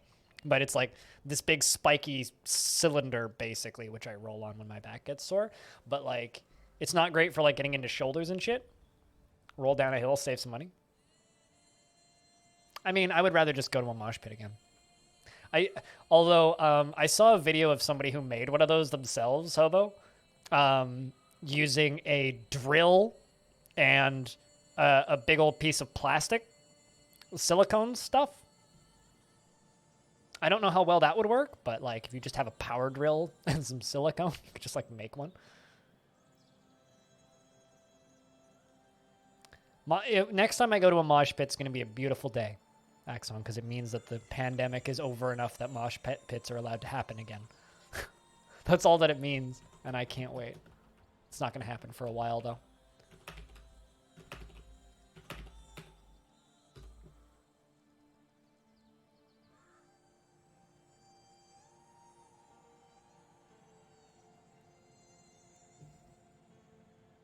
Also, Axon, in regards to garden stuff earlier in that cucumber comment, I think that most people who look at my garden are just going to be very disappointed by how much kale I have in my garden. Although I was talking to my mom about this last night, and I've kind of decided or figured out finally why I like growing kale so much. Because I kind of like kale. Kale's fine. But, like, it's a fun plant to grow because it gets all big and it's leafy and it has, like, I don't know. It's just a satisfying plant to grow because they get all big and leafy. Whereas there's, like, so many other greens that don't do that. Kale grows like mad. Kale's so much fun. Although, here's the thing. I do actually like the taste of kale flowers more than kale. And it's hard to get kale flowers. It's like little broccoli sprouts. They're delicious. But crazy kale dude. I mean, you could make a... If you remove one of the K's, because that would be a problem, you could call it the Crazy Kale Kid. Crazy Cat Lady and Crazy Kale Kid.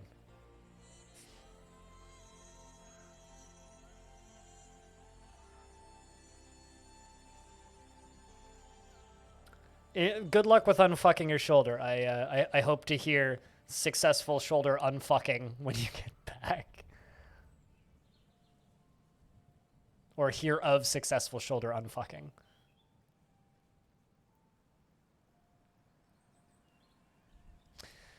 Although the natural end game is I need to get a cannabis plant, but I don't believe I have enough sun on my porch for one to be happy. I don't name any plants. I am amused by how my plants grow sometimes, but I don't have names for any of my plants.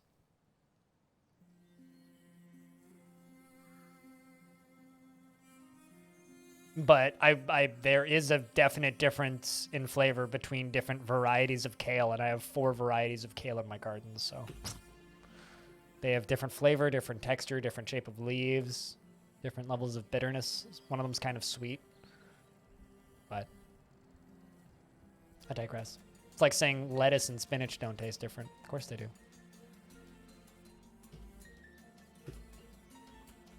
I'm not really a connoisseur. I just eat a lot of vegetables.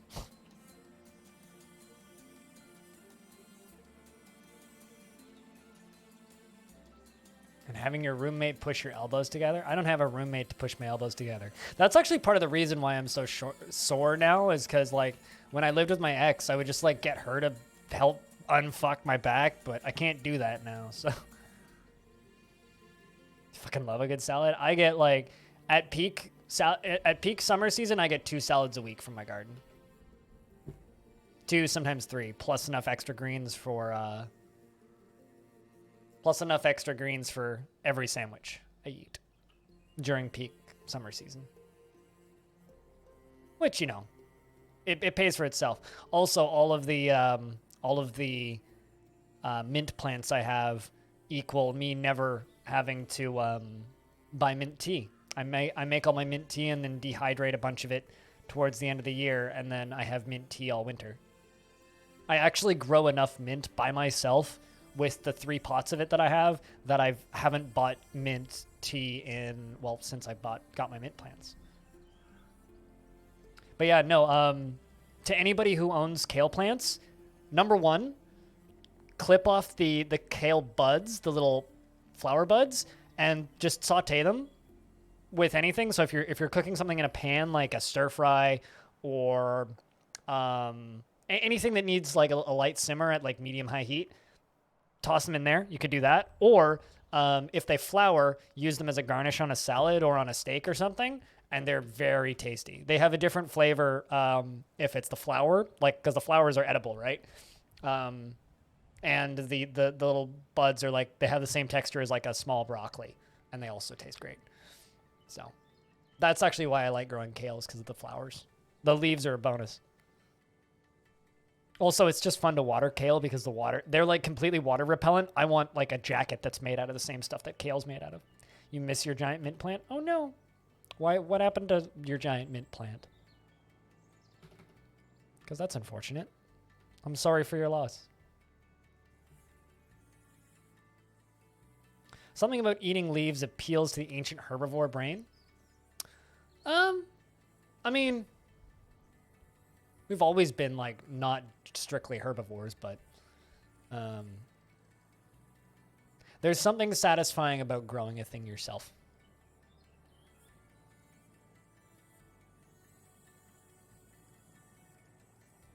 What, mints? I mean, I don't have a garden really. I have a bunch of pots. So I have 3 separate pots, each with a different variety of mint in them. I used to have 4, but one of them died. It didn't make it through the winter because I repotted it last year and it didn't make it this year. It tried growing this spring and then it just like stopped. So they're sweet. First off, they don't really have a kale flavor. Like they don't have the bitterness that kale has. Because kale is a very bitter plant, right? Which is why it's really good cooked. Unless you like really bitter stuff, which I do. But the like little buds do not. Ryan is researching stuff. I wonder what you're researching. I do wonder what you are researching. Not only are you now you're pondering mussels. I have a feeling Ryan's on the precipice of a discovery because Ryan has been pondering mussels and doing a lot of research recently, which is good to see. How's Goliath coming along? Fondness when talking with a friend. That's what I like to see. Lots of kindred spirits and close friends. Make out with somebody, plus.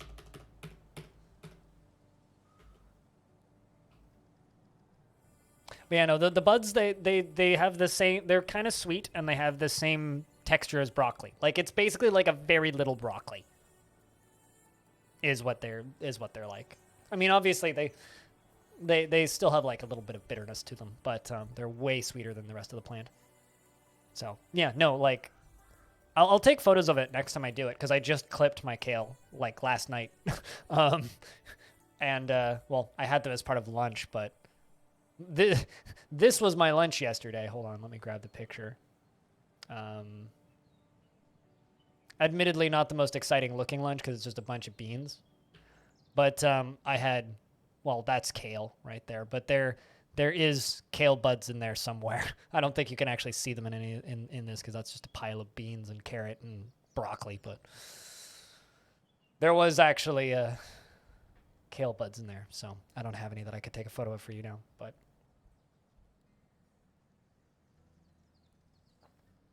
yeah, no, I have a lot of nostalgia for kale flowers because my mom used to have this massive garden in our backyard growing up. And she would very frequently like just go and pick all of the flowers and just make a big old bowl of them and just leave them in the kitchen. And like, you know, they need to be eaten, right?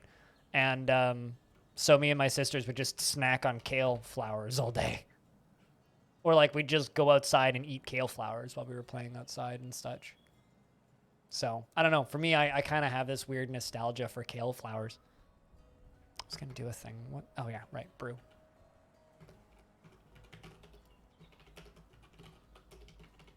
What time of year is it? Midwinter? Let's see if we can finish off those socks and shoes. We're getting close.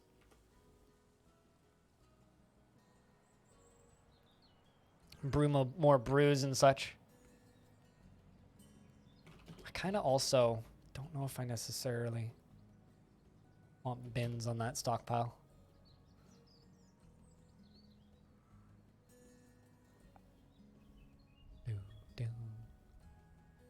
If I had unlimited time and an editor working for me, I'd probably make a gardening/cooking YouTube channel. But I don't have unlimited time. And I also don't have an editor working for me.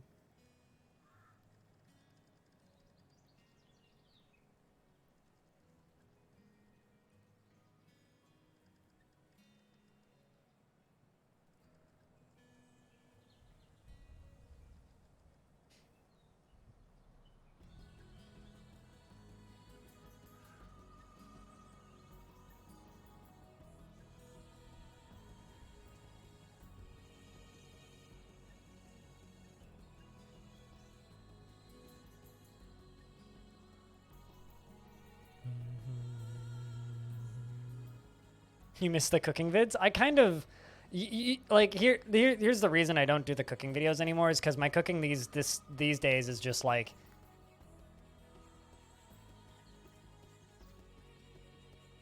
I had pasta for the 18th time.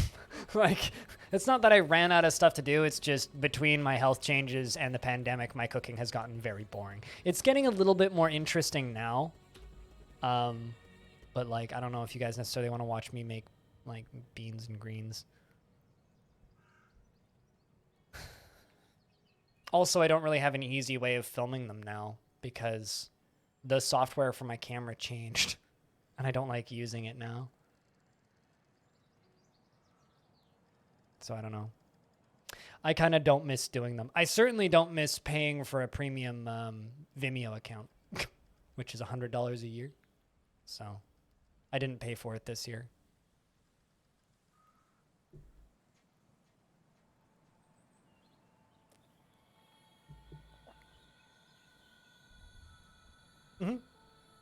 It is. It's a business account, though. It's the only way to have completely private Patreon-only videos. Like, I could just make an unlisted video and link to it from YouTube, but then anybody could just go share it. So the only way to have truly Patreon-exclusive videos is to go with that route, which is what I did. I mean, it paid for itself within a month. Just came out of the Patreon budget.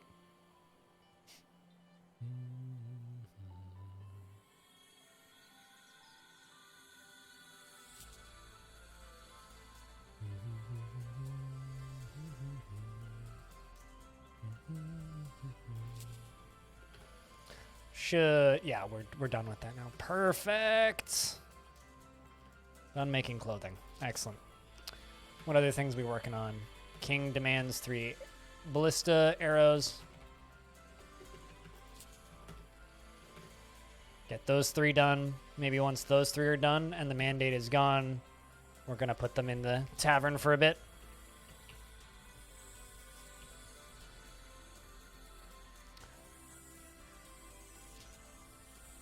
I don't know. I don't think I'll ever name a houseplant or garden plant or anything.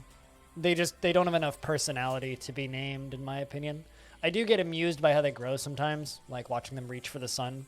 Like my philodendron that I have up here just like grows out a branch and then like plops up a leaf directly in the direction of the sun, and it's very funny because it's kind of like it reaches out a hand and just goes, sunlight, which is funny, but I don't know. I don't really have any interest in naming my plants. I think that's a little silly and childish.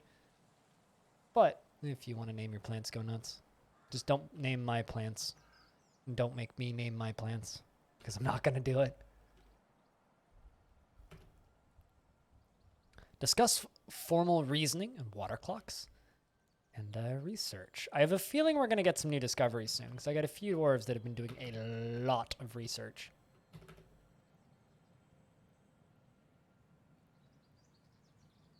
I don't know. I think, Axon, a lot of people are shocked when they read about how much doing this costs. There's a lot of costs for creating things on the internet that I don't think people notice or think about. Like, if I talked about how much money I've spent on audio equipment and audio gear in the last 2 years, I probably spent more on audio gear in the past 2 years than most people spend on a computer.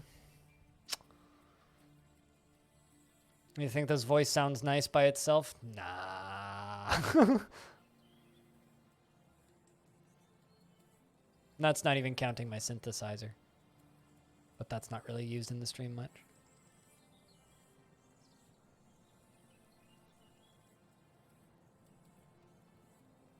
Like break the leaves and such? Your girlfriend's gecko's an ass. That's all I have to say to that. Your girlfriend needs to tie her plants down better so they don't get knocked over.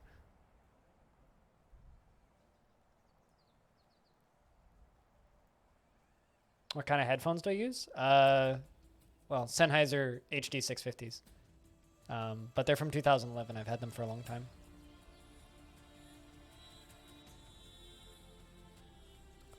HD 650s from Sennheiser. They're one of those forever headphones where it's like once you have a pair, you literally will never need another pair of headphones because they're so good. More wolf pups. That is a lot of wolf pups.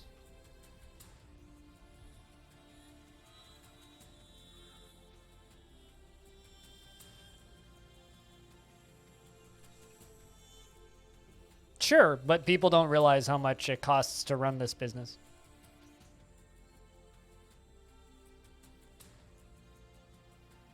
So like when I state that, oh yeah, I spent $40 a month for 6 months on this one feature, and then people are like, holy shit, that's a lot of money. That's too much money. And I'm like, it's a needed expense. It's like, yes, I spend like $400 Canadian a year on Adobe stuff because sometimes I need to trade projects with other people, and then everybody's like, here's 18 different open source softwares. I'm like, sure, but it doesn't have feature brevity. I can't use any of my old project files, and every now and again I trade a project file with somebody else who uses this software, and this is the software that everybody uses because it's standard. Is that paying too much, or is that just I don't really have much of an option? I see it as the second one, but a lot of people will freak out and say that I'm paying way too much.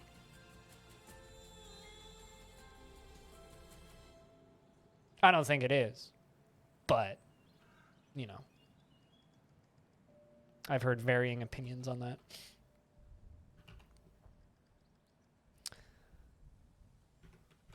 Let's fully cancel all of these jobs. Get in there. There we go.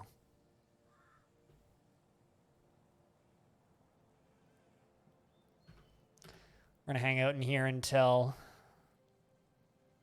we need to trade with the elves, I think. Or until the dwarves start getting thirsty, whichever happens first.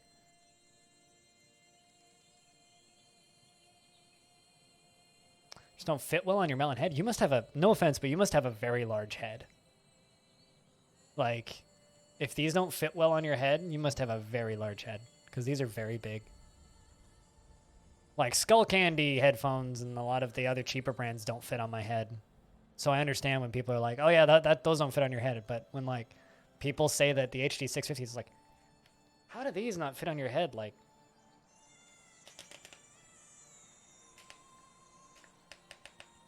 it's like, these are huge. I don't know.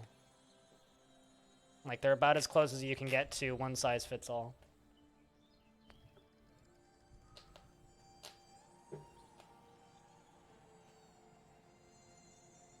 They make hat sizes? I didn't realize they made hat sizes. I wear toques, so I don't think about hat sizing. The problem is the ear cups? So you have large ears then, I guess. Huh, interesting. I don't know. That is a lot of dwarves dancing. Holy shit, look at that. Look at that.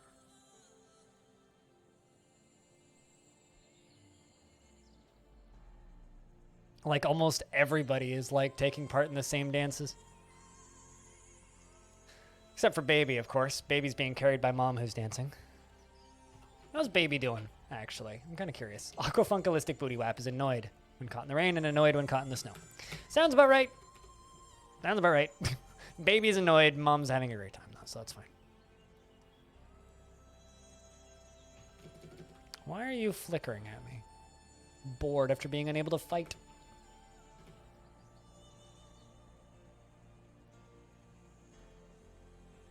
There isn't a limit, though. Just attach more grids together. So this is actually not 1, not 2, but 3 zones that are all set to the, although apparently this one's also a pasture. Oh, right, yeah, because I had an animal in there. But yeah, this is actually 3 zones all attached to the same zone, and they use them.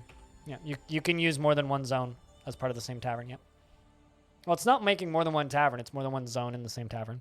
So you could do a multi-floored tavern. You could do a very large room. Yeah, the zones can only be so big, but you can stitch multiple zones together into one big zone.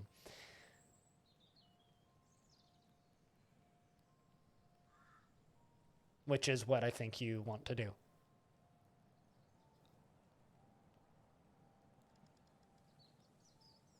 Also, chat room, I can let you guys know about this. I am working on an interview with the new Kit Fox community manager, who has taken over for, for Victoria.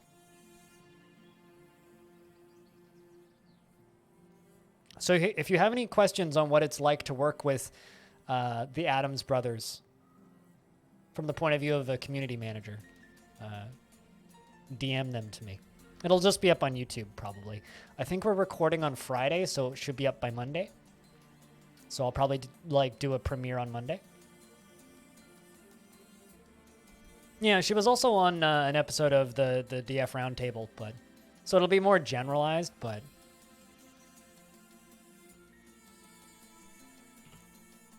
I think it'll be a bit of fun. Seeing a hungry dwarf. Are you getting food? All right, I need to let the dwarves out of here to go restock their supplies because I see a hungry dwarf who cannot get food.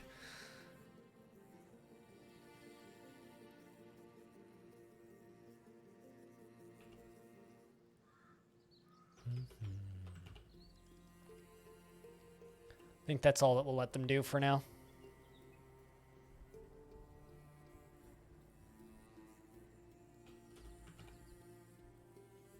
Oh, good lord. I need to slaughter some of my wolves.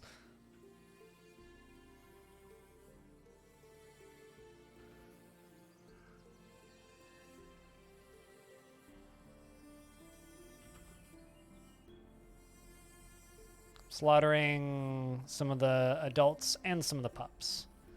And for the dingoes, we're going to do the same thing.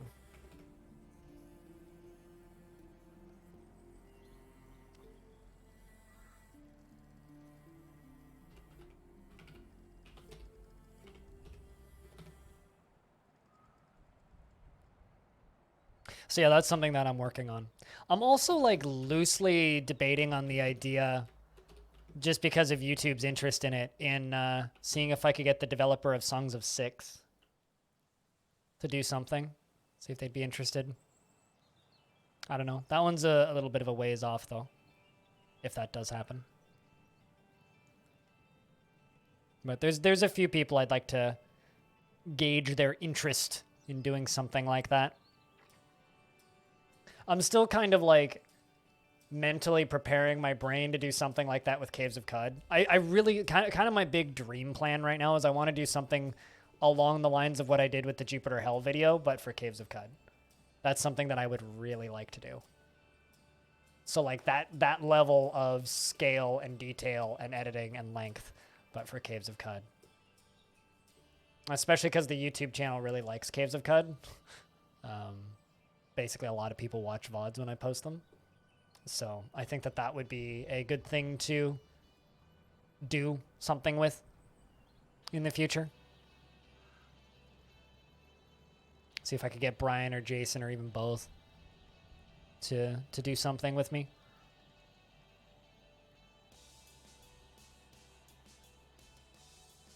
There's actually kind of a few games I'd like to cover in that format.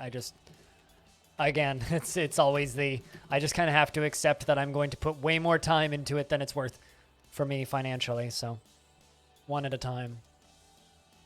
One at a time. Roasted pecans? They just, oh, I see, pecan roast. I'd imagine that being almost like a pecan pie or like a pastry kind of deal, but like in like a thick breading, just like filled with roasted pecans. Chat investments are open if you wish to invest your tickets. Voozle Voozle, our ongoing, consistent great chef. She feels euphoric due to inebriation and satisfied after producing a masterwork. 155 years old, daughter of Dragon Man and Wave Thrash. I wonder how many more years Voozle Voozle has. Because damn, Voozle Voozle's a good dwarf. I'll be sad when this one goes. Also, we need another cook. I'm thinking, what if we give it to Ryan? Ryan, would you like to learn to cook? I need a new cook. Not 420 because you're broke. R.I.P.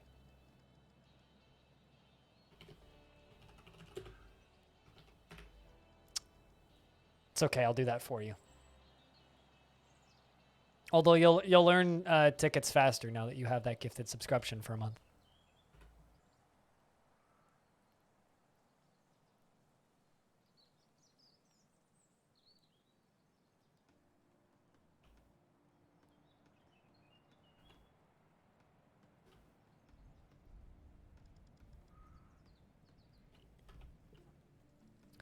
Although I still really would like to crack the enigma that is Zach Adams and try and get him on the stream.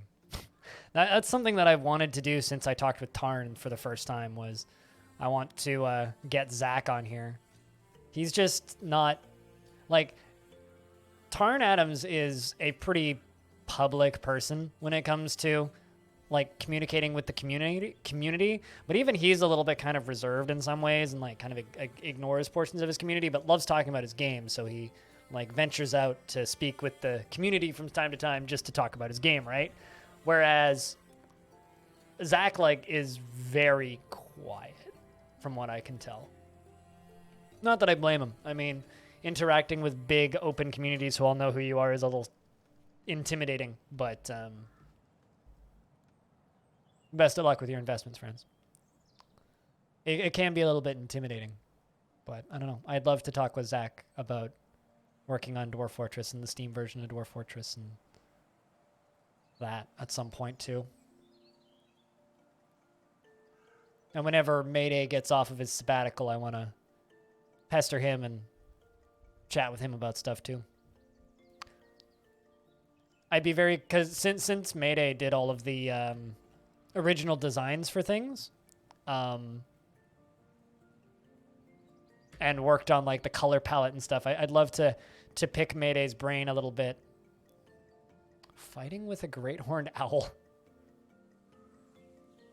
The great horned owl attacks the tavern keeper, but she jumps away. And Vim, the tavern keeper, says, "A battle rages. I laugh in the face of death." It's very funny when they say that. It's like you were fighting with a buzzard. I laugh in the face of death. Calm down. It's just a fucking buzzard, man. Didn't feel anything while in conflict. Good dwarf. What a good dwarf.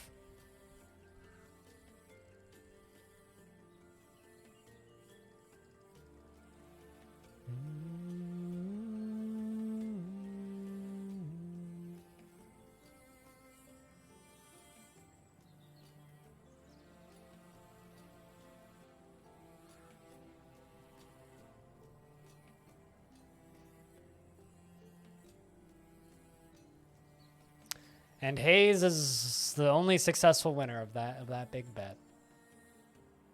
Congrats to Hayes. You done did it.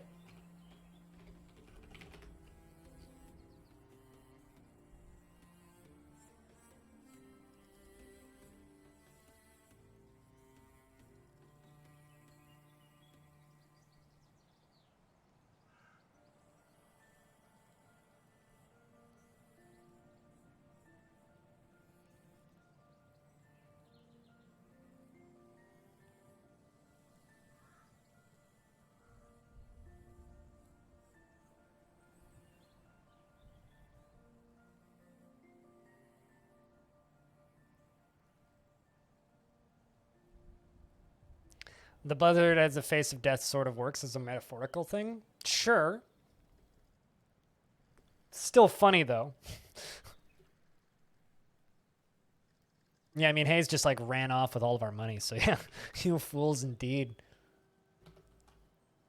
All right, let's get the dwarves back up and in here. In the celebration area. Come on, dwarves, get up here and celebrate. You know you want to.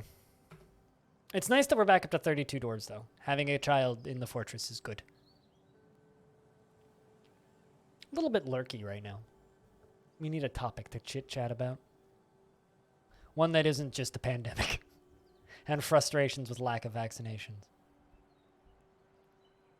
Daba? Is Daba a topic that we could talk about? What does Daba stand for? Dwarves are big, amazing? Or pandas? Well, pandas suck. Come on. Stupid animals. They evolved to only eat one food source that barely exists in Dwarf Fortress, meaning they just starve to death 80% of the time. Or at the very least, like a large portion of the time. Mostly just experience? I think it's just experience. I think certain dwarves will enjoy it more than others.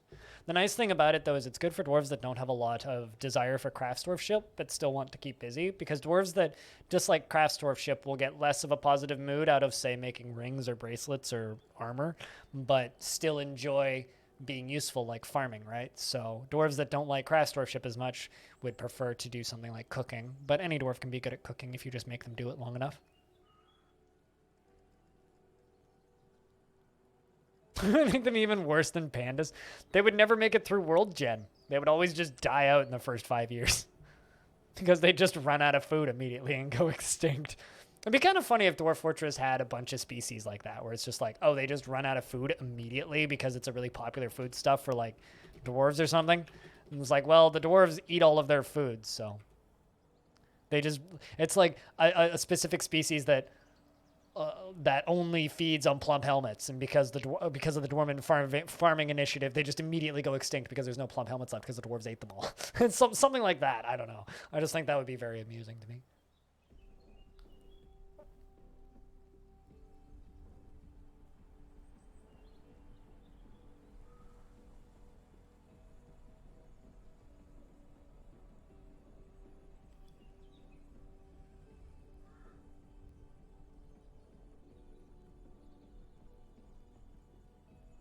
Hold on a second.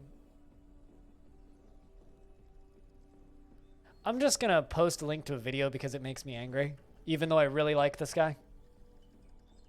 Here's a video that makes me angry.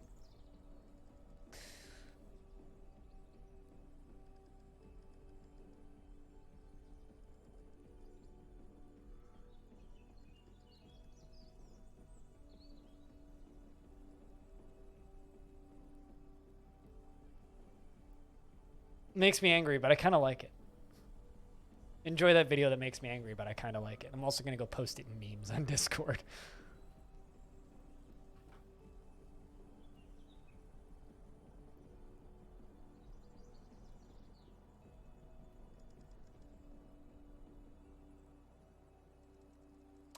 Also, it is spring now. So this is the second spring of this round.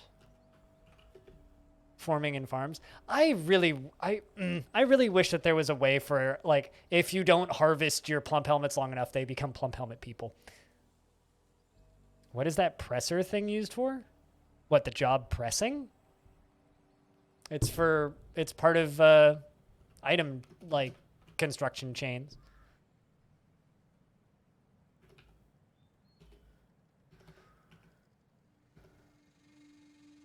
Looks like we didn't lose a single dwarf. Oh, in the video? It's like, you mean the thing that he presses down like this? It's for making espresso shots. Very finely ground coffee pressed into a espresso cake, and then you put high pressure water through it and it makes you an espresso. You don't even drink coffee and that video made you angry? I love that YouTuber. He's maybe one of the best coffee YouTubers on YouTube, but yeah, no, it's for making espresso. You take super finely ground coffee, you put it into the little colander, and then you press it down and compact it, and then high pressure water goes through that, and that's how you make espresso.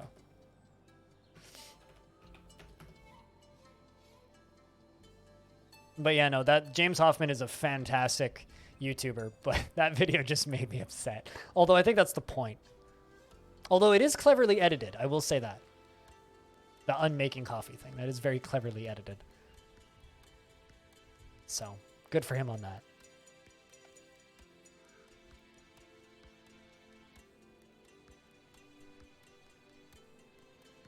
Oh, so a cow died of old age. That's all that we lost. Which is perfectly acceptable in the losses. Let's see what the humans brought us for tribute. The year 214. One piece of clay. They brought us some dirt. They must love us.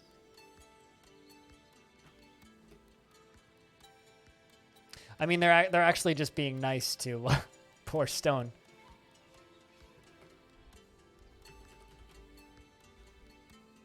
But yes, no, that's an espresso cake.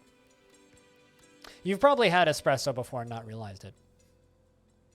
You know, K-cups for Keurigs? It's basically what's in a K-cup.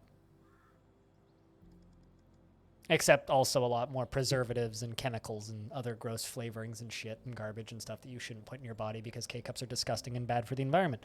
But all of those things aside, that's basically what's in one of those, except making it the old-fashioned way.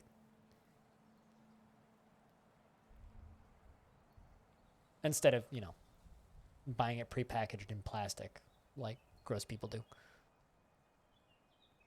Yeah, I fucking hate K-cups. K-cups should be illegal. Like, we should fine people for drinking K-cups.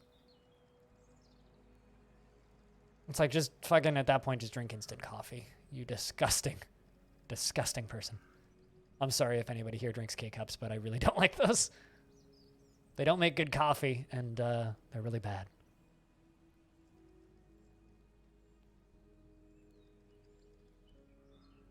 Is it? Is that a historical thing? I don't know. I'm not a history person. I'm not the most educated in history. Most of my history comes from, like, documentaries.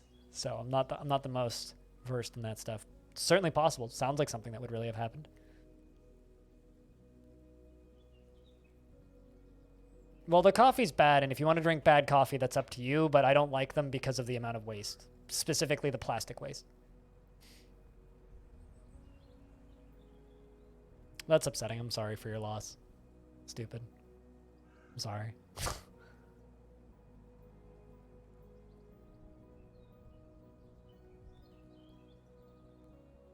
You mean Folgers? Instead of folders? I mean, fair. Drink the coffee brand you want. I'm not going to tell people to drink expensive coffee. Like that's not like, I'm not even going to tell you to brew your coffee in a specific way. Do exactly what you want with your coffee in a way that you enjoy it, but just single serve plastic throwaway items are the scum of the earth. Like we as a society should abolish those and tax them into oblivion so that people stop using them. I mean, if even my dad, who works in plastics and and injection molding, like yesterday, because today is actually my dad's birthday, but yesterday like was my dad's birthday dinner at my mom's house, mom and dad's house, and even he talks about how much he like learns and reads about his own industry and hates it more and more every year. It's like, yep, nope, totally understand. Perfectly understandable. Also, I agree with Socks. It does sound like something that the Spartans may have made up. Just as an excuse to start a war. But we also made up that the Gauls had strength potions that make them super powerful at fighting back against the Romans.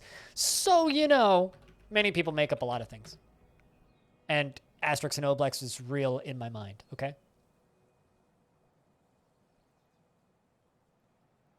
Asterix and Obelix is real in my heart.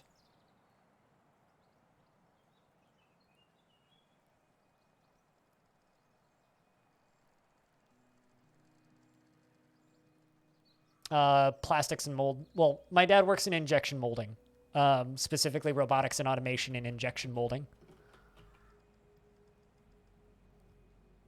So my dad designs robots that make... Ooh, game just hitched. So my dad designs robots that make injection molds work faster and more efficiently. You're typing too quickly and pressing enter too soon is what's wrong with you. Slow down and read what you type before you press enter. It's something that I need to learn to do eventually. The best made-up historical story is Olga of Kiev. I don't believe I've heard this one.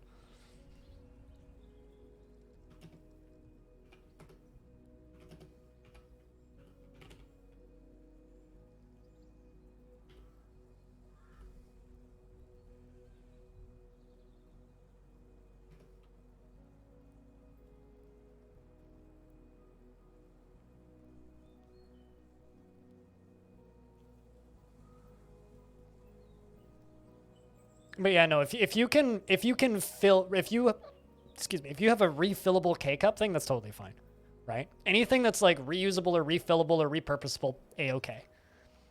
Although, okay, hold on a second. I'm looking for an article that I read yesterday.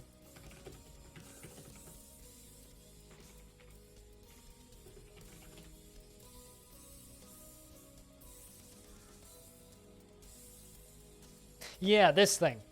So I stumbled upon this article thanks to Reddit.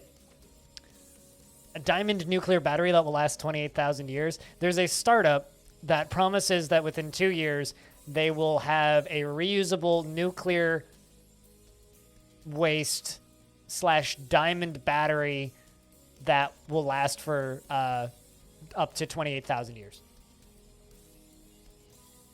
That is made out of old nuclear waste and diamonds. And reading about that, although there is one caveat, right? Is that it's barely powerful enough to power anything.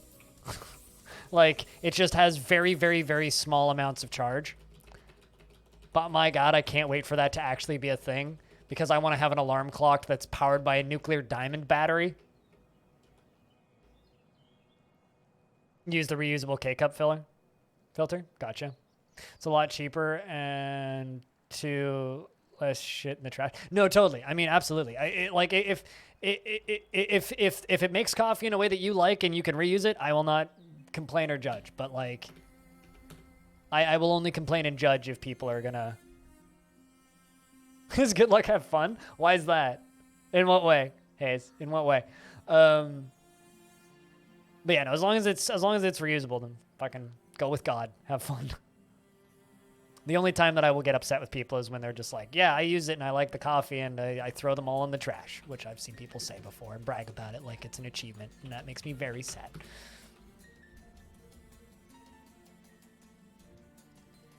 Rather than producing more power.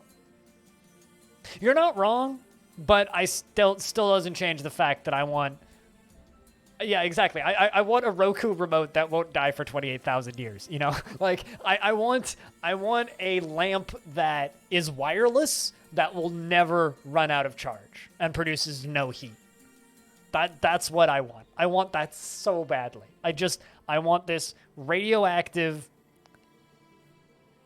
tiny micro battery that powers something irrelevant that will power that irrelevant thing forever. Like, imagine how much more successful the Tamagotchi industry would be if they didn't die for 28,000 years. I'm just saying. I'm just saying. Imagine how long your Tamagotchi could last. Imagine like a Game Boy that never ran out of battery. I just want to mod like a Game Boy Advance to have a nuclear powered battery that just lasts forever.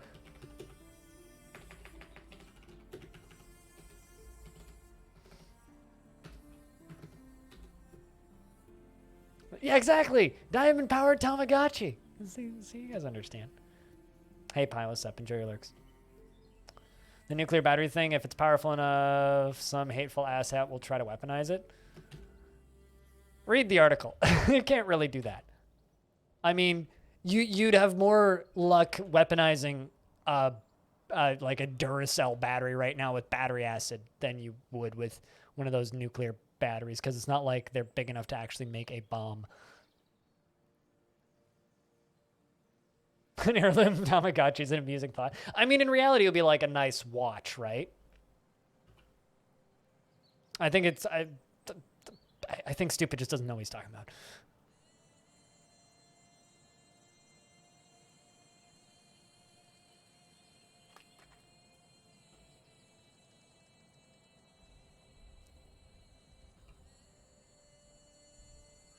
I mean, you could also do that with like D batteries right now. Hayes.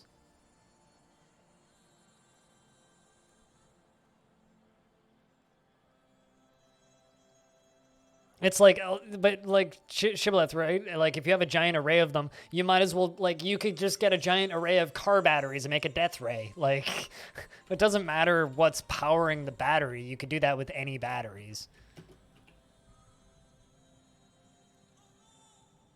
Of world-changing thing.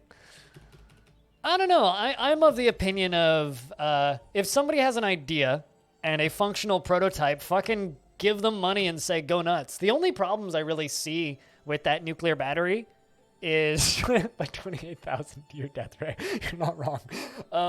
It's like I could power this claw machine for 28,000 years and I'll still be picking up Furbies. I could have a Furby that never dies. Imagine that. No, but like the actual problems with it are purely capitalistic, because it's like the actual problems is Canon cameras, for example, likes to change the shape of their battery pack with every new model of camera so that you have to buy a new battery pack and an extra add-on and a new battery charger with a new battery cable.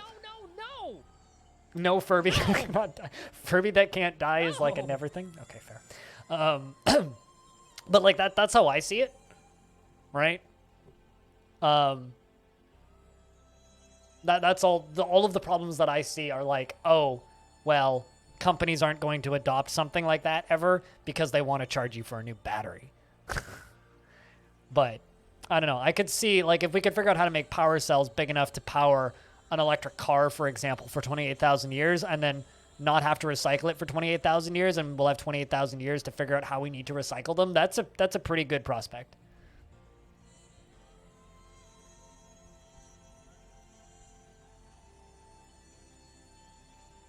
Fair enough. Yeah. I don't know. I'm skeptical about this shit, but also like, if you think you can do it, go nuts. We need to reinstate the power of the monarchy. Yeah, sure. Because that'll go well. No, I have not. I've seen that video about light bulbs. But if you're in my Discord, you could chuck it into off topic and I'll watch it later.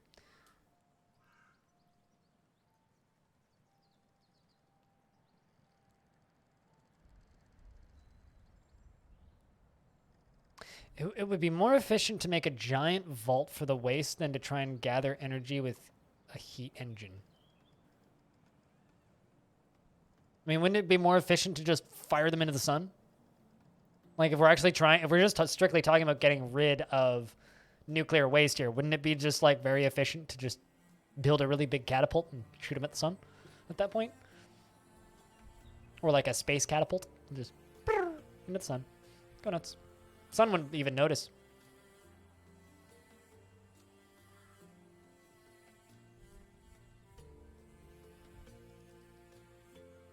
Is the monarchy battery powered? Yeah, it depends. Can we power the monarchy with nuclear powered diamond batteries? The future is now. The future is now. I don't know, this kind of reminds me of that article about synthetic diamonds that I read a while ago. It kind of reminds me of that, where it's like, that's outlandish and weird, but if it works, fucking go nuts.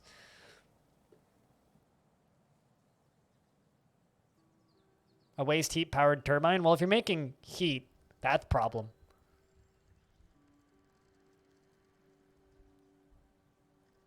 Because, like, the point of those batteries is it contains the heat and contains the radioactivity, right? We don't want to be generating heat. Is not every launch is 100% guaranteed to not fail? Yes. And then you have radioactive waste raining down on the planet, which is not ideal? Yes. No, totally. No, you're completely right. Which is why I said build a big catapult and throw it instead of launching it in a rocket. But yes, you are completely correct. Also, I thought you were going to the gym to unfuck your shoulder.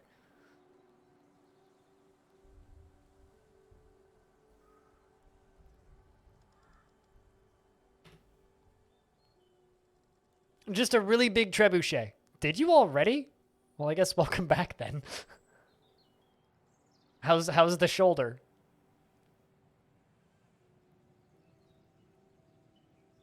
Feels much better? Sounds good. I need to get me one of those back drills.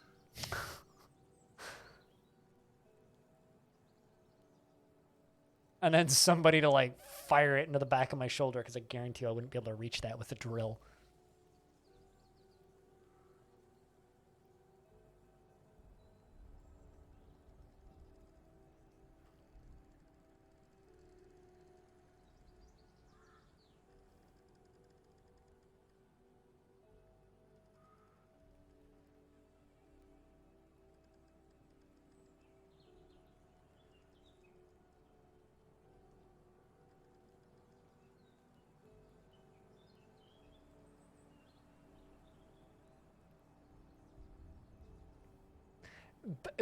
I'm just gonna say this right now, just so that everybody's clear.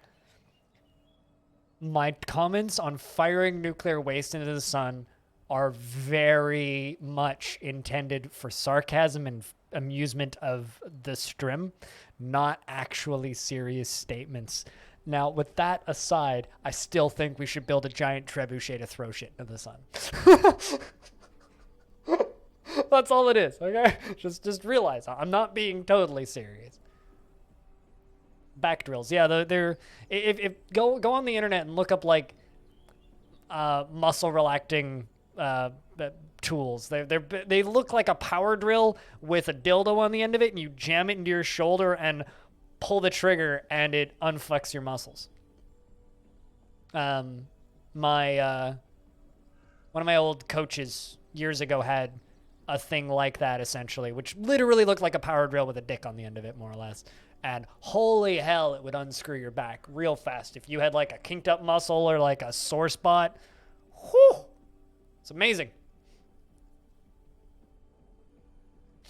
Totally. Yeah, Bastet, totally. Don't actually do that. I honestly think the Wally Coyote slingshot would work best. I haven't seen... Wait, Willie or Wall? Oh, Wile E. Coyote. Oh, you mean like just two like rocks really far apart and you boing like that? I fired toilet paper out of one of those once at a tree. It was fun. It actually worked quite well. Speaking of light bulbs and nuclear power, there's an old phone on Fox or something called Action Man. I feel like I've seen this, where the bad guy was trying to make superhumans by killing off 99% of the population by crashing a train filled with millions of light bulbs into a large city because the light bulbs produce microscopic nuclear reactions when they break or something like that. What? That sounds like huh. That's all. That sounds like something you'd do in Evil Genius.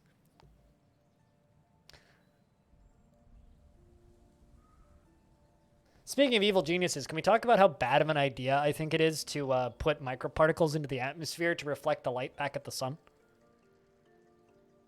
Which is something America wants to do. Real bad. And then they told Sweden to do it, and then Sweden was like, nah, bruh.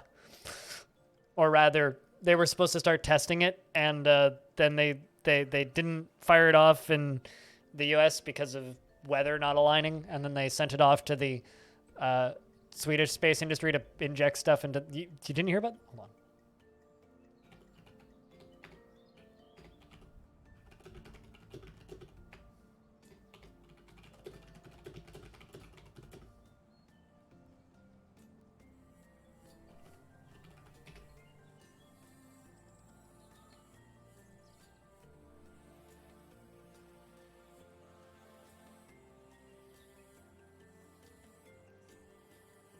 Getting you a source. Give me a second. It was posted on April 2nd, too, so you know it's real.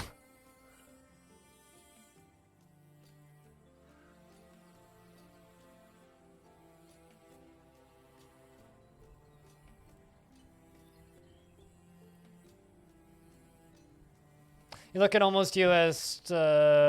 plans at all times are the best biter spy, B-tier spy movie shit. I mean, that is some, like, The Incredibles as supervillain plan. You know, who thinks they're a hero who's saving the Earth. It's like, I'm saving the Earth by blotting out the sun. I mean, yeah, that'll cool the planet down, but it'll also start an ice age.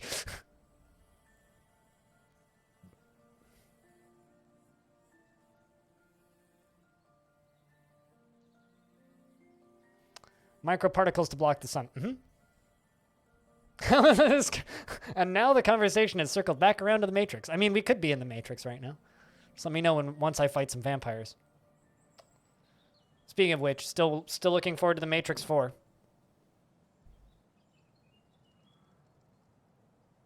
Still looking forward to the Matrix 4.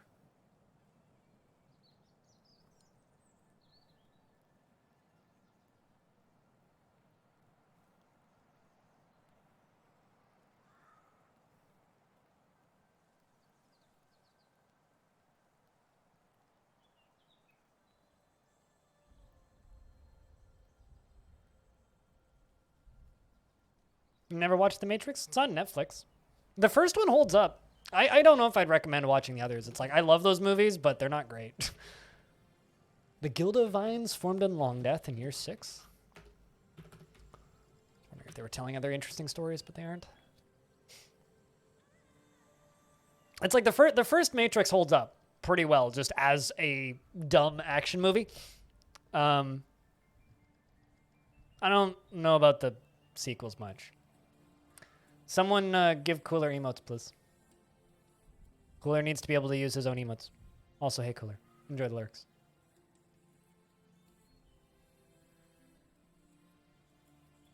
Well, I mean, in regards to making the sequel to The Matrix, they wrote the script after the first 3 Matrix movies were made. So, as somebody who really likes those old movies, I will wholeheartedly take a new one. Gladly.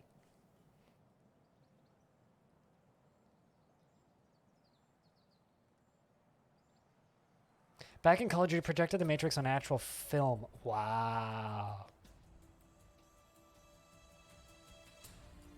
Really? You still have an actual film frame from it? That's actually really cool. Not a movie I would want to own a film frame from, but... No, I mean, totally. I mean, I'm skeptical, too, that it'll be any good. Like, I'm not saying it'll be good. I'm just saying that I will watch it. I don't... There are instances where I dislike creators continuing to make a thing. But when it comes to stuff like The Matrix or a film that I really enjoy, it's like, I wish that they'd stopped making Alien movies, because nothing in the Alien franchise has really been good since Aliens. And, like, I'm not the biggest fan of Aliens. I'm a big fan of Alien. But, like, those movies haven't been good in a very long time. But I still get excited and still go see or watch any new Alien movies that come out. Like, I was excited for Alien Covenant. I watched it, and it wasn't a great movie, but I enjoyed it for what it was. And I still don't mind that movie, even though it's not brilliant. And that's the way I feel about everything related to Alien, because I like the franchise, right? Star Wars, on the other hand, is too much. There's way too much new shit, and it's all too samey, and it's just kind of gotten kind of bleh for me these days. But I think that everybody kind of has an example of a thing that they really like, where it doesn't really matter if it's 10 out of 10 great, but as long as it's decent and you enjoy it, who's to say they can't make it, you know?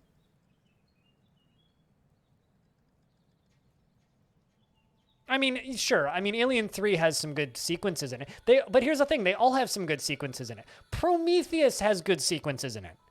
Prometheus has some excellent scenes in it.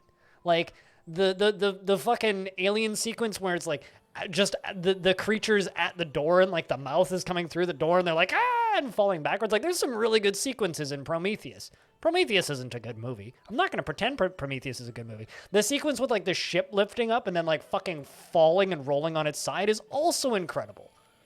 Also, there's a lot of really good scenes in Prometheus. It's not a good movie, but there's good scenes in Prometheus.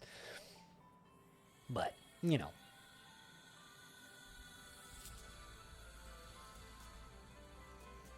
Neil, thanks for the host. Cheers, man.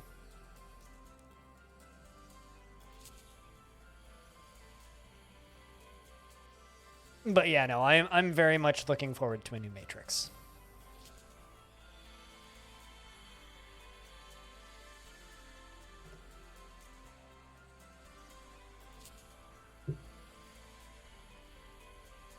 But I could see why it would make you sad at the same time.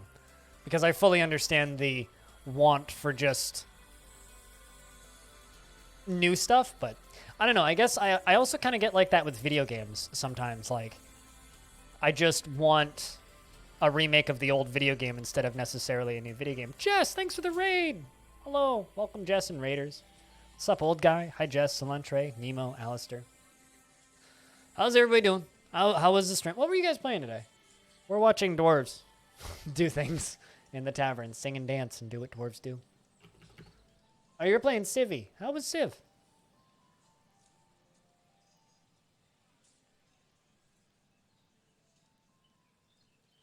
I'm sorry, Shibboleth. It's cool that you got to do that, though. How was stream today, Jess? Thanks for the 9 months. Cheers, Cilantro. Crip beer. The stream flew by. Well, as long as it didn't fall by. Well, that's even faster, but it's more of a wah instead of a wee. You know what I mean? Sounds good. Glad it was fun. Chat, can I get a big round of beers for all of the new raiders? If you guys don't know Jess, you should go follow Jess. She kind of streams during my stream, so that makes watching both of us a little difficult, but she plays a variety of interesting games, and she's part of my team, so you might hear her voice on my stream or my voice on her stream during Halcyon After Hours. And in other various places. Just go give her a follow. And find us all over at the Halcyon Frequency Discord channel.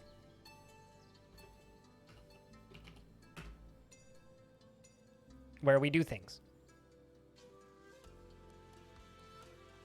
Actually, I just figured... So you know how earlier I was talking about how I need to make a let me Google that for you command? What if we literally just made a exclamation point, let me Google that for you, like that? LMGTFY. And it just takes the thing from the above line, puts it into Google, and does the let me Google that for, and posts a let me Google that for you link for the previous post. Maybe we should make that and make that work. Because I'll bet you we could do that. I'll bet you we could. That probably wouldn't even be a difficult thing to set up.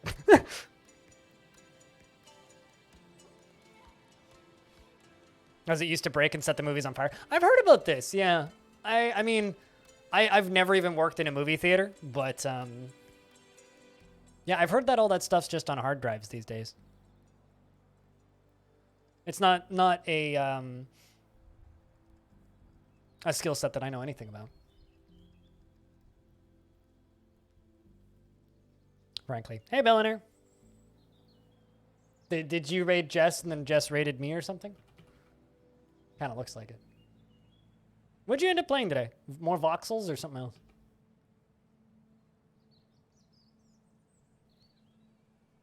Because I'm going to do probably another little bit of this, and then I'm debating on what I want to do this evening. It's kind of like between Song of Six and just taking a wild Mad Lad run at the Closed Casket special. Not sure what I want to do.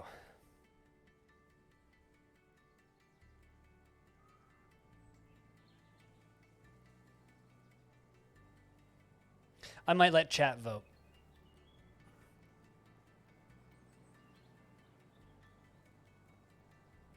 Yeah, it's a little memory stick with encrypted files so you can't break the street date. Yeah, no, that makes sense. It's probably pretty similar to video games now, actually, a little NDA and stuff.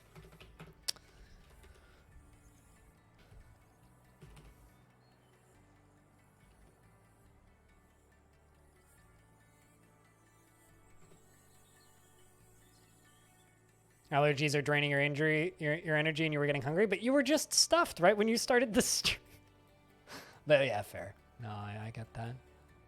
How's the weather where you're at? Is it like brutally hot already yet?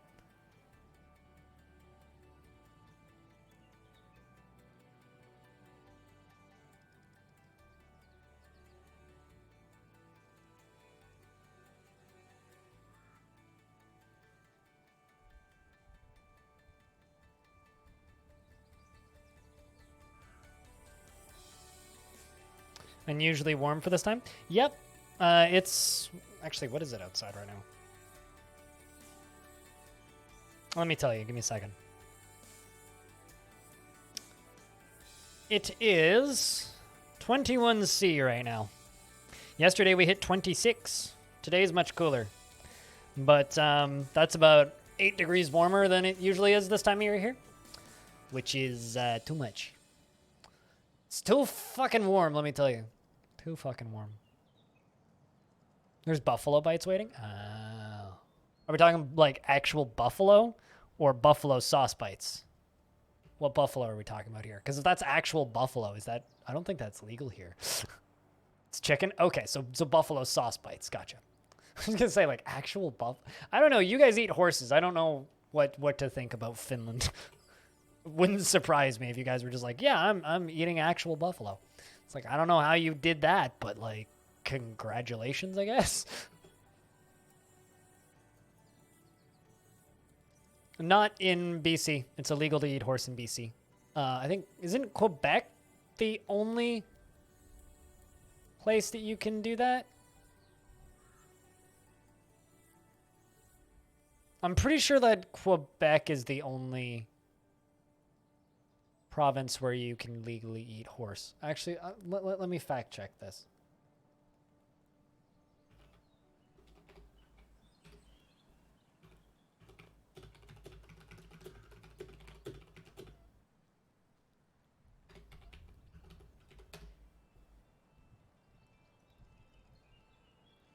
Yeah, it's only legal in Quebec. So yeah, not legal in Canada. Only legal in Quebec. No, it's not legal in all of Canada. But yeah, no, it's not legal outside of Quebec apparently. After a quick Google search, so I'm assuming that that's accurate. All right, looks like we gotta turn vacation time off because dwarves are getting thirsty and we out of beer. Up here anyway. Go get yourselves some beers, guys.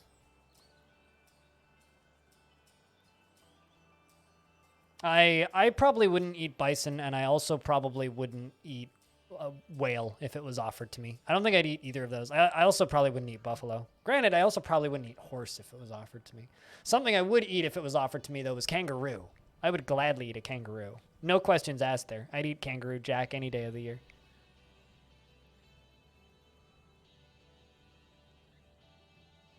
Heh, heh, heh, heh, heh. Wave depletion.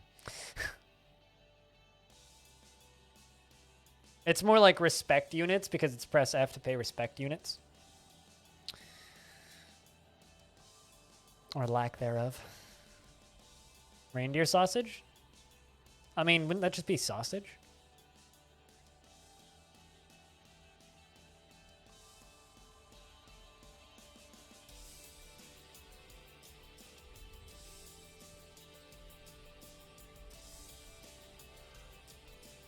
Like the ability to hunt whales. I've heard about that, and I completely disagree with it and think that people should fucking stop doing that. I don't give a shit. Like, I disagreed and hated that before I read about it and looked into it heavily, and now I very much disagree with it and very much hate it. So, no one should have the ability to hunt whales. Period. Just fucking period. Those shouldn't be hunted anywhere on the planet, ever, at all. Might as well legalize hunting humans next.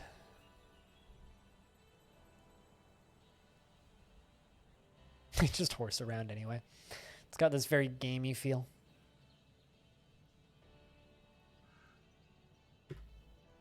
My parents' cat exclusively eats kangaroo meat because it's the least allergenic meat for cats in existence. And older cats often get allergic to their food, which is why they often get thin and have problems with digesting stuff. Is crocodile even exotic? I don't even think crocodile. I mean, I could buy crocodile at my grocery store up here. Well, not during the pandemic because trade rights have made things weird. So, but I, in normal times, could buy crocodile sausage and crocodile meat up here. So I don't even think of that as particularly exotic.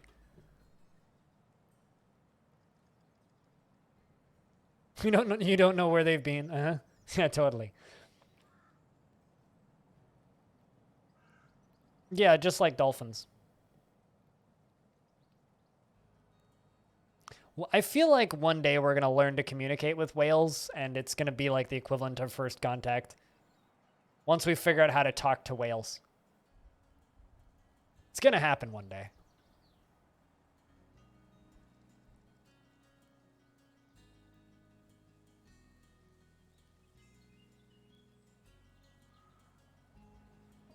Well, I shop, okay. The grocery store I shop at is not a normal grocery store, to be totally clear. It's not like a, like a standardized chain grocery store. It's a privately owned small chain that's local to me.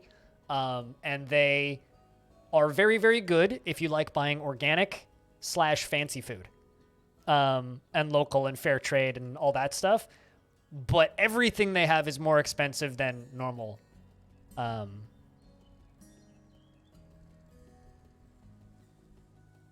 I'm just reading what Bellinaire is saying. But like, if you're trying to buy like normal pasta sauce or something, it's way too expensive to reasonably buy. But like the organic pasta sauce is cheaper than it would be at, say, a Walmart, for example. Yeah, and we're now into summertime in DF, so it's like a bottle of pasta sauce in Walmart's like $2, right? The same bottle of pasta sauce is like $6, but the $12 bottle of pasta sauce that you buy at Walmart at the place I go to is $7. So, like, organic and fancy stuff is cheaper. So, they have weird, less commonly found ingredients and such at that place that you wouldn't normally buy in a grocery store. Also, yeah, I completely agree with Bellinaire. Like, once we finally figured out how to communicate with whales, it's just going to be them yelling as loud as they possibly can. Fucking stop killing my family, you murderers.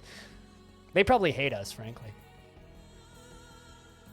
Also, if you haven't, everybody should watch Seaspiracy, the Netflix documentary. It's so fucking good. Yeah, basically.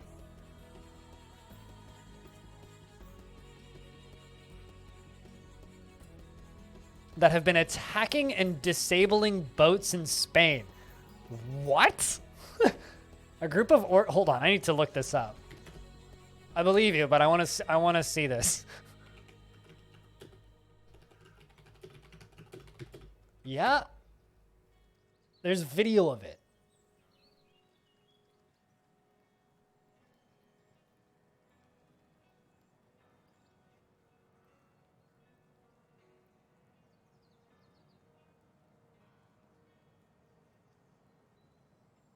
Wow.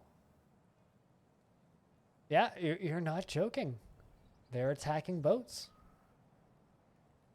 As they fucking should be.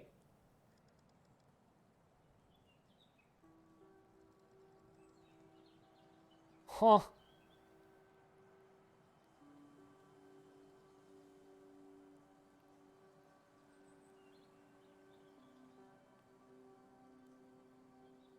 The past 6 months, there have been at least 40 reported incidents involving orcas off the coast of Spain and Portugal.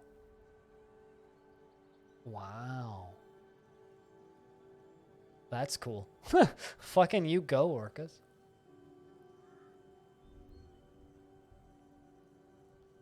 That's fucking badass. I don't know. I would watch. Okay. Gonna be a nerd for a second here. I would watch that anime.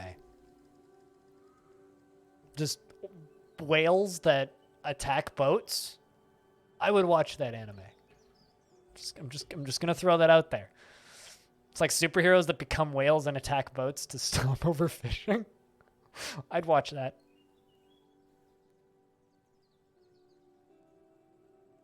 And teams up with the whales to fight humanity.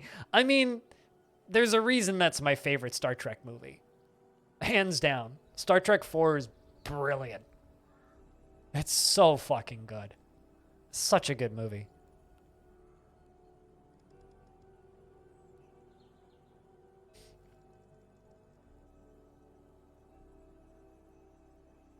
But yeah, no, I think everybody should watch Seaspiracy.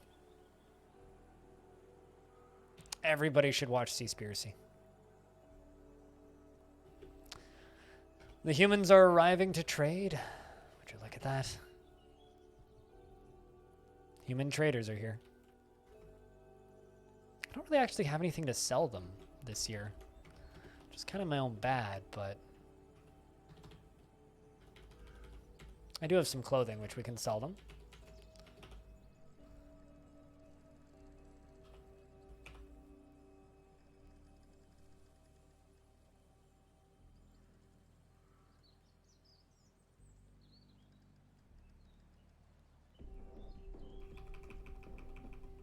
Man, I got so many choirs and scrolls that are deteriorating.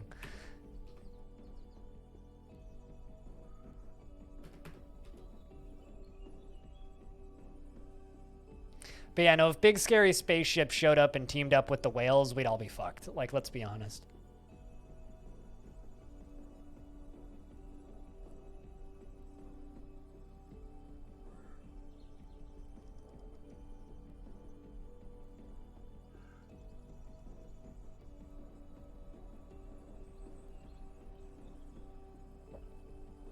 And Hawk says, on behalf of the Merchants Guild, let me extend my greetings to your people. There is much to discuss.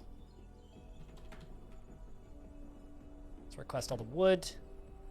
In smaller amounts, because I'm not taking as much of it these days, because I have too much right now. I actually want blocks, which I think is weird. I'm sure they don't actually want all my clothing, which I'm sending them anyway.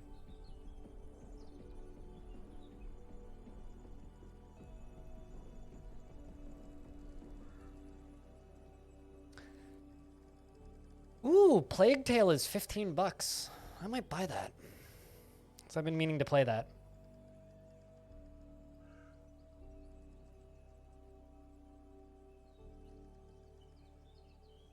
Since you've had cable? Yeah, fair enough.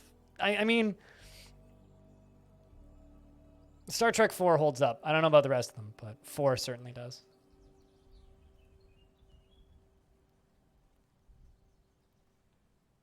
Your wife wants to stream It Takes Two for your anniversary? Nobody wants to stream It Takes Two with me because everybody's like, oh, but there's like scary bits in it. It's like, well, it's not a kid's movie.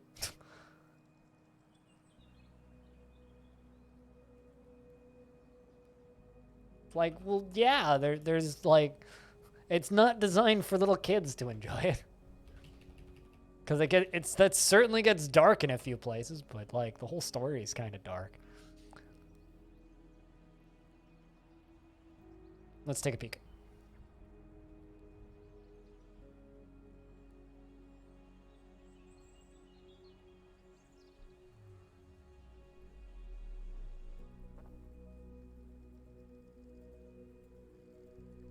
That was rammed by a sperm whale on November 20th, 1820, and later sank, although... Huh. That's crazy.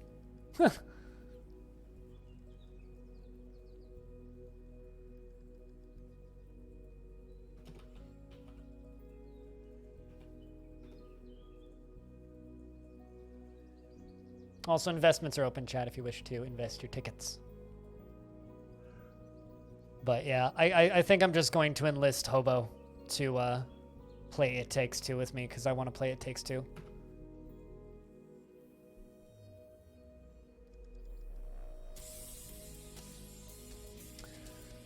Probably won't stream that, though, because I don't support EA games. So I'll probably do that on Discord and stream it to Discord if anybody wants to watch. That or just make Hobo stream it. One of the two. It's on Steam. I don't think it's on Game Pass yet. It'll probably end up on Game Pass at some point.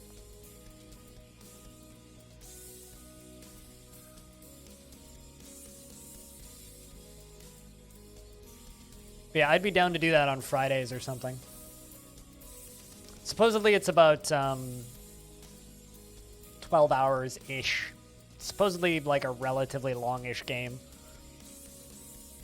But it's the guy who made Brothers: A Tale of Two Sons and A Way Out, which wasn't anywhere near as well accepted as or received as Brothers, but don't need those training weapons. Is there anything else I don't need that I got a lot of? Really don't need those. I don't know what I'm doing with all of this glass, so I'm just going to sell the glass. Can also buy the clay. There we go.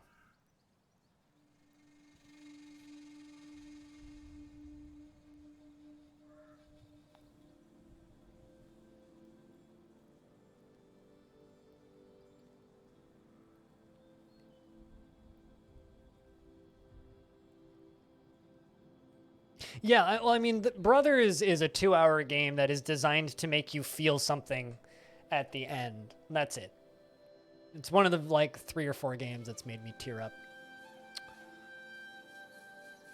It was a really, really, really good sequence in a cute little puzzle game.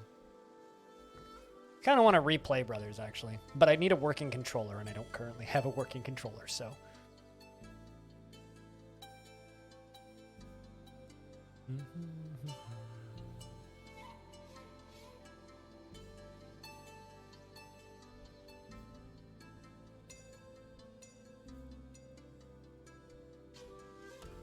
Also, chat, I'm going to ask you guys a question. Song of Six or Brigador and Closed Casket Special because Brigador is on sale? What should we do after this game's over? Which should probably be in about 30 minutes. What do you guys think? What are we thinking right now? What do we want to see a little bit of on stream? Poll? I could do a poll. I'll probably do a poll a little bit closer too, but if I can just get a response from chat quicker, that would be easier. I mean, I can just do a poll. Polls don't work for everybody though, so...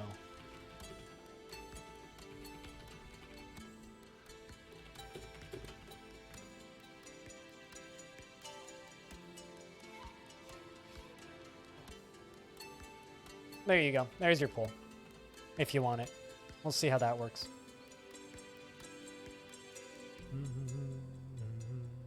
But I feel like because my stream has been so lurky recently, the polls haven't been working as well. Like, I've done a couple of polls recently after people asked for polls, and then one person has voted, and it was the person who asked for the poll. It's like, well, what the fuck's the point of me doing a poll if nobody's gonna fucking vote on it?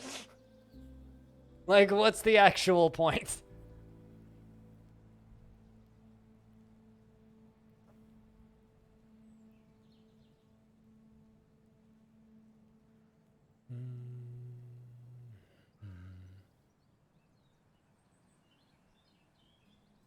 Now there's shenanigans going, I feel.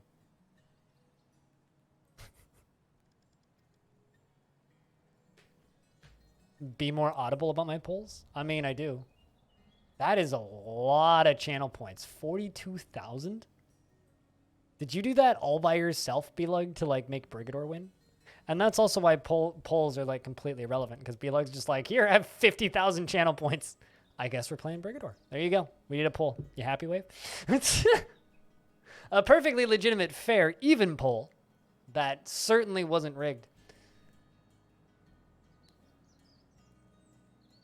You want good music? We'll do Song of Six tomorrow. But Brigador is like, I think, $8 right now. Yeah, who was bidding against Belug? Yeah, Brigador is very cheap right now. It's currently big on big sale. It's 55% off. And the Brigador Deluxe Edition is also cheaper. So. It's a mystery. Yeah, it's definitely a mystery.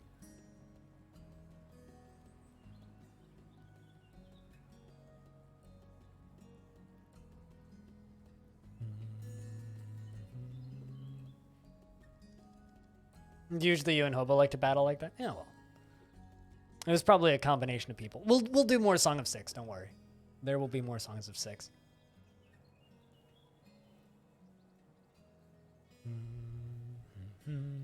Although if Twitch doesn't boot me offline today, there might be both.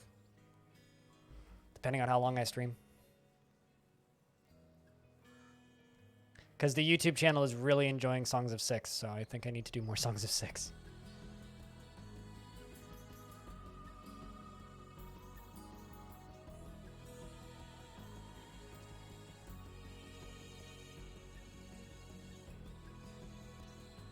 Because I only need to beat 39 levels of Brigador in a row without dying.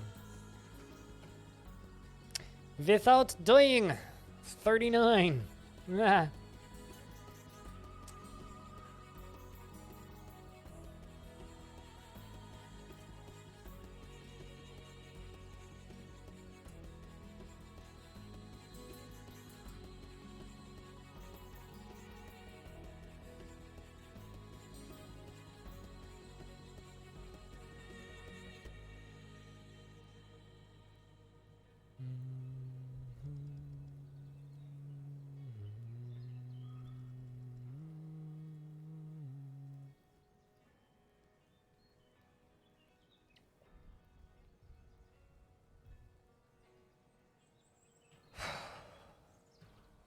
So we're into 214 Midsummer, which is 2 years of Longdeath.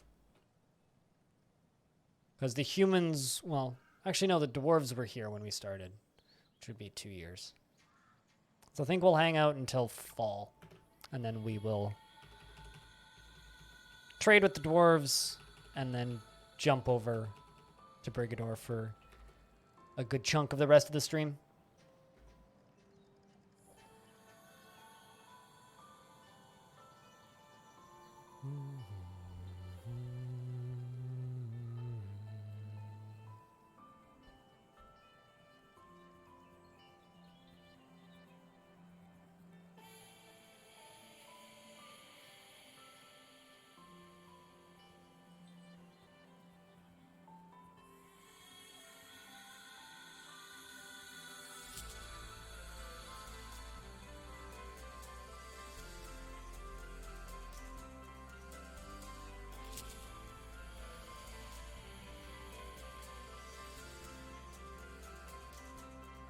Although one of the funnier streams I've had recently was when I was streaming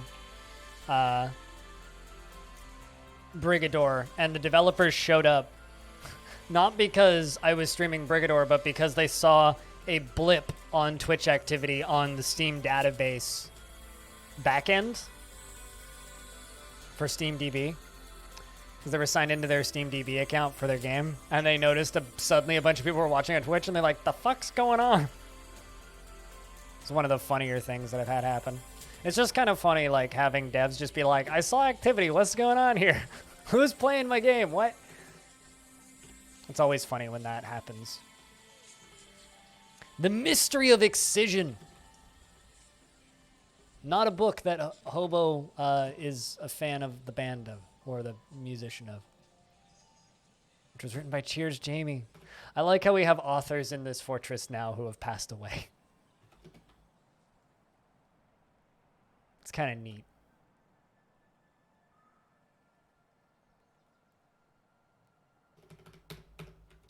A lot of the authors in this fortress have since passed away. Tiny, one day you will make a great discovery. You feel pessimistic after pondering formal reasoning. Oh, that's funny. I pondered formal reasoning. I am stressed about this. And pessimistic about this. What an awful thing to be pondering.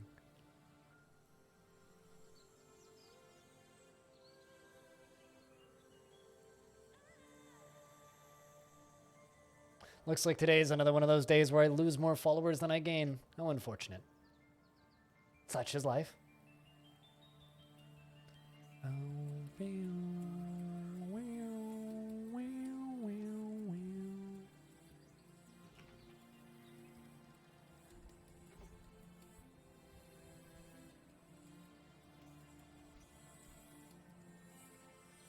Although that kind of becomes the norm after you hit like critical mass of followers and switch, well, not genres, but play a variety of different types of games. Sometimes you just like push people away. Kind of sucks, but it is what it is. Or if you drastically change the type of stream that it is.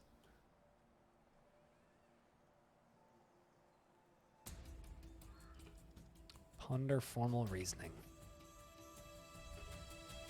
It's pessimistic after discussing division. I've been discussing division. I don't really see this working out. Division doesn't work out, chat. Did you hear that? This dwarf is saying that Ubisoft needs to stop developing the division because this isn't going to work. It's pessimistic after discussing the division. Dwarves on video games. I think my dwarves are actually just becoming games journalists. I talked about the division. I am pessimistic about this.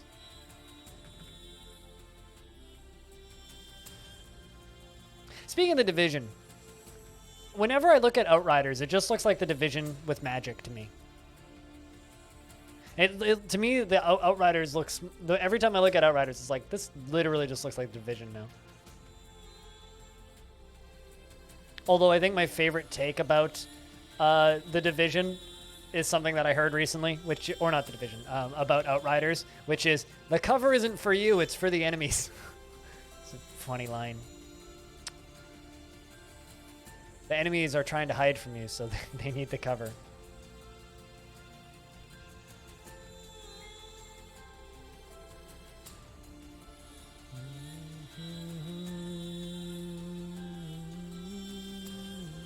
Also, has anybody here played Say No More? Has anybody here played that? Because that came out on Steam a couple of days ago, and it's pretty high up. And it was put in Steam, and it's published by Thunderful. Looks hilarious. Not gonna lie, looks hilarious. Also, I like the visuals of it. It's literally a video game about telling your boss to fuck off. I feel like that game might be fun to stream.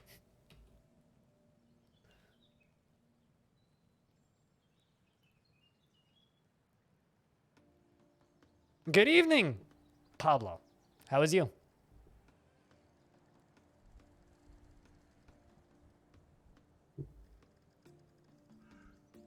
Is your spacebar stuck down? Are you okay? Is this a sign that you need help? Good with spaces in the middle. Or is it just very much 420 today?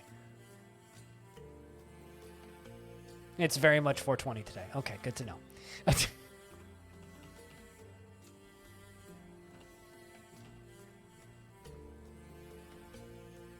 We've had one new child in Longdeath today, so things are good. Things are looking up for the fortress.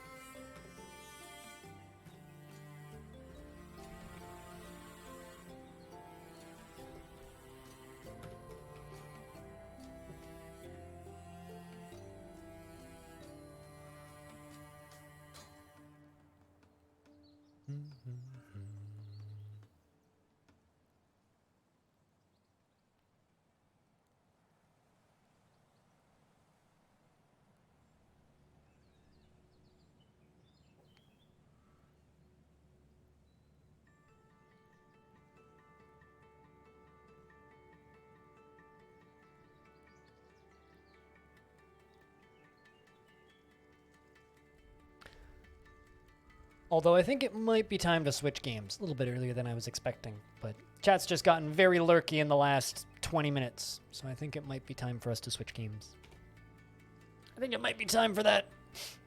Swap things up a little bit, change stuff around.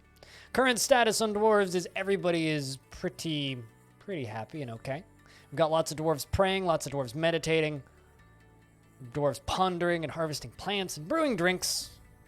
Vinsati's very good at brewing drinks. I need another brewer. A dwarf to assist with brewing. Thinking one of the younger dwarves, like maybe Ghost. Ghost, would you like to be a brewer? Because we need a second brewer. I always want to have 2 good brewers and 2 good cooks. Chat got disappointed by B-Lug's vote rigging. I mean, chat's been disappointed in me since, well, ever. What are we gasping about? Absolute? The vote rigging? Or chat being quiet? I have that effect on people generally already. Hope you had a good sleep, though. But yeah, no, I think we are in a pretty bright spot for Longdeath, and hopefully things continue to look up going forward. But I think I'm going to save the game here. Not go quite as long as I was planning on DF today. And I think we're going to go play some Brigador for the remainder of the stream. Also, is somebody going to gift Cooler a sub, or do I need to do that? Because you guys have until I load